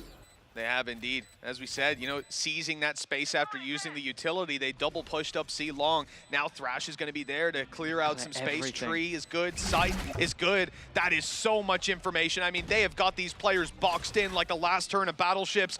It's time to get on the spike. The Rolling Thunder should push them off. Will it allow them to survive? Yeah, okay, they've managed to sneak around and leave it into just a 1v3. Nukia with both kills, having evaded the utility, comes in to save the day. 6 on the board for Vodafone Giants, and Giants as they are now. And Koi just cannot get off this starting block. Stalling out in every moment, and that one looked promising, Tom. But this guy here, look at that, jumps over a showstopper, dodges a flash, spins on a dime, and takes another. Unreasonable display of skill here. That's the thing.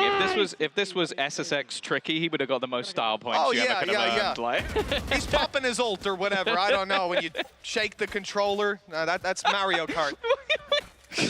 Okay. I did play SSX tricky. It was a long time ago. Okay. I was more Unreal Tournament kind of guy. But yeah, I think as well, just the fact that, again, just the way they utilize Thrash to just give them so much info. It basically cleared out half of the map for them. And then it was left onto Starzo on the luck. This is looking so rough right now for Koi, and I think at times they're almost going to have to just wait and go, okay, what are Giants doing this round? Is there anything we can do to shut that down? Well, I mean, good info denial to start with a one-way smoke put up on C. Stops any sort of a peek from Fatino. You saw him even try to peek around it, but between that and the mound, it's just impossible. So that denies any early aggression, any early information. And when you think about at least 3 of these rounds so far, there's been early flanks from C. What? They popped the Viper's Pit, no info, blind fired it to allow a rotation out of Fatino. Solo holds C site. B site under a bit of threat. Oh, under serious threat. There goes the peek, and Hoodie ends up being the one to take that kill. Rolling Thunder used up on A. In goes Wingman just hunting them down. A Mosh Pit got a kill. They were Rolling Thunder. They were stuck on it, and that's the spike down on the floor. And then you end up Starzo grabbing a kill, but for what? They've still got to retrieve that spike. They're so far behind in this round right now. That's a great flash, but it does nothing. No effect on the round. The last man standing is Shados in a 1v4, and that Viper's Pit is still up on C. I don't even think he knows that yet, and he's on his way there. He's saving. Yeah, to be fair, right call, but if he did go to C, he was going to be in more trouble anyways. Is it 15 seconds? He's got to be saved. Yeah.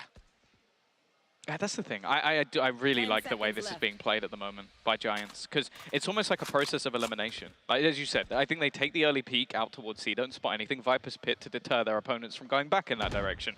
Then they push B. Okay, they kind of missed the boat a little bit, but after not really spotting any information there, that's when they're Rolling Thunder, because they go, okay, there's only so many places they can be. We've cleared C, we've cleared outside of B, so it has to be A now. And then they just Rolling Thunder and get themselves a load of kills. Like, that's all the Giants are really having to do. And I think a lot of this now comes down to Koi need to challenge for map control. They need to take something away, because if you're allowing them to get information on 2 points of the map, well, you're in the third. They've worked out where you are. You need to fight for something, otherwise it just becomes far too easy for them. This slow pace is biting them.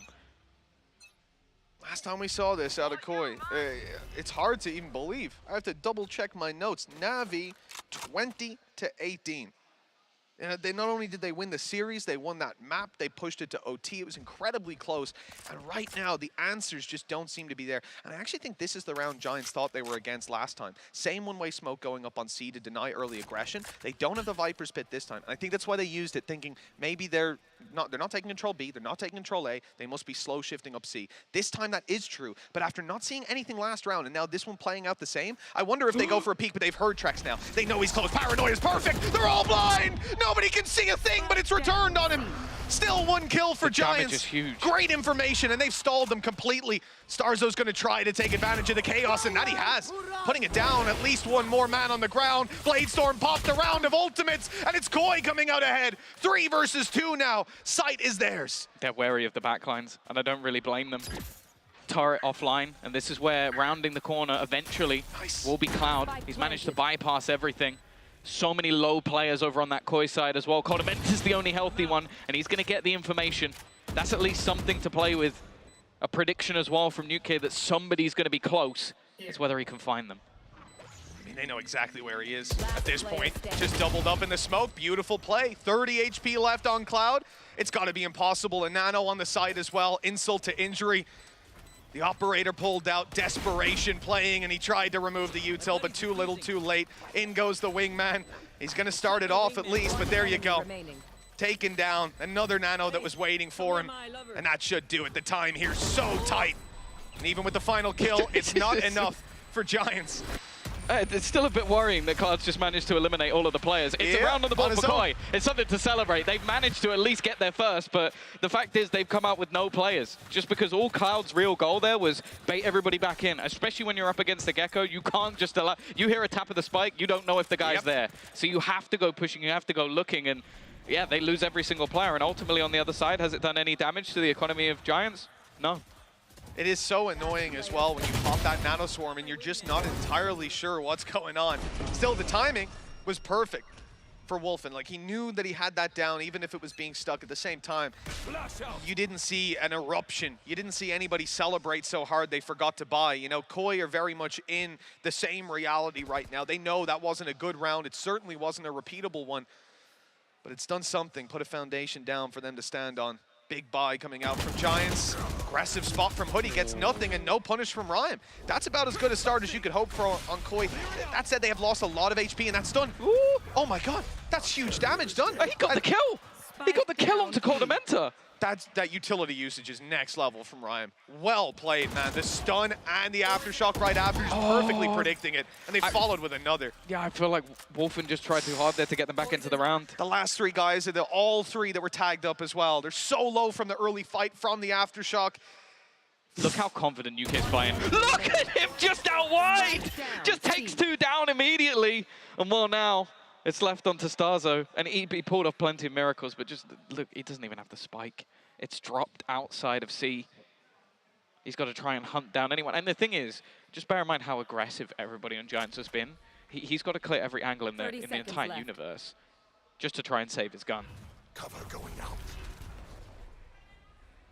And he's got 20 seconds. Like, I think Giants are going to be closing in that net. And there it is, 10 HP left. But it's enough for Cloud to put 8 on the board for Giants. Seems to be no stopping this team right now. And, well, you might have had questions about this composition on the attack side, Tom, but when it comes to 8-1 on the board, hell, unless Koi put the foot down right here and now, I don't care what comp they're running. You take their abilities off them. It was because he was flashed. Blind. He ran into it. He ran into the aftershock. And that's ridiculous. He was the only player who wasn't in it and got caught by a flash. Oh, that's just... And of course, flash hits, you think they're about to swing. I need to hide in this corner. I didn't see anything in that corner a second ago before I got blinded. I'm probably fine. Oh, that's so unlucky. And for it to happen then as well at this scoreline. You finally get around, and then you lose to... Barely get around. You lose to an aftershock. You barely get around, and then you get start of round aftershocked out of the next one. I mean... That might be some of the most damage we've ever seen from an aftershock. I think it might be. Especially recently. Certainly if you include the word damage, not just to mean like HP removed, but what it did to the round, possibly the game from then on as well. I mean, look at Koi, they've got nothing. They've only got pistols. Nukia. He will fall eventually, but there's support. There's 2 players here ready to back him up. The rifle isn't retrievable, and they've got no space across the map. No gaps that can be exploited. Nuke is in that sort of mode where I think this map's already done. Because the way he's playing his Viper, if you watch this from the beginning of the game, I wouldn't be particularly happy with it. Because it's very, very aggressive, just basically playing an off angle every single time and just hitting the headshots. But I think it's just almost that realization from them at this point. It's like, we are just obliterating them. Let's just keep taking these fights, keep just destroying them in these rounds. 30 seconds left. And that's the thing. He's basically playing for a kill, and he's not even going to get it. Like, look at where the spike was. The round was already over. Like, really think about the gaps that were there. You had a guy at the single door. He sprays the door. He crumbles the door. Turns around to watch mid, and you have just snuck by him. Got the pixel-perfect timing on getting through mid after waiting the whole round. You hear them start to rotate through spawn. You're like, all right, at least one here. And then Rhyme happens to be looking at him. You know, again, they are constantly... it's something you should be doing, don't get me wrong. It's not revolutionary, but it's good to see it consistently there. The Giants are looking and thinking, where are our gaps right now? Every couple seconds, there's a refresh of, wait, have we left something open? Oh, there could be someone behind. He turns, he looks, he gets the kill. I want to see Barber's face right now. Yeah, we haven't gotten too much of that. You know, I wonder why. I imagine his mouth's got to be moving a million miles a minute right now. 9-1 down. Their attack side needs to finish out with 3. Honestly, like, Giants are going to close this game if they end up double digits past. I'm going to be honest. I don't even think that will matter. Like, it just looks like they're boomed. Like, they're getting caught out by every single play. Now, I do think the Giants have come with a cool playbook, but you kind of know at this point they're going to be challenging for map control. They've been doing it throughout the game. And sure, they've been switching up where they've been doing it, but they haven't been able to shut down the operator of Fatino, just even on trades. Like, the guy has been just destroying them at pretty much every turn. They haven't been able to trade onto Nuclear, playing the C site. The last couple of rounds, he peeked with a snake bite, killed one, then held an angle to peek them again. Like, that's not a guy that's really going like, oh, we're using all our utility crazy. It's just like, I'm better than you. He's 12-4 right now. Yeah. You know, the Giants are barely dying as individuals, as a team. They're able to pick up the pieces when that does come through. Look how wary they are of everything. This is a great start, though. Giants haven't played this light on C-side of the map in a long, long time. I would almost say at all this game. It could be the weakest C-side play that we've seen out of this side. But how many does Fatino get? That's the question, man. He should be able to get one in this first peek, but the stun is good. Now he's caught. Dash going to be used. Barely gets out of there. They're pursuing him. But he's made it. Just about. The site conceded still, though. And the lockdown guarantees... No! Oh, he's going to drop him through the smoke. He just went on a timing of seeing a pixel of one of the players. Lockdown's going to get them the afterplant. Bear in mind, Thrash is online, so they can use this to get all the information they could ever need and maybe even detain a couple of players. Paranoia being set up as well to just make things more awkward, and they are setting up one like a turret. It's going to be that Thrash going through. This should be a freebie. Nothing that can be done. Starzo down, Showstopper in on a response, but he gets blinded on the way back in, and now he's out as well. They made the retake look incredibly easy over on the Giants side. No matter how many ults are committed by Koi, it is 10 for Giants. You know, I really start to believe this is just an unlucky day at this point. You know, you fire off the Showstopper, and he gets blinded up. Just perfect timing every single step of the way. And I can believe it's unlucky for Koi, but I'm starting to believe with the consistency that's being put out, it's just some genius level play from Giants. You got to give the credit to Cloud. Like, that's the thing. That's so ridiculous! And he's jumping up as well. Like, he jumps over it. That's the second Showstopper from Koi that's been jumped over by their opponent. Like, just what do you do at that point? How frustrating must this be? One round on the board in this first half. It is Giants map pick, Tom. How much do you think that's playing into it? I love it, Cloud. I love you. You know that? Look his face. Did you see his face? He had a fat grin the entire time he was spamming through that wall. Of course he did. And look, they're not going A. You're damn right they're not going A. It's time to look elsewhere. Can we please get a zoom-in replay of Cloud's face while he was spraying that Odin? That's all I want. He's popped in a snake bite to try and take the Sova out of his drone. Like, it's just disgusting. And now here comes the Viper's Pit. Look, where's he going?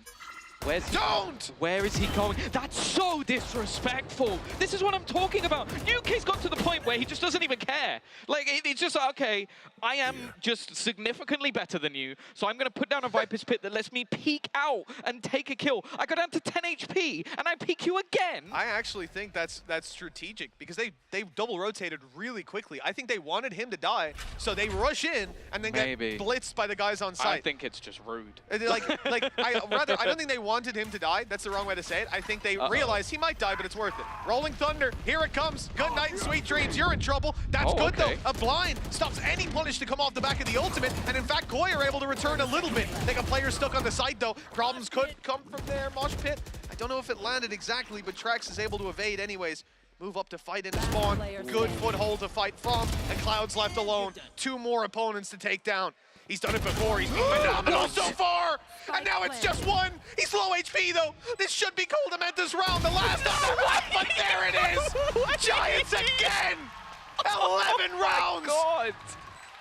And it's just every single play that you think, this is the one. This is where Koi finally get another round. And that answer is always a strong no from Giants. I'm pronouncing them. They're dead. They're dead. It's done. We can't. You can't come back from that. They played an elevated angle while one of them planted. Got him down to low HP. That was a 1v3. Had a Hunter's Fury as well, by the way. Oh, God. Hunter's Fury online after plant. Post-plant Hunter's Fury is a round win. Most 9 times out of 10 you take that fight, it's a round win. But look at Cloud's face. Look at Cloud's face. He's just having a good day. Oh, God. Oh, yeah, he's doing the yumpy as well. He was watching the last game. Point at the logo on the trousers. We love it. 11-1. Well, Tom, you know, Giants, we had the discussion on the desk about how they might innovate. They might, but we didn't know what to expect from it, you know? Sometimes it is better to stick with your comfort. It's better to stick with what you know.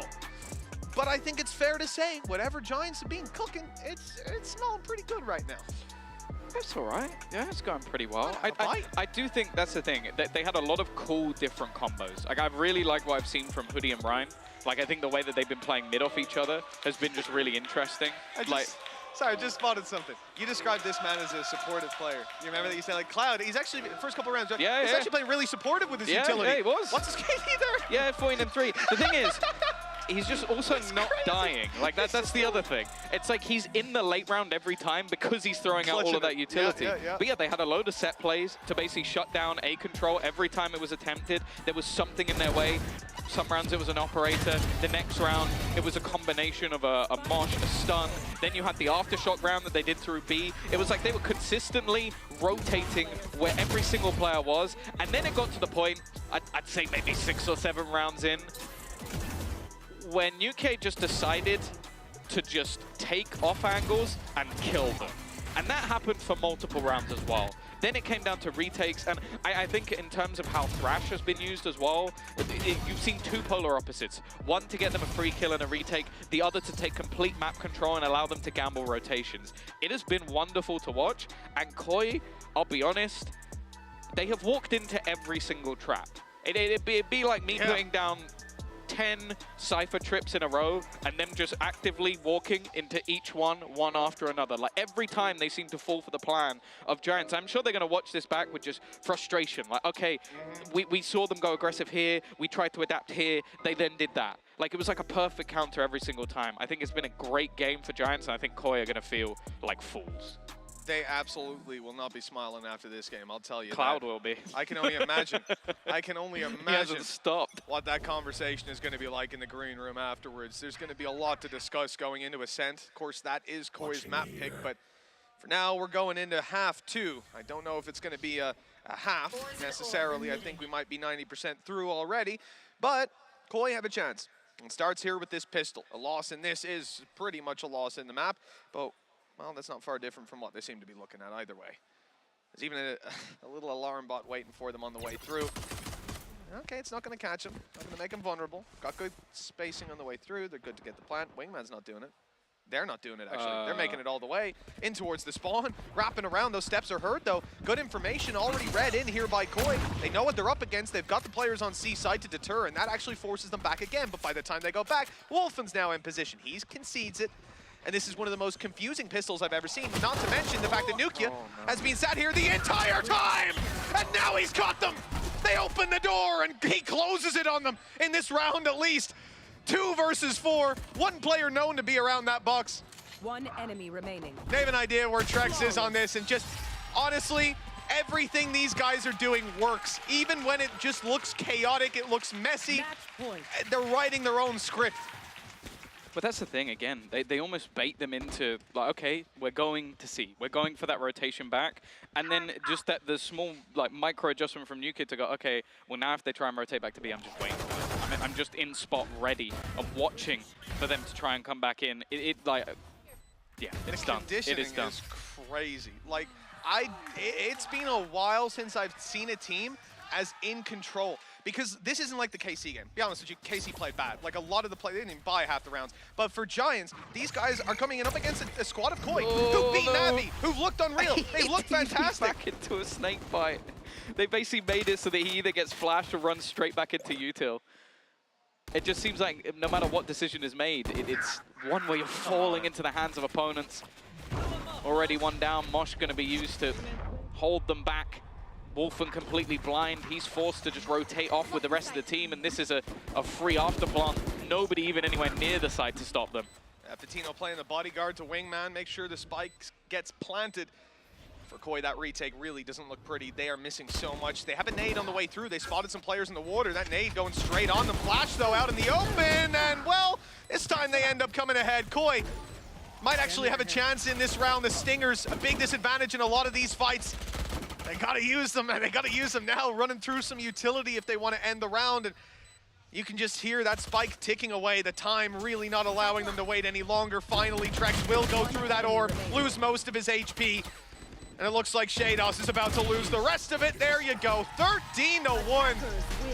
An incredibly dominant display from Giants on their map pick. We expected this to be a close series, and it may still be as we move on to Ascent, Koi's map pick, but wow, we need to see a different face from this team. All 5 players from Giants on top of that scoreboard. You do not see that very often. Yeah, I am starting to wonder if just having Quickshot as host just makes the game faster. Like, it just seems like him coming in, all the games have just gone like that, and honestly, I'm hoping that maybe if we get him out of the building, we'll get a closer affair. I'm not sure. So you want to kick Quickshot out of the building? That's my suggestion. He keeps bringing up that other game, and I don't know. I've kind of had enough of it at this point. Yeah. Top down. It's not quite as exciting, you know. They use bow and arrows, we use guns, and I guess a bow and arrow as well. There's you know, good example. Not a great example there, but I gotta say, at the end of the day, man, I think our analyst desk has got their work cut out for them here today. That KC game earlier was rough, but this one here, There's might some almost cool be stuff harder to to explain. I don't know. I don't think you could just focus on what Giants did. I think there's a lot of cool rounds. Always focus on the positive side. Exactly. You know, I I'm like a very that. positive Always person. look on the bright side of life, and I know we've got a man down on the analyst desk who likes to do just that. For now, going to toss it off to a break. Be back in a sec with map 2. Nice! Gol! Offside, vamos! ¡Canelo!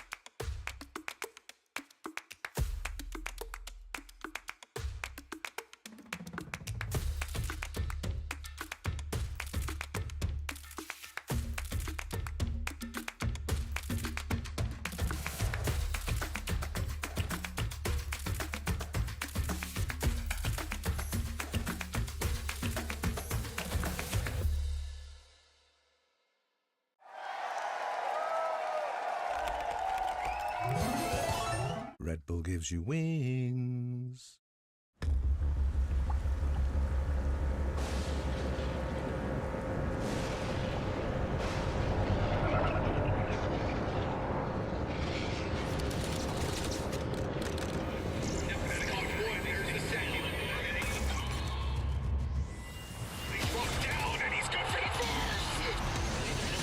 Showers yet, the second.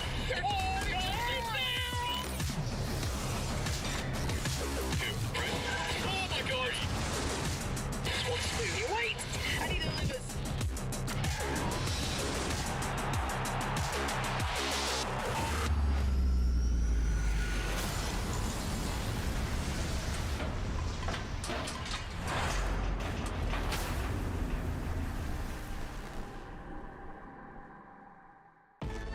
Zero distraction.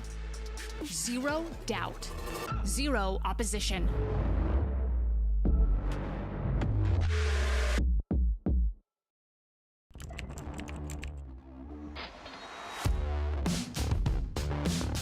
What? What is this from EA? He is currently unstoppable. He is just a consistent demon. El Diablo. Hey guys, it's EA. Welcome to my course on optimal VALORANT training. I'm going to be demonstrating now some angle clearing. I'll slowly come around the corner as well, making sure no one's on these off angles.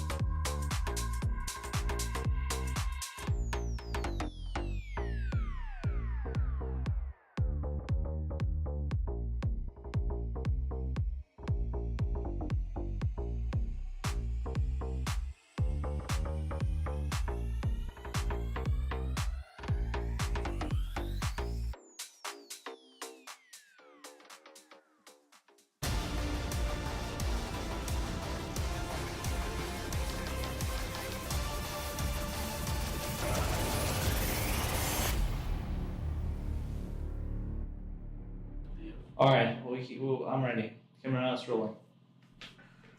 Hello guys, it's Coldamenta. First week, it was good. We won against Navi. You ready? Yeah.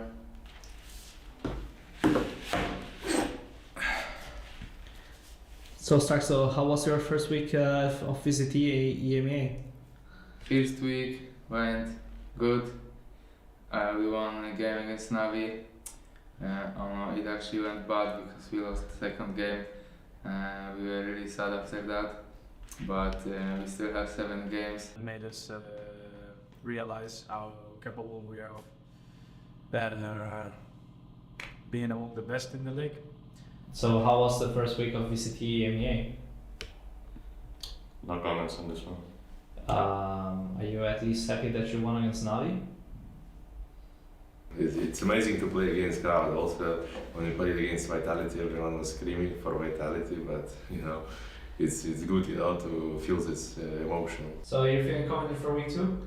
Yeah. What do you say? Can you repeat? So are you feeling confident for week 2? Oh yeah, of course. We're good, everyone's feeling good, we're eating good, so we're gonna smash everyone now. So what are your thoughts on the matchup against Giants?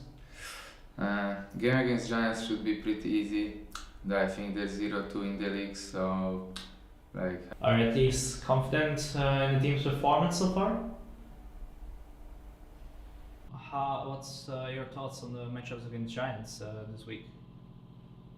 I like the Giants, but this the funny way or serious way? You have to be serious, man. Like it's a tough Yeah, match. It's serious business here. Yeah, so Giants is like a very tough opponent. I think it's should be a very good game because I knew like Peepson, the coach of Giants. Also, I knew some of Russian players who is playing for Giants, so it's gonna be a good game. We're gonna smash it. Yeah. 2-0 for us. If I don't jinx it now. They're very good opponents. It's gonna be hard match. It's not gonna be easy one. How confident are you against Giants? I'm pretty confident. Yeah, I think I'm already the best player in the league, if not in the world, after the 1v3. Yeah, Starksu is not a bad player, but the best player in the team is Cody, so I don't know who said that Starksu is the best player. I think it's gonna be like a hard opponent to beat. I'm looking forward to this matchup. We've been trying hard this week. I've been doing like a lot of anti-strats. I barely got any sleep the last 2 days. Today we've been playing and you know, yeah, it's gonna be poof. It's gonna be. I'm so ready. I woke up so ready. I think it's time to go to the studio. So I think we're done. Anything else you want to say? No, you need to watch my clutch one more time.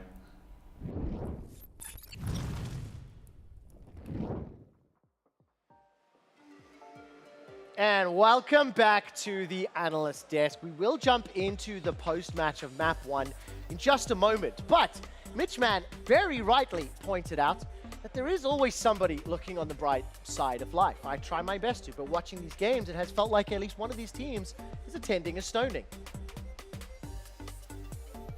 It's just a flesh wound. Bringing it back on track, Giants went pretty biggest dickers today, didn't they, in that map? I was going to do it with a list, but... Why are you all laughing? Okay, so obviously we got 3 Monty Python fans here. Thank you very much for indulging me. Let's get back on track with the biggest ticket analyst here on the desk.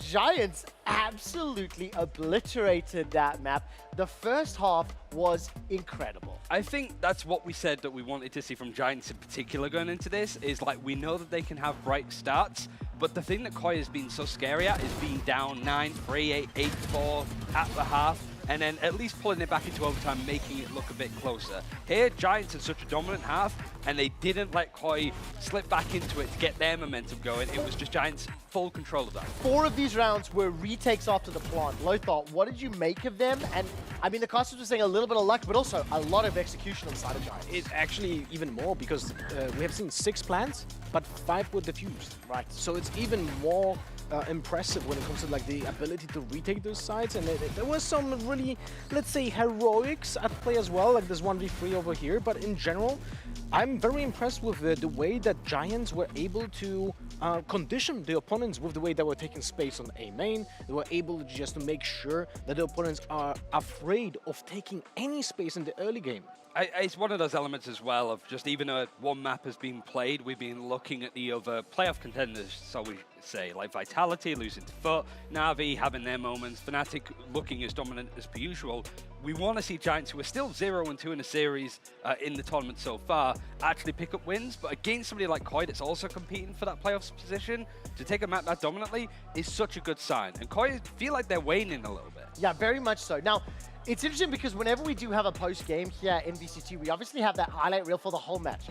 Frankly speaking, Koi had nothing to pull. So while that replay package we just watched will feature some of those post plants, what I have done is I've tasked both Lothar and Ryan to break down some of the more nuances of 4 of those post plant rounds in sequential order. Lothar, I'll come to you first. While you break down what was good from Giants, could you also talk a little bit about Koi, what they maybe could have done differently or what may have cost them certain things? Well, I actually like the way that they're playing here, the post plant, because it's a little bit more aggressive. Trex has taken the first possible angle, and he should have a support system behind him. So Nuki here is have to wait it out, has to wait for the one way to just, you know, essentially fade away, but they have a plan. So the paranoia buys, essentially counters the position in. I mean, this is ridiculous. Counters that one-way positioning, so that everything is in order, I would say, for both teams, but it's just that Giants find the answer that is correct to the play from the other team.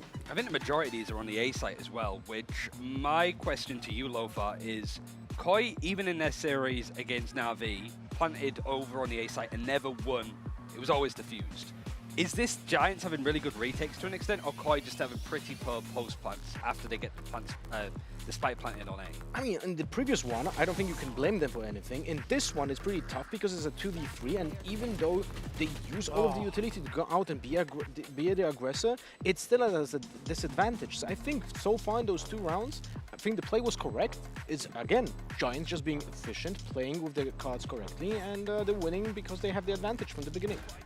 Here, this is actually kind of ridiculous because the plant was happening in the default safe spot, even though the Killjoy lockdown was in place, so they didn't plant for the corner when the 2 nanosuns were being placed. So there's like a huge problem with the first position of the spike even.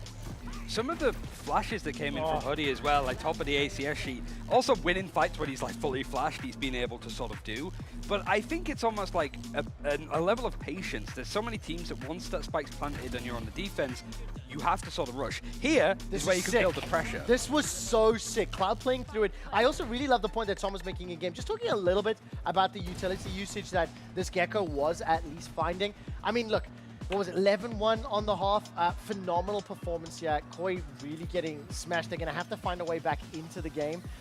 As we come out of this, we will take a quick look at you know, the series, and I'm going to ask gentlemen, do you actually think we're going to go to map 3? Because I believe we'd all expected and anticipated this was going to be one of the most competitive series of the week. Things were going to be close.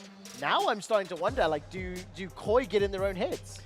I think there's a bit of a bounce back from Koi potentially. They have played it, they beat Na'Vi. It was a pretty good looking overall, but again, you've got to have that caveat. Na'Vi were playing Gecko, they're clearly happy to try stuff out and do things a bit different, so it's harder to them to really have a leg to stand on. But for Giants, they've not played it at all, right? So we don't really know what they're going to play, what they're going to try and do. It's hard to read. And I would say that from those 2 teams, I would benefit Giants just because they don't have to like reveal their strats before going into this map. And even though Ascent is very simple, and the last time Giants were playing it, it was, if I remember, G-Loot, they played just a very simple composition of double initiator, but with no sub, it was a fade and KO. It's still like there was so long time ago, you definitely changed something, so Koi cannot prep for this map properly like they would be on other maps. So I still give the benefit for Giants here. All right, Advantage. let me quickly do a quick highlight here for Nuki, who was warming up on Aim Labs Plus a little bit earlier today while he's getting ready for Map 2. I also want to highlight the fact that, again, the casters were talking about his Viper performance in Map 1, playing those off-rankers, playing very aggressively because, frankly, every single member of the squad was on top of their game. Yeah. Producers, let me know how far away from Agent Select we are. And now, Lothar, I'll come back to you. Going into Map 2, Koi's map selection, we actually don't have a huge amount of time. So very quick hit. Time is on your screen over there. What do you want to see different for Koi to pick up this map? I want to see proactive utility on taking a Ascend map control. So double initiator, maybe even triple initiator. Very quickly, 5 seconds. Shados, 323 ACS when he played up against Na'Vi has been quiet since. I want to see that rise, especially if he's moving over to that Sentinel role. Okay, we're about 15 or so seconds from Agent Select. Hopefully that timer is correct. Tom, I sincerely hope that you are listening, because despite the fact that you frankly asked for me to get fired, you asked for me to get kicked out of the building, while all of that was happening, I am giving you a gift. You explicitly said you wanted to see the reaction after the Odin spray. And despite all of your flame, all of your toxicity, I'm here to do my job. I'm professional. I love Mitch. You can apologize to me later. Now over to you guys. Thank you so much, Trevor. You know, always a pleasure to hear from him, isn't it, Tom? I don't know what you mean. I didn't know he watches the games. I thought he just like turned up for the desk. Well, I'll let you guys talk about that one backstage. I'm sure Trev's going to have a few words for you. But yeah, we're here for the Agent Select, Tom, and pleasure to take you guys through it. We already had some surprises. In the last one, Lothar mentioned, you know, there were some Tier 3, Tier 4 tournaments that they played in a while back, and they ran a comp, but it was back in November 2022. I don't know that we can realistically agree that they're going to do the same thing they did in a meaningless online tournament. The thing is, though, it's Ascent, and a lot of teams will just run the same sort of cookie cutter style of things, so I don't really expect any major changes coming out from them. I do think it'll be interesting to sort of see down the line where Cloud goes. Okay, he's gone back to a Sova. I'm actually very, very happy with that because I think he's one of the best Sova players in the entire world, especially on this map. Also, bringing in the Viper is definitely going to be an interesting one. I think it makes it, especially on either side of the map, it completely changes how you have to play. Like, firstly, you're basically using it as a Sentinel on one side, but also it means you're going to have more of a default setup to a lot of the early rounds because of how aggressive teams actually get on that defensive side of Ascent. So you have to be a little bit more careful because you don't just have a Killjoy turret and an alarm bot basically checking all of those angles. So on both sides, they're going to have to be quite proactive and taking space. And it's worth mentioning, you know, starting this out, I wouldn't be terribly surprised to see this sort of composition over on Koi, right? This is normal, but for Giants, starting on the defensive side, it does actually add a few question marks to me. Like, if you're on the attack and you decide not to run a Sentinel, sometimes you are playing the Lurk, and maybe it's to do with the way you're approaching early round of map control. Sure, defensive side though, there's going to be a lot of challenges there for them potentially to overcome as we go out throughout this game. A lot of gaps, but we've talked about Giants and how solid they have been at identifying those gaps and closing them down. Guess a new level of challenge playing it without the Sentinel. Yeah, I also think the other highlight there is actually to look at Shados. It was something mentioned by Ryan, but a lot of the games that, well, the game that they won, he was the best player in the server by quite a lot. In fact, in this match, he was 27-9 on Ascent. Do they win that? If not, or do they win it as convincingly? Probably not. He had 4 3Ks in that game. Like, that was basically just him putting his individual prowess on the line, him being a fantastic Sentinel, and his lurks were impeccable. If that's something that they can isolate on the other side, it's going to be a much, much tougher game. All the crowd's ready here in the Coliseum as we dive into map number 2. It was a quick introduction to this series. One can hope that Koi have built up the stamina to get a few more rounds on the board moving into this second map. It is their choice. And as such, they'll start on the attack, and they're attacking already. Wolfen, he is right into the side, and that was a headshot through the smoke. Rhymes down to 13. Good opening damage, at least. We'll see how they hold on the side. Spike planted. Yeah, this is the role we want to see Wolfen in. That aggressor. Back on the jet. His teammate now switching up to a KO, but that's not even that much of a mix for Trex. He's so good at that role. Trying to isolate some of these duels, but it's looking a little bit more troublesome already. Up and over they go, though, and the trades are going relatively well. The attacker's holding on, at least for now, and now Hoodie, last man trying to come back through the door, trying to at least find one of them, but completely blinded up and stuck in a corner. Koi are going to keep that one clean. Good flash coming out of Trax, and Koi take that first round nicely. 3 players left alive, and, well, already off to a good start on this map. Look, a pistol under their belt, you really cannot overstate how important that could be for them just to get that morale back up a little bit higher. I imagine like those conversations that happen in the background, it is genuinely one of those moments where you want to turn around and say, just forget that last map. But at the same time, there were some warning signs there that they would be wise to pay attention to. And I imagine they're dialed in. I think as well, this map, if I was going to sort of select players in the roles I think they should be in, this is where it fits. Like, okay, maybe you could argue that like on Split, for example, where Trex is on a raise, that's also fine. But I think he's an excellent KO. I think looking at Initiator, Starzo at times has been one of the best in the world. I think like putting Wolfen back on a Jet, it makes so much more sense. Like, I think he's shown that he can sort of like still frag while playing a Sentinel. I don't think he's the best Sentinel, whereas I do think Trex is a fantastic Initiator. So I think the roles fit a lot better for Koi on this map, and I think that's going to make it much tougher for Giants, because ultimately, although they're running a Viper, that is something that teams will have played against multiple times in the past. Like, that's been run ages ago. I still think of like Mystic playing that in the past, so that has been done for a long, long time. Yeah, it's old school. Might be out of practice, but certainly pick that back up pretty quickly. Giants, lots of pistols, lots of players. This gets dangerous with the numbers on this side, and they are coming ahead in a lot of these fights. It's left down to just Trex. They couldn't have imagined it going this poorly. The whole team waiting for them. And yes, Trex decides to hightail it to the B side. He's going to have a bit of a competitive race there. I see how quick Hoodie is. The thing is, a weapon retrieved for Fatino. A chance for Hoodie. Listen to those steps. I'm not sure if either... Oh yeah, now certainly Hoodie has an idea of where he's coming from, and he's caught him.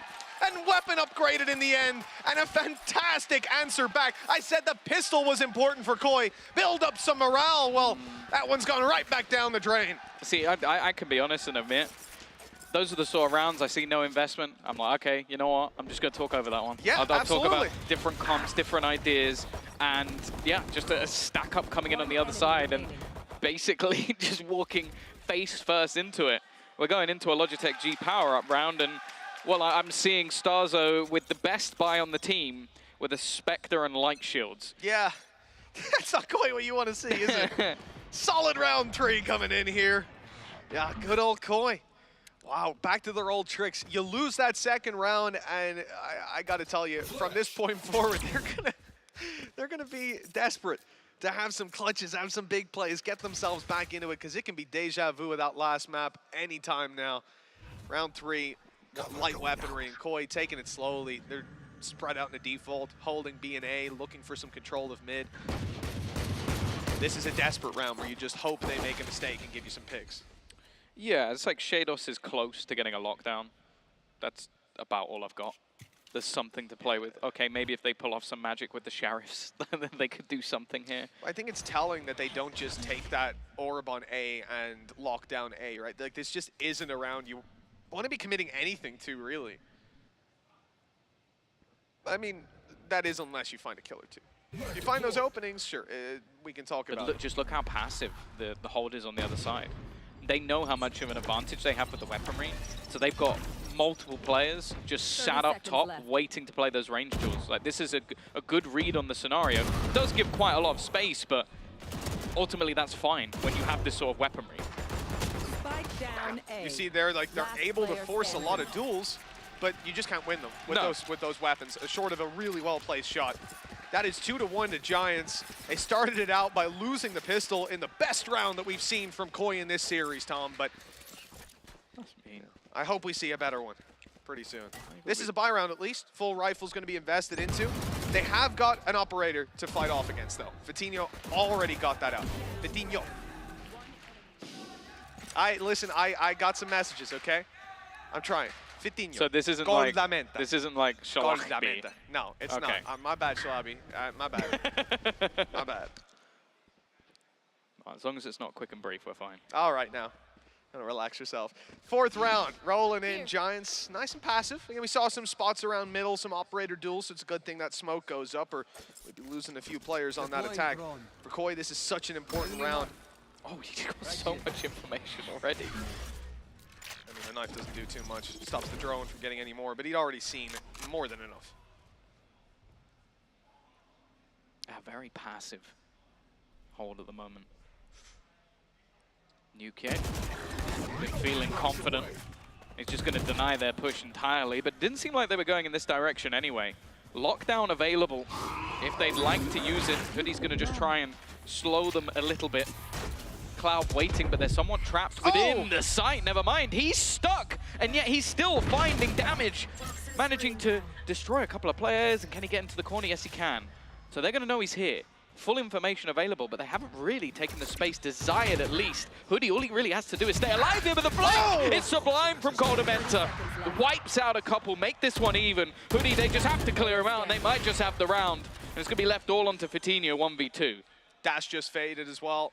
He got a kill in the meantime, but we'll have to see him grab one more before that's back online. Could set him up nicely for that final duel.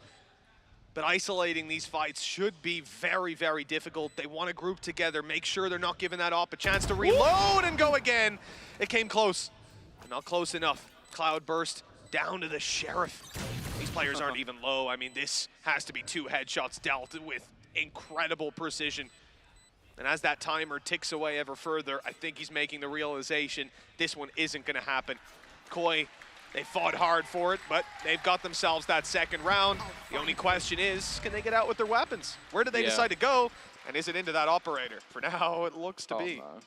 Oh no, they're going to walk straight in, but they managed to dodge it. And for Vitinho, it's not worth it. He doesn't want to just throw away an operator for a single kill. On 58 HP. Yeah, really good recovery though from Coldamenta. Like that backstab basically changed the round. Because up until that point, like Cloud did an incredible job alongside Hoodie to delay. Like they had the snake bites down in main, and then he managed to cut off that sort of rotation back through mid. It was just that flank that made the difference, getting rid of these players in from behind. And even still, it ended up relatively close. Nice. Sick round. They saved the operator, guys. They saved operator, yes indeed. A good call, as they're more than aware that operator can cause a lot of problems for them. Vitinho going to be pulling that through on short, looking for an early peek, and he might get an opportunity. There's players coming towards this angle. You expect they'll have some utility to fire over, though, to pull him off. Well, listen, there might have been. There might have been some utility, but it didn't quite make it out there before they walked backwards into the angle. So, you know, not optimal for those of you at home. Don't walk into the op like that, or you'll end up in a 5v4. This is a really interesting Viper screen. It basically just tries to make them force an angle, and they're going to be wary that he's just peeking off the other side. It's not something I've seen too commonly. Like a lot of the time, you're just going to have them almost looking to try and section off A and mid, and even the retake wall we saw being run earlier today.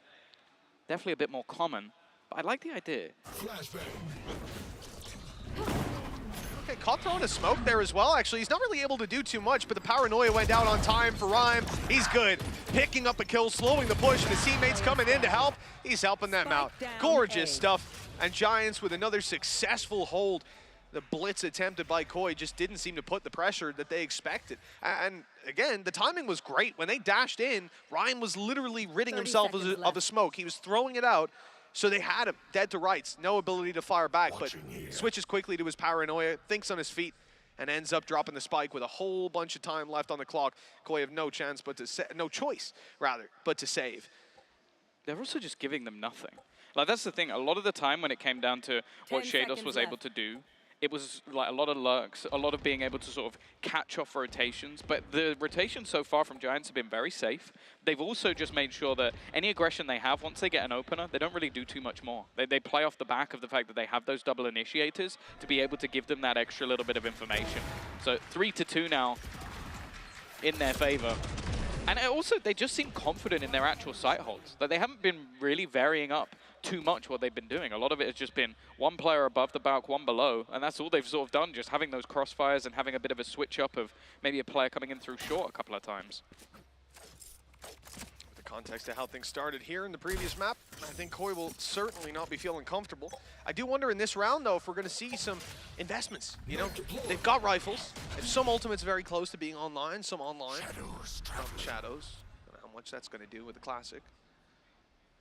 There's certainly some opportunities. I just, again, it comes down to needing a pick. And Giants have been so good at taking those off the table in the early round when Koi have a disadvantage. They just don't give them the room to work with. Rhyme, they seem to be in a bit of trouble, but he's out. Coldamenta currently without a gun. Neither is Trex. This is definitely a bit of an odd one.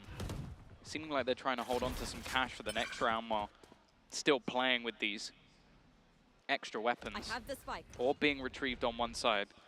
Now the Viper screen also has been sort of selling an idea that there might be some aggression. UK, okay, that's the first time we've sort of seen him whip one of those fights, but there is that aggression. Shados down. They've also been putting a dart through that, by the way, so that if he's behind it, he can get a kill off the back. It's doing a lot of cool little gimmicks off that one Viper screen. And while they know where Fatinho is, that doesn't seem to matter, though. Wolfen gone in the blink of an eye, but 3v3 and a real possibility here. It's the HP on Coldamenta, though. He's down to 20 HP. He also doesn't have a gun. Oh, he's making his way into the smoke right now, trying to retrieve a gun on the side. He's made it over to his teammates. We could have a chance here. With them grouped up now, an opportunity for Koi to fight together, to hold this map control in the crossfires. The first man up top spotted, but Cloud, it takes them way too long to deal with him. And Trex has to do it all, and he might just 2 HP, and he's gotten it done. 3 kills in this round for 3 on the board. Just an unbelievable finish to it. He was on a sliver of health and had to deal with all 3 of his final opponents.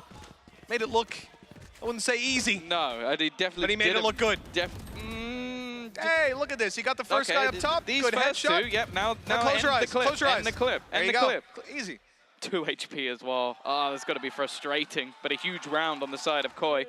Getting one over the line. As said, 2 of their players didn't have guns in that round. So the fact that they get out with a victory there, huge. Hate to be that guy. Would have killed him with a shorty. But, you know, these things happen. Operator firing out there. Fatinho immediately destroying that turret and robbing them of any information around mid pushes.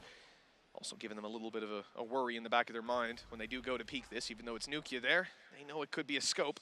And that's why they send Trex out first with the spike. Interesting. Well, they haven't been punished for it, at least. That's something. Deploying drone. Valley util there again. Drone going to be denied, but well, I guess he gets the information one way or another. And again, we're seeing Hoodie fight around the back of this Viper screen. I love also the orb. It just makes all of these fights so ridiculously awkward. And in the meantime, Nuke has come back through mid. Found a double opener. The flash doesn't even catch him. That's a spike on the deck as well. The other 2 players are in the site just going, oh, we're not getting that back. The worst part is the site players haven't cleared site. They don't know whether there's players there waiting for them. They assume there are, and as they attempt to get Trex back up, he's eventually dropped by the flurry of bullets coming his way. Flash around. Nukia's not going to even peek on it. He is just keeping them back, keeping them worried, and costing them as much time as he possibly can as they go for that spike. A kill eventually comes through. Rhyme doesn't know there's still a player. Beats up. This is starting to fall apart. But did they have the read on those early rotations? Do they know how many are here on B? As they make their way in, there's still 2. 1 on the backside, but up close. Cloud hadn't been spotted. There's the double swing to close it. Well handled by Giants in the end. It did get a little bit shaky, but they were in a 5v2 at that point. Yeah, again, it seems like every time they try and face into that Viper setup, they're just getting stalled. Yeah, and that's all it really takes. I think that the stalling that's there from Hoodie is enough that they just have this oversight of like, okay, well, we're having to wait for this poison orb. They just forget that there's other angles that they're open to. And just, again, we see it from Nuke. It's a bit of a disrespectful peak, but it's one that they're just completely open to. Round 8. Koi, they've been back and forth. They've been fighting for these rounds, but this one looks a little bit more difficult. Lots of pistols, a Blade Storm for Wolfen, and a rifle for Trex. There's possibilities here, don't get me wrong, but... Yeah, they need to step up from Wolfen. He's having a bit of a tough time, which, you know, when you're the jet entry, that can always happen, but in a Blade Storm round, you're going to need a little bit more. Now, Hoodie is isolated here. Doesn't have any support. Rotation will come back through from Cloud even. And he does have himself a Hunter's Fury if they were to need it. But he's going to be droning mid. Snakebite went up and over into B main. Interesting to see Hoodie burn one of those. I don't think it was used even in the entry. This one has been, certainly. There's a recon primed and ready to fire into the... into main. And with that updraft, it might be on its way. Spike's still outside A, though. So it does look like they're just going to double back in the end, trying to pull rotations, which they have done successfully. Recon? 3 players within the site. They've still got to deal with Nuke here, though. And actually, he's just going to try and throw out some utility to slow them down. Waiting on the cross, Hunter's Fury going in as well, which could do a serious amount of damage. A lot of this will come down to Rhyme, however, and he's already dropped the spike on the deck. Spike down A. Look at him dancing around as well. No knives left on Wolfen. I don't think, or maybe he's down to one. He's down to none for sure now. Vadinho gonna be pulling out two. The shorty and the operator to put a fifth on the board for Giants. Just consistent. And sure, the score is still close, but the control that Giants have over the rounds they win is palpable. And I think when you're Koi swapping over to that defense, after what we just saw in the previous map, I wouldn't feel terribly confident that they'll pull out a fantastic performance there. They need to keep things close. The rounds they've won are the pistol. Yep. The round where Coldamenta got a flank and caught 3 players off guard. Yep. And the round where they had 2 pistols. Yeah. So it's just, it's not, none of them have been particularly clean. A lot of them, in fact, came off of Trex getting, what, a triple kill in one of those rounds. Oh, Hoodie's definitely changed up his setup here. A way to exit, a way to hold the cross on mid, and then a Viper's Pit to just completely shut out B main, not going to allow them to challenge for it and almost try and force them into another avenue. Another variable that Koi have to try and deal with, and with no ultimates online of their own. Okay, maybe they can go and try and get the lockdown, but that might be the reason these Vipers pit this. Just, okay, you can no longer get that orb. Well, that's very true. Yeah, fighting for that control, you're going to be pushed out of it, but with the ult, no way. But like you say, they can get the other one, sure. 3 players stacked up on this A site, ready to respond. But I don't know what the response will be. Unless they've got some crazy lineups, this one should be going all the way to completion, and we'll see a retake on A. Maybe not a retake. Look at those 2 players up in heaven. They need something in there. There should be a nano swarm, or nope, there you go. At least a bit of utility from Trex. That's exactly what you want to see. Clearing out the angle to an extent. It's still being fought for by Nukia, but he's taking the brunt of the damage. A lot of players low on the other side, however, and Hoodie coming in with a relatively fast flank. They've got an alarm bot down to watch it. That could be a problem for them for sure. Cloud, no abilities, no utilities up top. Nukia has a flash, but he's gonna have to wait to use that again. Having been hit by the knife just moments ago. Now they make their way forward. That flank, it's a big deal for them here. They just have to destroy the alarm bot, and now Koi are fully aware. They know where both of these final players are. Just have to win the fights when it comes down to it. And what was that? Hoodie's in a 1v2. The time here so low, but so is the HP of Coldamenta. It could go his way, a blind fire. It could have landed as well, but it didn't. Not this time. We will see a round going the way of Koi. They've lost a few more rifles than it looked like. Yeah. Great work by Hoodie. He just seems to be on fire right now. Yeah, that second shot was absolute filth, but no, good work from there. I was terrified for a second that there wasn't going to be that fragment going through, but the second that hits, you just see how screwed the remaining players are from Giants. And that's the thing. I feel like that round, they almost forced them into that play, and yet still didn't necessarily seem particularly ready for it because of the only angles that they were playing were hyper-aggressive ones. I like some of the more proactive, also denial in the retake. Like, okay, we're going to go for a pop flash, we're going to get ourselves into a decent position, and, well, Koi now 4 rounds on the board. And honestly, they're getting to a point where even though this half has definitely been, I would say, shakier for them, if they get 5, 6 rounds, that's not a bad half at all.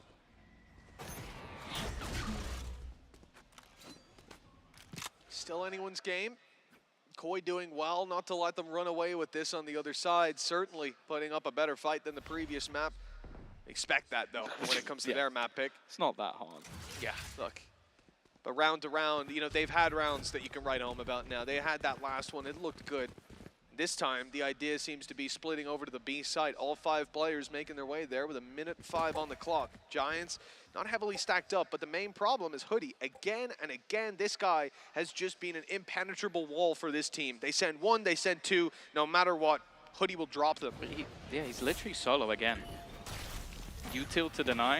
In fact, this time Wolfen's actually just going to challenge it, and they're going to throw in the Nightfall to try and pressure, but Cloud just starts spamming. Denies him taking any of the space. There's no follow-up. Coldamenta eventually is going to make his way across. TP probably would have been hard, but it doesn't matter. That's spike down in the corner, and now Cloud combines again. It's just an absolute shutdown on the B side. It's closed for business. And while Shados, well, we've seen this before. He's hoping for a late lurk, but unfortunately his teammates have done barely any damage. So annoying to push B main there. First snake bite deep, catches the first avenue that you're going to meet the wall. You get past that, try to push out main. Second snake bite down. Cloud has the easiest time of his life trying to deal with Wolf, and he's already been tagged up by 2 walls, by his snake bites, and now bang. Easy kill with 1 bullet to him. you know, not only that, it's the fact that he follows up with a recon passive. It doesn't go into main. They're not trying to check if they're there, grab info. He puts it somewhere that they basically cannot shoot it. If they try to push out, they have to fight, and they will be revealed. Player on site can probably trade you. And, well, they didn't even get revealed. Every time they emerged from that smoke, instant death awaited them. Those are the kind of rounds for Giants where it does just feel like a shutdown. It feels like Koi have to fight for their wins. Giants, they come in and they just take Yeah, I also, the other worry for me though is things, because of the utility on the other side, things look really disjointed. Like, think about where Wolfen died, then the next play is Coda meant to TP in, then he dies, and then everybody else goes, and then you've still got a player in mid. He dies with Spike like, as this, well. Yeah, exactly. This is not... You need to have more than just players going in individually, because if you give Cloud opportunities like that and Hoodie on the cross, it's just too easy. Yeah, I think you see how they're creating their opportunities. Let's see what the choices are this time. Wolfen already able to grab one, but the trade is quick and fast. He's going to leave him in a pretty tough position. Rhyme bailing out of there, though. The Shrouded Step keeping him alive. And, well, okay. Not a terrible start to the round, but you have to consider there's a lot of weaknesses here for Koi. They'll be happy with a one-to-one trade. The interesting thing, though, is that from my perspective, I'm probably sure from Giants as well, that looked like an execution. But the spike was down all the way back, well, almost towards spawn. So it wasn't ever a plan to do much off that. It was just to see how much damage, ultimately, that Wolfen could do.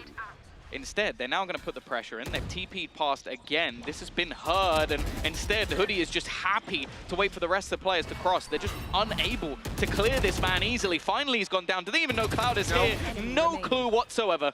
And again, that spike is going to be dropped to the deck. Trex, he's had one round he's pulled off for the team. This would be the more impressive of the two, and the timing couldn't have gone worse. They know exactly where he is, and did Prime just walk out with his knife in hand? Last round before the switch. You know, that last round, you're seeing so many of the strengths that this Giants roster has to bring to bear. And Nano Swarm was the adaptation from Koi. Last time they tried to push B, their pacing was a little bit off, and I'll say the same here, but when they tried to push in, they were dealt with by that man Cloud, standing in the position you just saw Fatinho in. Now, when they go for it this time, they pop a Nano Swarm early. They activate it, and he just runs through it. Yep. He runs through it, goes to sight, takes a little bit of damage. That's the thing. They have no idea he's there. They've got the Viper screen, so they can't see him. The only person who could has TP'd to logs and can't see him anyway, because they're trying to watch out for what Hoodie's doing. And now when you go to sight, you think, okay, our Nano Swarm, that kept Cloud back. They kill the guy on sight. We're good. We get the plant. Now we fight. And he just blindsides your spike planter, wins the round for them. It's so many of these little details, and it's split-second decisions. Not something you can even think about in the moment. But they're making the right call time and time again. Oh, they've got rid of his util. No wall. This is a problem. Now it becomes a little bit more difficult. They've taken the pacing Fatinho over the top, but it's a very fast trade. They know where this man has been playing. I don't know if they expect the second player again. No! And Cloud just manages to decimate them. Oh, he just can't deal with him at the moment. That 1-2 punch of Hoodie and Cloud is just terrifying them on the B site. And while Coldamenta, he's at least found one. It seems like he has an idea that there could be a second player there. He knows where Hoodie is, of course. He's even going to take a couple of ticks of damage. Oh, good night. And, well, never mind in the end. 8-4, solid half from Giants, considering pistol loss and even a few blips on the radar. A lot of their rounds look very convincing. And that B site hold, it's almost perfect. You know, even when you throw in a null command, they're not able to break it. There were so many moving pieces to that defensive side. It's just, the best part about that, in my opinion, is that that is the second round in a row he's been in that position and completely blindsided them on the way in. It's like, you think you should be able to predict it, but, you know, it's just one of those things. Cloud is a nasty player to come up against. He's playing some of the best Valorant we've seen out of him in this series here. Unreal. And in the get-go last map as well, where he was playing, I agree, a very supportive early round, and then he was supporting the team by winning 1v3s in the late round. Now we move into half two, and well, I guess the question on everyone's mind, and I think the answer's there as well, is can Koi bounce back? Can they make it all the way to a map 3? And well, Barbar, he's got a lot of notes there. He's going to have to do some speed reading to catch up. It definitely is unusual to see a team basically run into the same Viper screen and orb setup like 7 rounds and not be able to beat it. Like that is peculiar, but it was just how much they actually switched within such minute different details. Now I want to see what's there on the other side, because as said, I think Shados has proven that he can definitely play a very solid Sentinel on the map. I think that my main worry, though, is the other side of things. Like, a lot of what you're going to rely on is what Wolfer can do with the more aggressive pushes, with those sort of plays forward, and he's having a rough time. Now, obviously, that can be expected.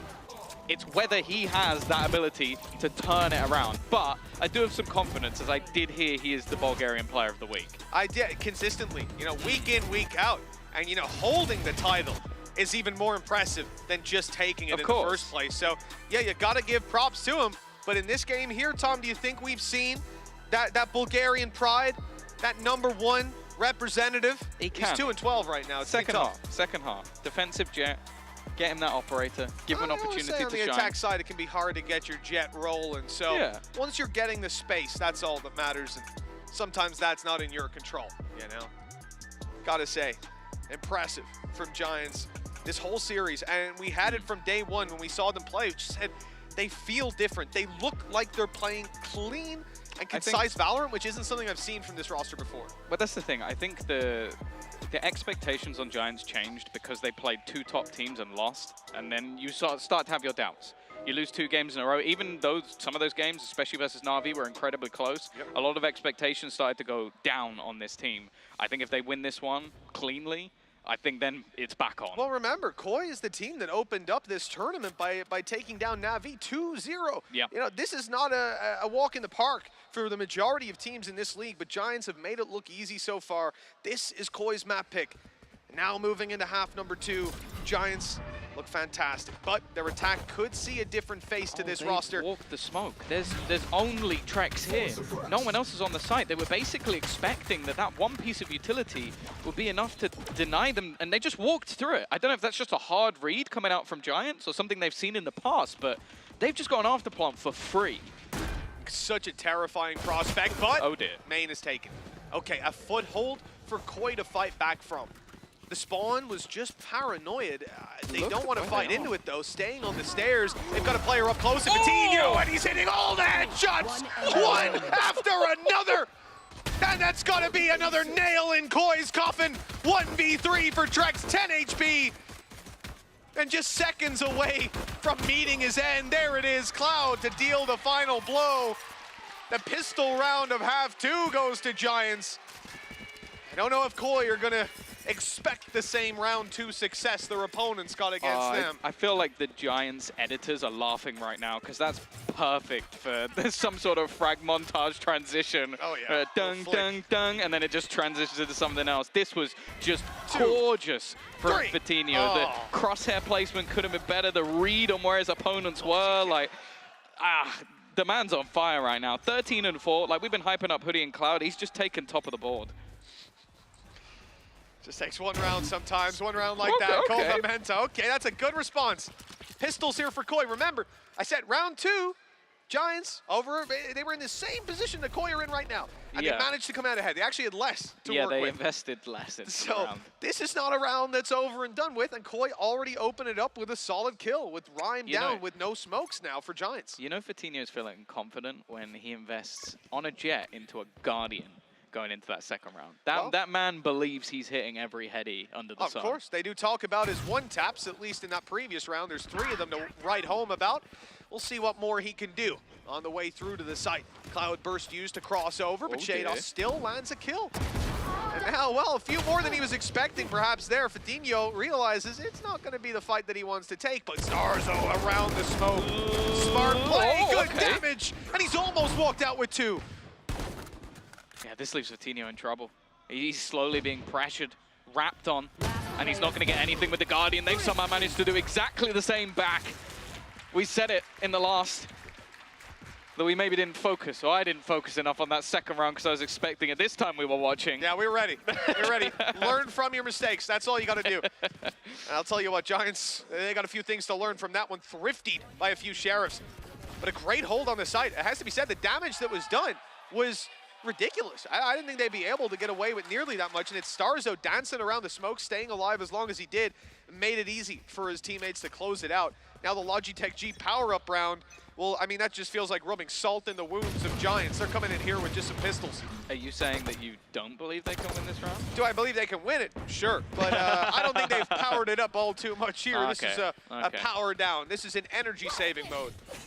Oh, Patino, that thankfully, with all the kills he's managed to get, has now earned himself a Blade Storm. So that already will strike fear into the hearts of Koi. They've come in heavy, though. They've not only retrieved the Guardian from the last round, but they've got rifles to boot on every single player. So this would be, well, a travesty if they were to lose this round, because there's not the same sort of weaknesses on the other side. Building up, though. Going to see that smoke onto shore. I almost believe that's just for a ruse. Just to almost try and sell the idea they're going down mid. They put a drone down in that direction as well. But B has been checked out by a Prowler. So a lot of information starting to go in the other direction here. We're shifting over to B with one. At least Shados is up top. There's a chance. There was a real chance there. Hold onto Rhyme. The numbers will now start to thin out on the Giant side. At least you'd imagine so. Hoodie, though, on the side. Hasn't grabbed the weapon. 30 seconds left. Still left with just a Sheriff in hand. There's a seize. He still lands it. Now it's starting to get scary because we're right back into this same old story. Starzo, 1v3, 14 health. Just after they find a response. And it seems they've let themselves down again. Giants, double digits on the board. They've done it with classics. They've done it again, Tom. Well, excuse the pun, but they're looking like a fish out of water right now. I don't know how Hoodie gets 2 kills there. The man is seized. They know he's there, and he comes out with a double. And from then onwards, it's just a domino effect. A team are literally drowning, and, well, I don't know what to expect. It's just insane. It's just every kill that happens there, I feel like they shouldn't have won it. No.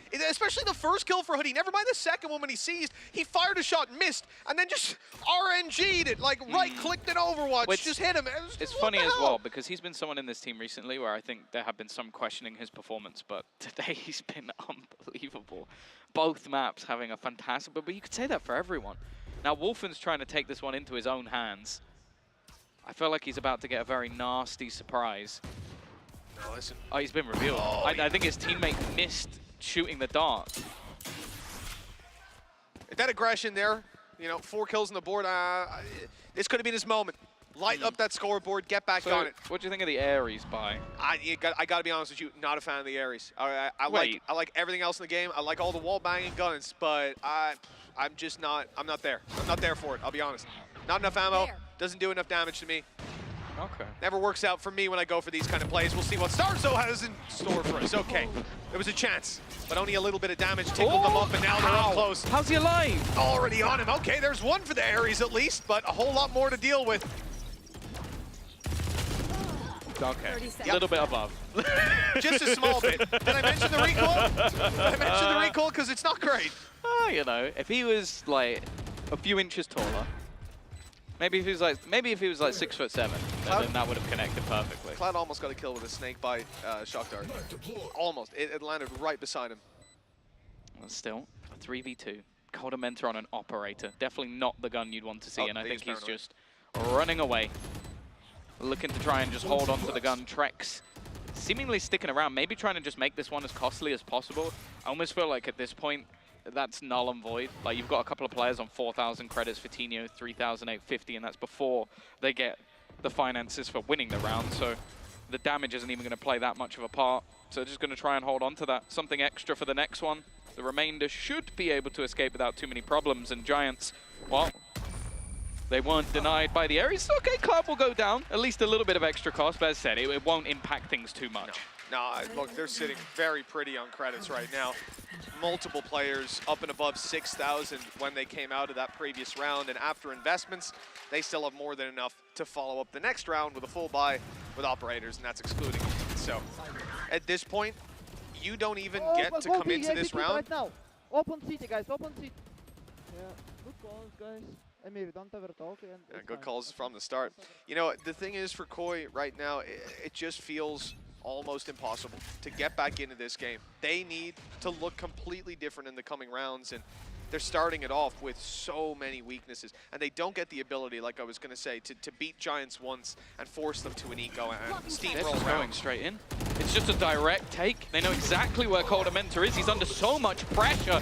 A great horn going through, but nobody able to actually do anything off the back of it. And such a clean take into the site. It's straightforward from the other side. Wolfen trying to be the hero. He's down instantly. There's at least a trade, but now a Viper's Pit as well in the afterplant. Not something you have to play up against too often on Ascent. Can they find any sort of ground? Missed the reveal, at least with the drone. Gives them a moment up top. There's a drop down from Trex. That should have been heard, and it was. Cloud quick to deal with that. He's the one playing outside of the pit now. Inside, not a chance for Starzo.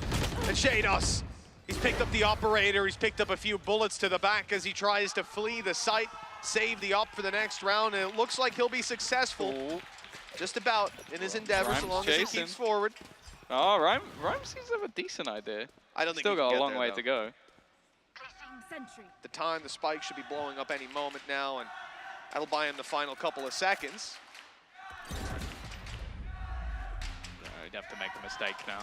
No, unless no, he's going to face it. Yeah, I don't think so. It got a little bit closer than I would have liked. I really thought he was going to swing that out wide for one more shot.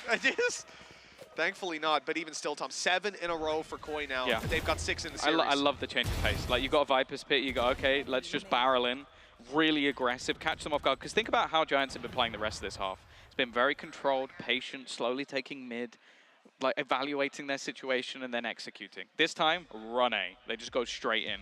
And while it looks like we're going to have a very last-ditch attempt. These have to be the most inspirational words ever stated by the likes of Koi. I'll tell you what, this is the moment where Barbar earns his paycheck. If they can win manage to from lift here, them up, if they win from here, I feel like they have to double his salary. again, 7 rounds in a row. That's to hit overtime, not to win the map. From there, they need to win overtime, and they need to push to the next map. They need to have that performance there. And Tom, so far in this series, they have a total of 6 rounds. Yeah. It's not looking great, So I think. I did an interview with him in the past where they did pull off a crazy comeback. Barbar. Yeah. And I asked what he said, and he said, don't lose. So I'm hoping he's got something a little bit more inspirational this time around. He's already said more than don't lose. Unless he's just going, guys. Really, I'm serious. Really, seriously, please, don't lose. Like, don't lose. You don't want to find out what happens. No. Well, the challenge for Koi indeed. I'll get really sad. 7 in a row, OT and map 3. That's the win conditions for them. One of the next 7 for Giants. Win an OT, win on the next map. Certainly seems a lot more doable, but to start it off, they're losing 2. There's a bit of fight left in Koi, it seems. Okay, it's still a man advantage. Hey, you know, at least the gloves came off. They were looking to try and almost brute force that one. A very aggressive start in the round from Coutinho as well. Maybe just trying to catch them again after taking that pause. Rotation back, no ults available either for the side of Giants, so not a huge amount to play with. And there's a good opportunity here for Koi if they get a kill or 2 more to just get those ults online for the next one. Give them that little bit of an extra boost.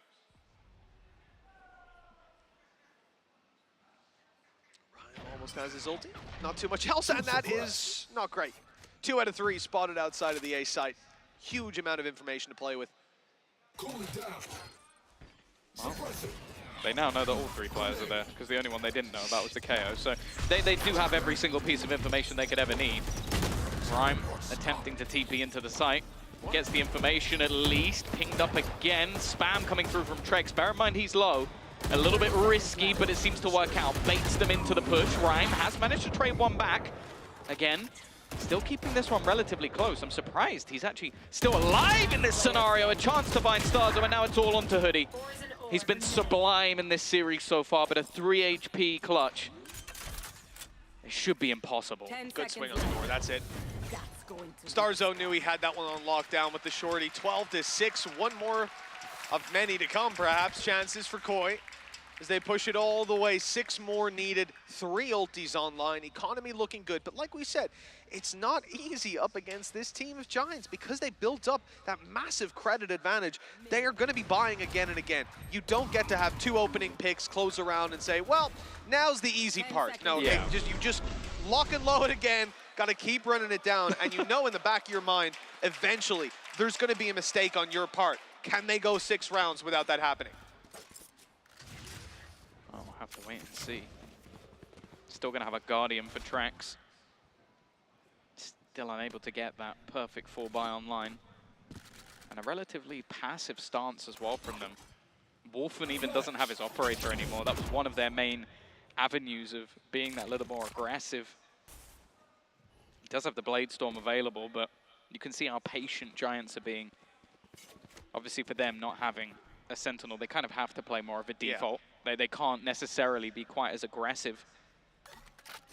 But as we saw before, they can very happily throw in a fast round every once in a while. For now though, just slowly taking map control, slowly clearing out mid. And looking like, again, they're going to set up for A, but that knife, again, is going to give them a lot of info. Both controllers found. Yeah, and if you see both of these guys towards the A site, from the shadows already used previously, you're not expecting that this is going to be a fake, that this is a light play. In fact, they're looking to fully commit. Nice position from Trex. He hasn't been spotted initially, but he'll be dropped. Not before he's done more than enough, though. A 2 versus 4 and Spike on the 30 ground. seconds left. At this point for Giants, they have to rely on a Hail Mary. Well, he's still getting them info as well. He can just say to the rest of his teammates that, well, there's no one on the site anymore. You can reclaim that control, and sure, he'll go down, but it's worthwhile. 20 seconds left. No real chance for Giants to get back into this one. Cloud aware that there could be someone close. A crazy shot to clear him. No, surely not. Doing so much damage, it comes down to the 1v1. TP across, it's down to Nuke, and he can't quite close it. That shouldn't have even been remotely close. But somehow, it comes down to just 1. That's how every single round seems to go. Even when you think the conclusion's already written, there's Koi's round, the clean way back in. It was a 2v4, they had all the info. And the time as well, it was 15 seconds 2v4, Tom. Like the spike down, info on their side, knowledge of where these players are, and it comes down to this play. Just so unfortunate if you're Giants, but hell, they got plenty more opportunities ahead of them. 12-7, 5 in a row, and another timeout called. This is gonna be the last one for Koi. One last chance to figure out what these next 5 rounds are going to look like. And then they're going to have to do it without their coach. No more words from Barbar. Yeah, I think it might even just be one of those ones to sort of calm everything down. Like that got way too close, got very scrappy. And that was an opportunity for them to actually build up some of their economy as well. Bear in mind, they've already been having to sort of force in with Guardians and extra in terms of just not having those full rifles. So I think just wanting to make sure that everybody has the plan in mind, maybe juggling over what they're actually going to purchase into this round, and also maybe realizing what they're up against, because although, as you said, the economy is still going to be relatively decent from Giants, it is starting to get on the lower end now. Now, of course, with the amount of rounds, you're still going to have to face off a ridiculous amount of buys, but it might just be, okay, what can we do to finally shut this down, make things that little bit more awkward economically, and they're already kind of there. It looks like Giants might actually take the hit this round instead. I think a lot of it can come down to just chipping away, but it's a big concern, man. Last round, you have your null command. It cancels out the utility that's been so consistent for Giants. Hello, Wolfen's out in mid, and he's gone! Dealt with by a Sheriff of Nukia.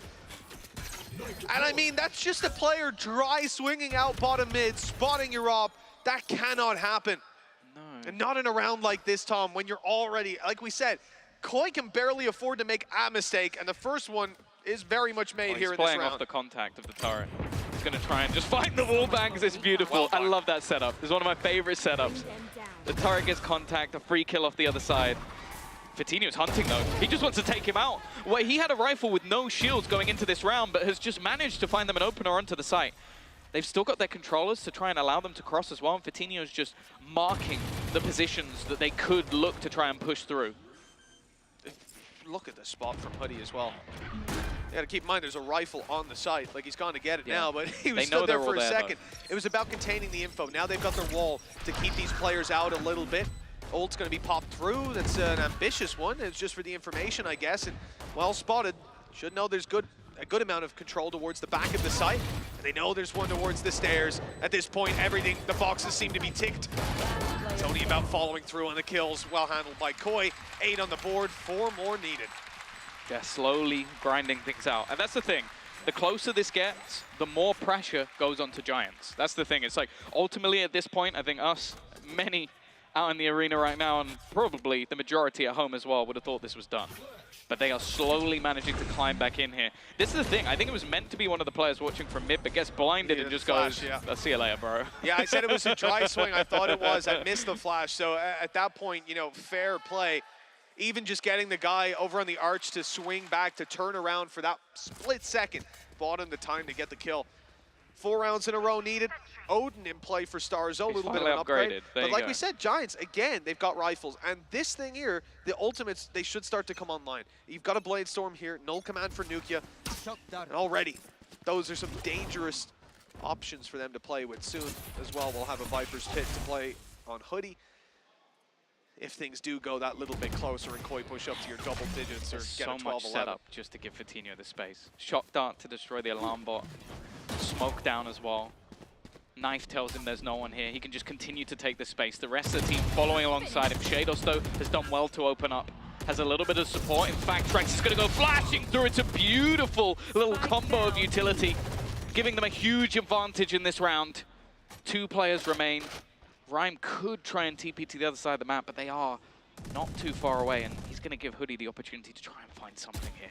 Definitely feels like Koi are waiting for that play to come through at this point, but with Hoodie on the site, you know, if positions were reversed, they might think about it.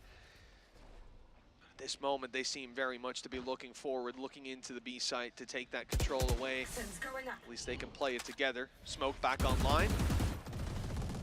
Where's Rhyme going to be deploying that? I thought that's the piece of utility they're waiting for to make the push happen, but out comes a Haunt on the other side, causing problems now. They know there's one lane. They're not too sure about where Rhyme has made it off to, and oh, hold on. He's going. He's out of here. He's on the A side. It's a massive ruse. And Hoodie's just going to be stood here trying to deal with these players, trying to cause a headache. And okay, he won't get the kill, but look at the amount of time bought for Rhyme, and he can reposition to anywhere. Oh, this is nasty. Wants to try and take that initial contact. There's no utility for them to play with either. He's going to hit all of the steps. Just look to try and wrap around behind them. Ring around the rosy as they are none the wiser. Having to try and check their backs. He's got the timing. Nigh on perfect. Gone out. It's a little whiffy though. There's a real chance for him to end it there.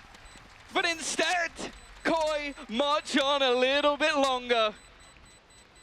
It's good to see him laughing about that one. Smiles on the side of Giants. They know it was well played. Just a mechanical issue at the very end, but a lifeline for Koi now. They were 7 in a row needed. They were looking pretty poor to get that done. Now it's down to just 3. Much more manageable, much more bite-sized. This again shouldn't have been close though. It's a 2v4 where Hoodie manages to basically walk into just an open site with multiple players on it and get 2 kills. Like, he sells the perfect ruse for Rhyme. I don't think Rhyme could have expected anything even close to that good. No, not at all. 3 more needed now. And a buy looking a little weaker for Giants, but they kept their Blade Storm back pocket ready to roll. And Vitinho, well, he is certainly rolling with it. On his way right up through middle. Going to be spotted by the alarm bot. I think they moved it just because of the shock darts that were coming through. A little closer, yeah. 3 stack up on A from Koi. You know, much lighter presence on this A site. There's already a Viper wall to cut them off. There goes the null command, and it's the ultimates that we said they were waiting for. Oh, the dash in! He's already towards the laneway, but damaged quite heavily by that nano swarm out wide. All right, that'll do it. The player's coming from every angle. He didn't have too much of a choice.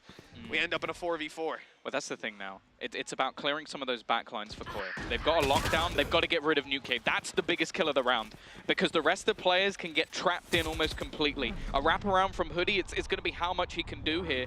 And instead, they're looking to try and clear out some of those more aggressive areas, get rid of some of the players. Even that flank is actually not going to be too valuable unless he gets the timing perfect and they start watching for it. But he's going to get caught here. Nothing more that he can do. It comes down to the players on site. Vitinho already down, and so is Rhyme. Nothing that can be done for Hoodie. He is far too far away, and a good recuperation there from Koi, almost just patiently waiting for that one ult to be put into play. Hey, this is starting to get really scary now. 2 rounds between them. Koi have just faced off against a pretty dangerous round. A Blade Storm committed, a null command as well, and despite that, they get nothing for their trouble. You know, this is realistically, that was the test. that they needed to pass, and they've gotten by it. Now, a Viper's Pit on Hoodie has been pivotal for this team. We've seen them adapt to a much faster pace to get into a site, pop that Viper's Pit, and play the control afterwards. I don't know if we'll see that here, and it's a big risk to run this late in the game, but if they do get on a site, their round win rate skyrockets. Danger for Koi still there, but they've done well to deal with that previous round. And the credits are also not looking great on a lot of Giants players. If they win this, they could be set up for that final round. Starzo actually this time uses that Odin initially to try and kill someone off the wood screens. It's been a position fought for early by Cloud. So I think that was almost a counter, but this gives the read to Giants that, okay, he's not here anymore. There's more of an opening on this side of the map. Trex, though, has done well to isolate these battles, and he's going to take out Vitinho, giving some extra space. Ultimate used as well to leave these players deafened, blinded, and the wallbangs, well, I don't know how much damage is realistically done. They just go running into Shados instead. A double for him, 3v2 in shoes. Looking like they could bring this one back as now only Rhyme remains again. Another 1v2. He's tried to bait them, but they were wise to it. One kill or a spike plant. He'd have his TP, but it wouldn't be too helpful then. Wants to grab himself a kill. And seized up. Well, that's a problem. Luckily, they haven't spotted it. They don't know that it connected. He could have repositioned. And that shrouded step that he popped out earlier might be the fake info that he needs to win this. But he doesn't know where they are. And look, they're holding it. Firing squad lined up on him in the wall bang from Starzo. Quick to follow. One round between them. This was an incredibly dominant game from Giants, but they've had opportunities, let's be clear, to close it out as well. And now, they might just be going to OT. But that's the thing, it's been such a weird half that I feel like there's been so many opportunities for Giants to close this that I still don't really believe that we're here. Like, it doesn't feel like in my heart of hearts we're about to hit overtime if Koi win this next round. But that's the place that we're at. It's been an absurd comeback from them on their defense, clutch after clutch, big round after big round, and although they've almost let some of them slip, they've always come back into their favor. Early utility being expended in towards that A site, but somewhat of a ruse. The rest now looking to try and pick up through short. An early pop of the null command. Not really going to garner too much. And that space has been taken. A huge kill from Nuclear early on. And this comes down to the Viper's Pit. Oh, it's going to be used passive. It's not even on the side. Blocking down short control, but oh my! Rhyme's got the double. Vitinho following up, and it's one man left.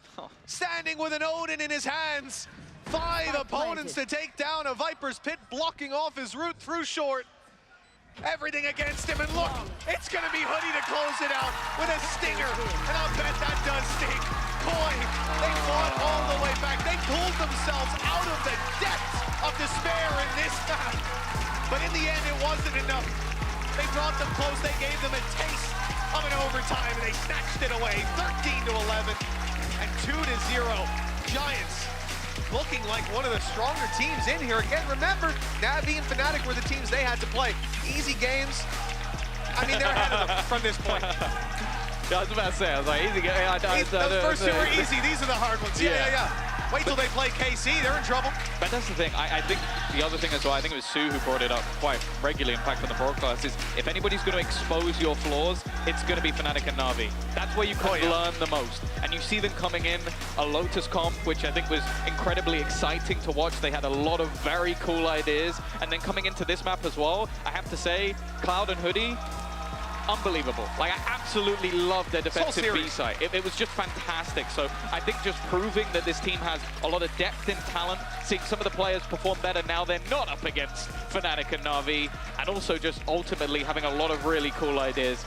Maybe a little bit choky, a little bit. The fakest ever comeback, I guess, with how far that went, but still, a lot to show for Koi at times, but they definitely struggled on the first map, and unfortunately just seemed to show up a little bit too late in this one. I think it all adds up at the end of the day, Tom. You know, we started this one off with a pretty dominant series, a pretty quick one, and the guys just didn't want the fans to come all this way for a quick day. You know, they thought, we'll put on a show, we'll give them a game, and they certainly did in the end. Some incredible moments all throughout that series. You got your prime game and match highlights, and I mean, Cloud is going to be in a lot of these, but that man there, I still remember that play, jumping over the rocket and everything. That's Unreal. the thing. You say Cloud's going to be in here a lot. I don't think there's a player who isn't going to be in here. That's been the most enjoyable thing about this performance from Giants. I think in other matches, we have seen either people get caught, people go missing, or more so, like even I think it's fair to say, Rhyme at times struggled because of the fact that he's taken on that role as an in-game leader. That wasn't shown in this game. Like in fact, on that first map in particular, I think he had so many cool moments that were based off his breach utility, a role that we hadn't really seen him playing as much. He was mostly playing controller as he did in the second map. So the fact that that looked so well drilled, and we'd never seen them play that comp before, that's a really good sign. And that's what I expect when you have someone like Pipson behind you. I expect your team to be incredibly well drilled. So the fact that I think this is the Giants I expected to see at the beginning of the season. So I'm now excited to see them more going forward. Well, that's it. It only gets better, right? You're going to be building on the foundations you've already set. And I think, you know, we have hopes for teams like KC. I know we've been talking about them a lot. They did play today. I guess that's why. But the reality is, for them, they can warm up, they can get better as the season goes on. Of course. And that's a scary prospect for any team, but when you look at a roster like Giants who are already delivering that level of play, who are making it close against some of the best, it's terrifying to imagine what they're going to look like by the time we get to playoffs. Well, of course, that is it for the day. It has gone relatively quickly in the end, but there is still a little bit more. Post-Plant will be back after the break as they'll sit down with the players on the stage, so make sure you stick around. Very good, Nico. Very good, Nico. Nice.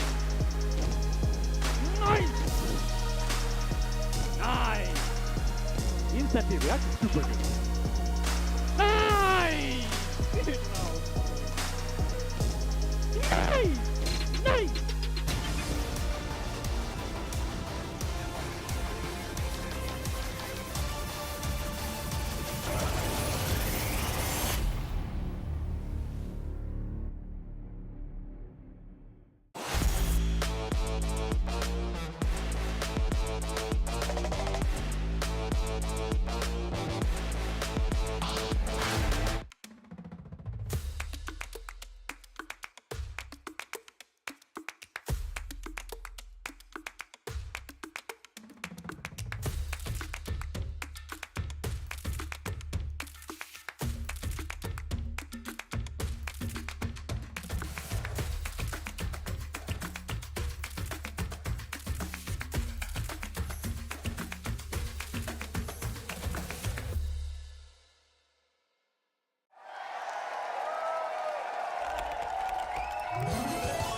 Red Bull gives you wings.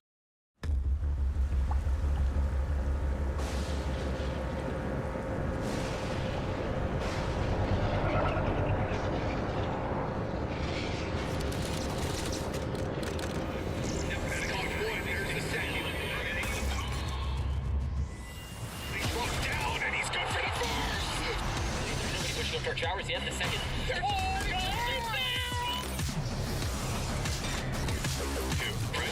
Oh my gosh!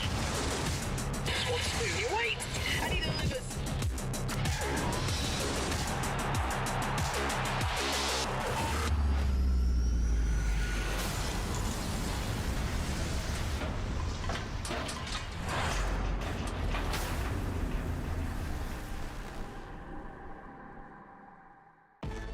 Zero distraction. Zero doubt. Zero opposition.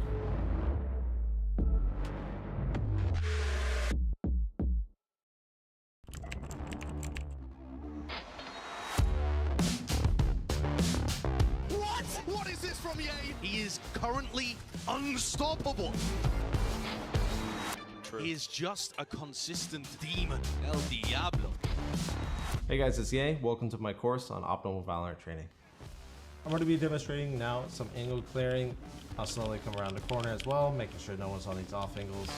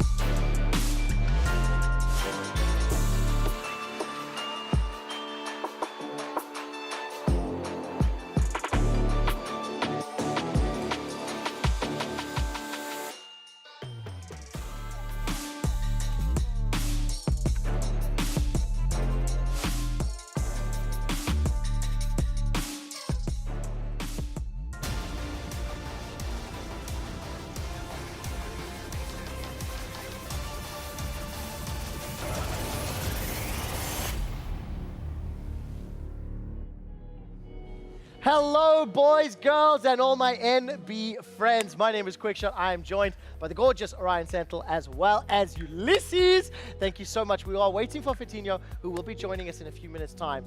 Before we do, though, I particularly wanted to say, Ulysses, thank you for joining us. Thank you. I am frankly pissed off with you. Why? Because your stage introduction was phenomenal, and I'm so jealous of your voice. There's so much power. Dude, congratulations for that. Thank you so much, bro. What was it like in the Coliseum? What did you think of the game? First of all, the Coliseum is awesome. I mean, I've been on a lot of stages, but not one like this. It's something special. All the people, all the crowd, all around you. It brings you so much energy to be making any presentation, to make anything. And about the match, I mean, the first map, I think that there were troubles and the map didn't exist. Yeah. I don't know why we started only on Ascent. Ascent wasn't that bad. It's okay, but I mean, Very not nice, even very overtime. nice. Giants was so Give me powerful. one quick pause. I believe Yeah. Vitinho is ready, so please come join us on set. And also, if I can tell production, I'm busy listening to some loading music. I cannot hear my co-casters or my own voice. So if we can just check on audio and in-ears, please. Thank you so much. Congratulations. Welcome, welcome. Before we start talking about the game a little bit, how did it feel? How scared were you that that was going to overtime? I mean, I was not scared because we know that one of that rounds is gonna work, and it worked finally. So I was not scared. I was like, okay, we need to close this, but not full scared. It's especially like because Koi have been so good at that in their previous series, right? Like they've been like 8-4 down against Na'Vi, brought that to overtime and stuff. Like, is that an element that you go into that game sort of expecting, like we can't give Koi anything because we can be 10-2 up and they could still make it close? Were you expecting Koi to fight for every single round almost? I mean, yeah, they're a good team. So yeah, I expect them to fight, but we were too confident. Like we were a lot of confidence. We like wanted to do the rounds and we wanted to like play our game and finally work, but it cost a little bit. Cost a little bit. Okay, I've got some replays. What I want to do is start off by bringing up some plays from Hoodie. I want to primarily start with Ulysses and Vitinho. Talk to me about some of these little cool Viper moments and things that you saw. And then we're going to move into some of your plays, Vitinho. So we're going to warm you up a little bit. So Ulysses, take a look at some of these Viper highlights from Ascent and what stood out to you? It's not only on Ascent. I think that Koi is having a struggle with they're playing against a Viper. Every single map, even when they were playing against Na'Vi, was the same. They're having so many troubles to face against the wall, all the agility. Sometimes they want to bring some slower rounds. They're not trying to harass any kind of utility from the rest of teams. And then you have a Viper. Pop up the wall, pop up the smoke. They are not doing anything. I mean, Giants got to control, but that Viper was annulling for some special reason to call the Manta. It's not the first time that we've seen Viper on a Sentinel team. Yeah. Like we've seen like Loud stuff do it before, but I've not seen a team like drop a Sentinel like a Killjoy completely and have the Viper like. Surely that's risky, right? To not have alarm bots covering areas like without giving too much away. How do you make that work without having people flank and try and lurk behind you? I mean, we have a game plan around that, and Hoodie is really good on Viper. And if we were practicing again with Viper, and we didn't feel like, oh, we need this alarm bot here. We were having map control and playing like the rotation role, so everything is working. So we didn't feel like we need the Killjoy. I don't know if your face was on camera, Vitinho, but as Ryan was talking, it's like if you drop Killjoy and you use alarm bots, you were nodding so vigorously to be like, yep, I understand this. I am well aware.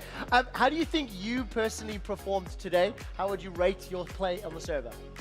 I play good. I misplayed like 2 rounds that could win us the game, but I think I play good. Can I tell you something? Number one, I appreciate the confidence to acknowledge it. I also love the drive of good players that go, you know what, we just won. Like you smash map 1. Yes, there was a lot of potential comeback in game 2. But it's like these 2 rounds could have gone different.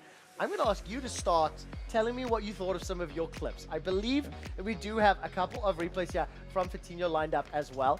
And tell me as we start through this one, so we're starting off on some of the first plays. What do you think when you're watching your own kills back?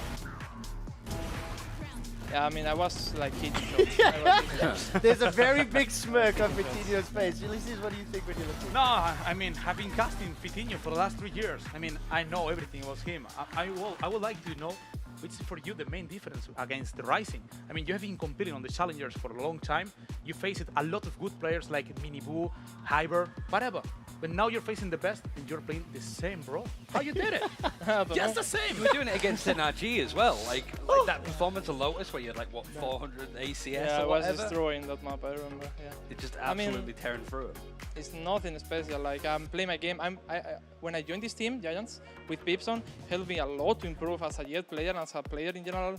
Like communication, teammate, like rotations, like everything. He supported me so much, so I feel like I'm better player right now. Also, I would like to ask you something. We see the Nuki was playing with KO on Ascent. We saw him that he's playing also on Berg, but nowadays you and Split are playing the KO. Why are you not playing at this duelist on every single map? Why is this swap? I mean, I feel comfortable on KO, on Split. I was learning how to defend on A side. I was learning both flash, knives. I'm comfortable, and Nuki is super good on race, so it's fine. Can I ask you a question? I want to talk about Lotus in a second. Before we do though, Valorant is still a very young sport, and the leagues, especially at the professional level, is really still trying to build its foundations. But as somebody that has now played, has got a kind of experience at different levels, do you see and feel the jump from regional leagues to sort of the small taste of VCT to some of the international competition, or is it still kind of climbing up in terms of scale? I feel the difference. In terms of like shooting, I don't feel it at all. It's more like how the player understands when he needs to move, how he communicates, how he listens, because it's super important to listen as well. I think that's the difference, and it's hard to being good on that is super hard. That's why I think tier 1 is. Do you know what I love? You've accidentally set us up, because the only highlights that I really wanted to talk about and look at from Lotus was specifically the post plants. I think if I remember correctly, Bomb went down 6 times, 5 of them were defusers. I have 4 of them in a post plant package. Ulysses, how much were you screaming and yelling when you were watching these rounds play out? I mean, it's hard for me to not scream, but I was yelling so much. I was annoying because this retake is awesome. I cannot even realize what the hell they're doing. I mean, it was a full map of control for them. You had really good retakes when you were playing at Lock-in as well. You were playing the Silver instead with the Gecko, and the Gecko usage from Cloud was so oppressive, especially on like A main. Just this amount of control and utility. You've also like played the agent as well, like on Pearl and stuff, for example, with Giants. Like, do you like Gecko? What he can do? Are you as high on that agent as some other teams are, for example?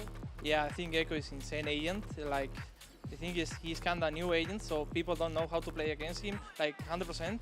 So you can use that in your favor, and I think Gecko is gonna be like super good pick in some maps. Vitinho, when you look back at these plays and you think specifically about Lotus, the point you were talking about, synergy, communication, sort of the macro game, was this just a great example of Giants being in command of understanding how to play those retakes, how to use the utility, or was this a little bit more like Koi fumbling the ball, I don't know, because I need to rewatch the game to see it perfectly. Right. But for us, this first map, we were so calm communication-wise, and we were like hitting shots, we were clutching rounds, we were playing super good with our teammates' utility. So I think we play pretty well this map. Ulysses, last couple of thoughts here on Lotus specifically. By this point in the game, I have already thrown all expectations out, because I had assumed this was going to be the closest series potentially of the week. Yeah. We've had 2-0s every single day coming into this game. I wanted 3. I'm sorry, but it would have been great to watch as a fan. And it was a blowout. Yeah, I was talking with my co-mate, with the caster I was shotcasting, and I was telling to him, I'd rather prefer to have a third map. I mean, the first map couldn't stay, to be honest. Yeah. You blasted. Yeah. So the second map wasn't that good. It was okay, it was close, but it was not the same. I wanted a third map just to bring some show for the first Spanish derby. Yeah. I mean, for me, it's fine to be too Yeah. much. I mean, I'm not gonna say anything. It's fine. Bit of an It's earlier fine. night Always than the Na'Vi game, for example, where you went to overtime twice and stuff. The other aspect of that is because you played Na'Vi and Fnatic first. Super Week was rough for you guys. You were 0-2. Did you feel that this was like a must-win game? Because if you didn't, you'd go 0-3, but also beating Koi, who's going to be not only competing for playoffs, but also I think for Tokyo as well. Like, you have a really good chance for that. Winning against Koi is not only good for like the Spanish derby, but also keeping you in the running for playoffs. Was this game in particular super important, or are you just like, it's a long league, we'll be fine? Yeah, I think we did pretty good, because this game was kind of super important for us, because it was derby, as you say. So it's like, Giants Koi, we need to win this game, like for the fans, and it was important about our score as well. Starting 3-0-3 is super hard to come back mentally. It's interesting because that's of course the standing score, but it doesn't take into account the overtimes, the closeness of your two series from last week. Yeah. The analyst desk, especially on our broadcast, we were talking extensively around how your first three opponents were arguably the strongest, potentially some of the strongest, right? And theoretically, as your games get easier, I am now expecting more domination, right? What we just did to Koi, I am now holding you personally accountable to bring that, 1 and 2, 2 and 2. So this is going to be an 8-2 season now, right? With stronger wins. But more importantly, when you look at the schedule and you look at the opponents, is that something that Giants as an organization, as a team, like takes into account? Like, shit, we drew tough opponents to start, and maybe we can warm up. No, I think it's fine. I mean, the Navi game, we could win it because of one round. So we know that we were playing like good and we were improving. So I think it's fine. Yeah, the casters for the English broadcast, they had a line that was going quite well. Because of the opponents you played, it really helps you learn. Exposes some of the things that maybe didn't work too well. Look, fantastic series today. I want to move us away to look at some of the bigger picture. Just before we carry on, is it standings first or is it the Boaster? Okay, right. So I want to run a graphic that we ran at the beginning of the show today. I believe that Icebox is out and Bind is in. And I would like to confirm that I made this happen personally. Boaster was crying about this. He was whining. He was throwing pot plants yesterday saying, why is Riot, a nerfing Fnatic? I wanted to speak to Fidinho. What do you think about the map change when you look ahead to the future? I mean, I think it's fine. I don't like Bind, honestly. I don't like it. So I need to try the new Bind. Maybe I will like it more.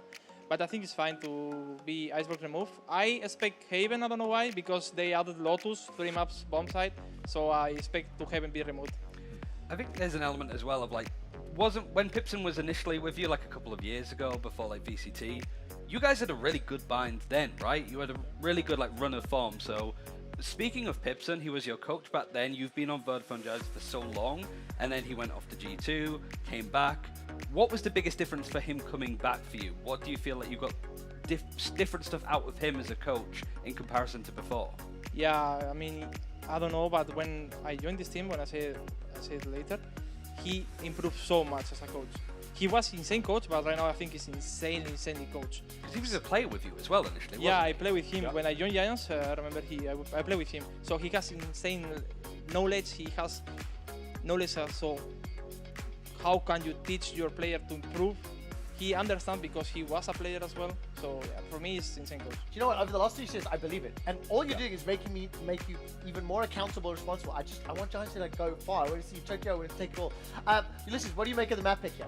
And do you think other teams are going to be happy that Fnatic's Icebox is gone?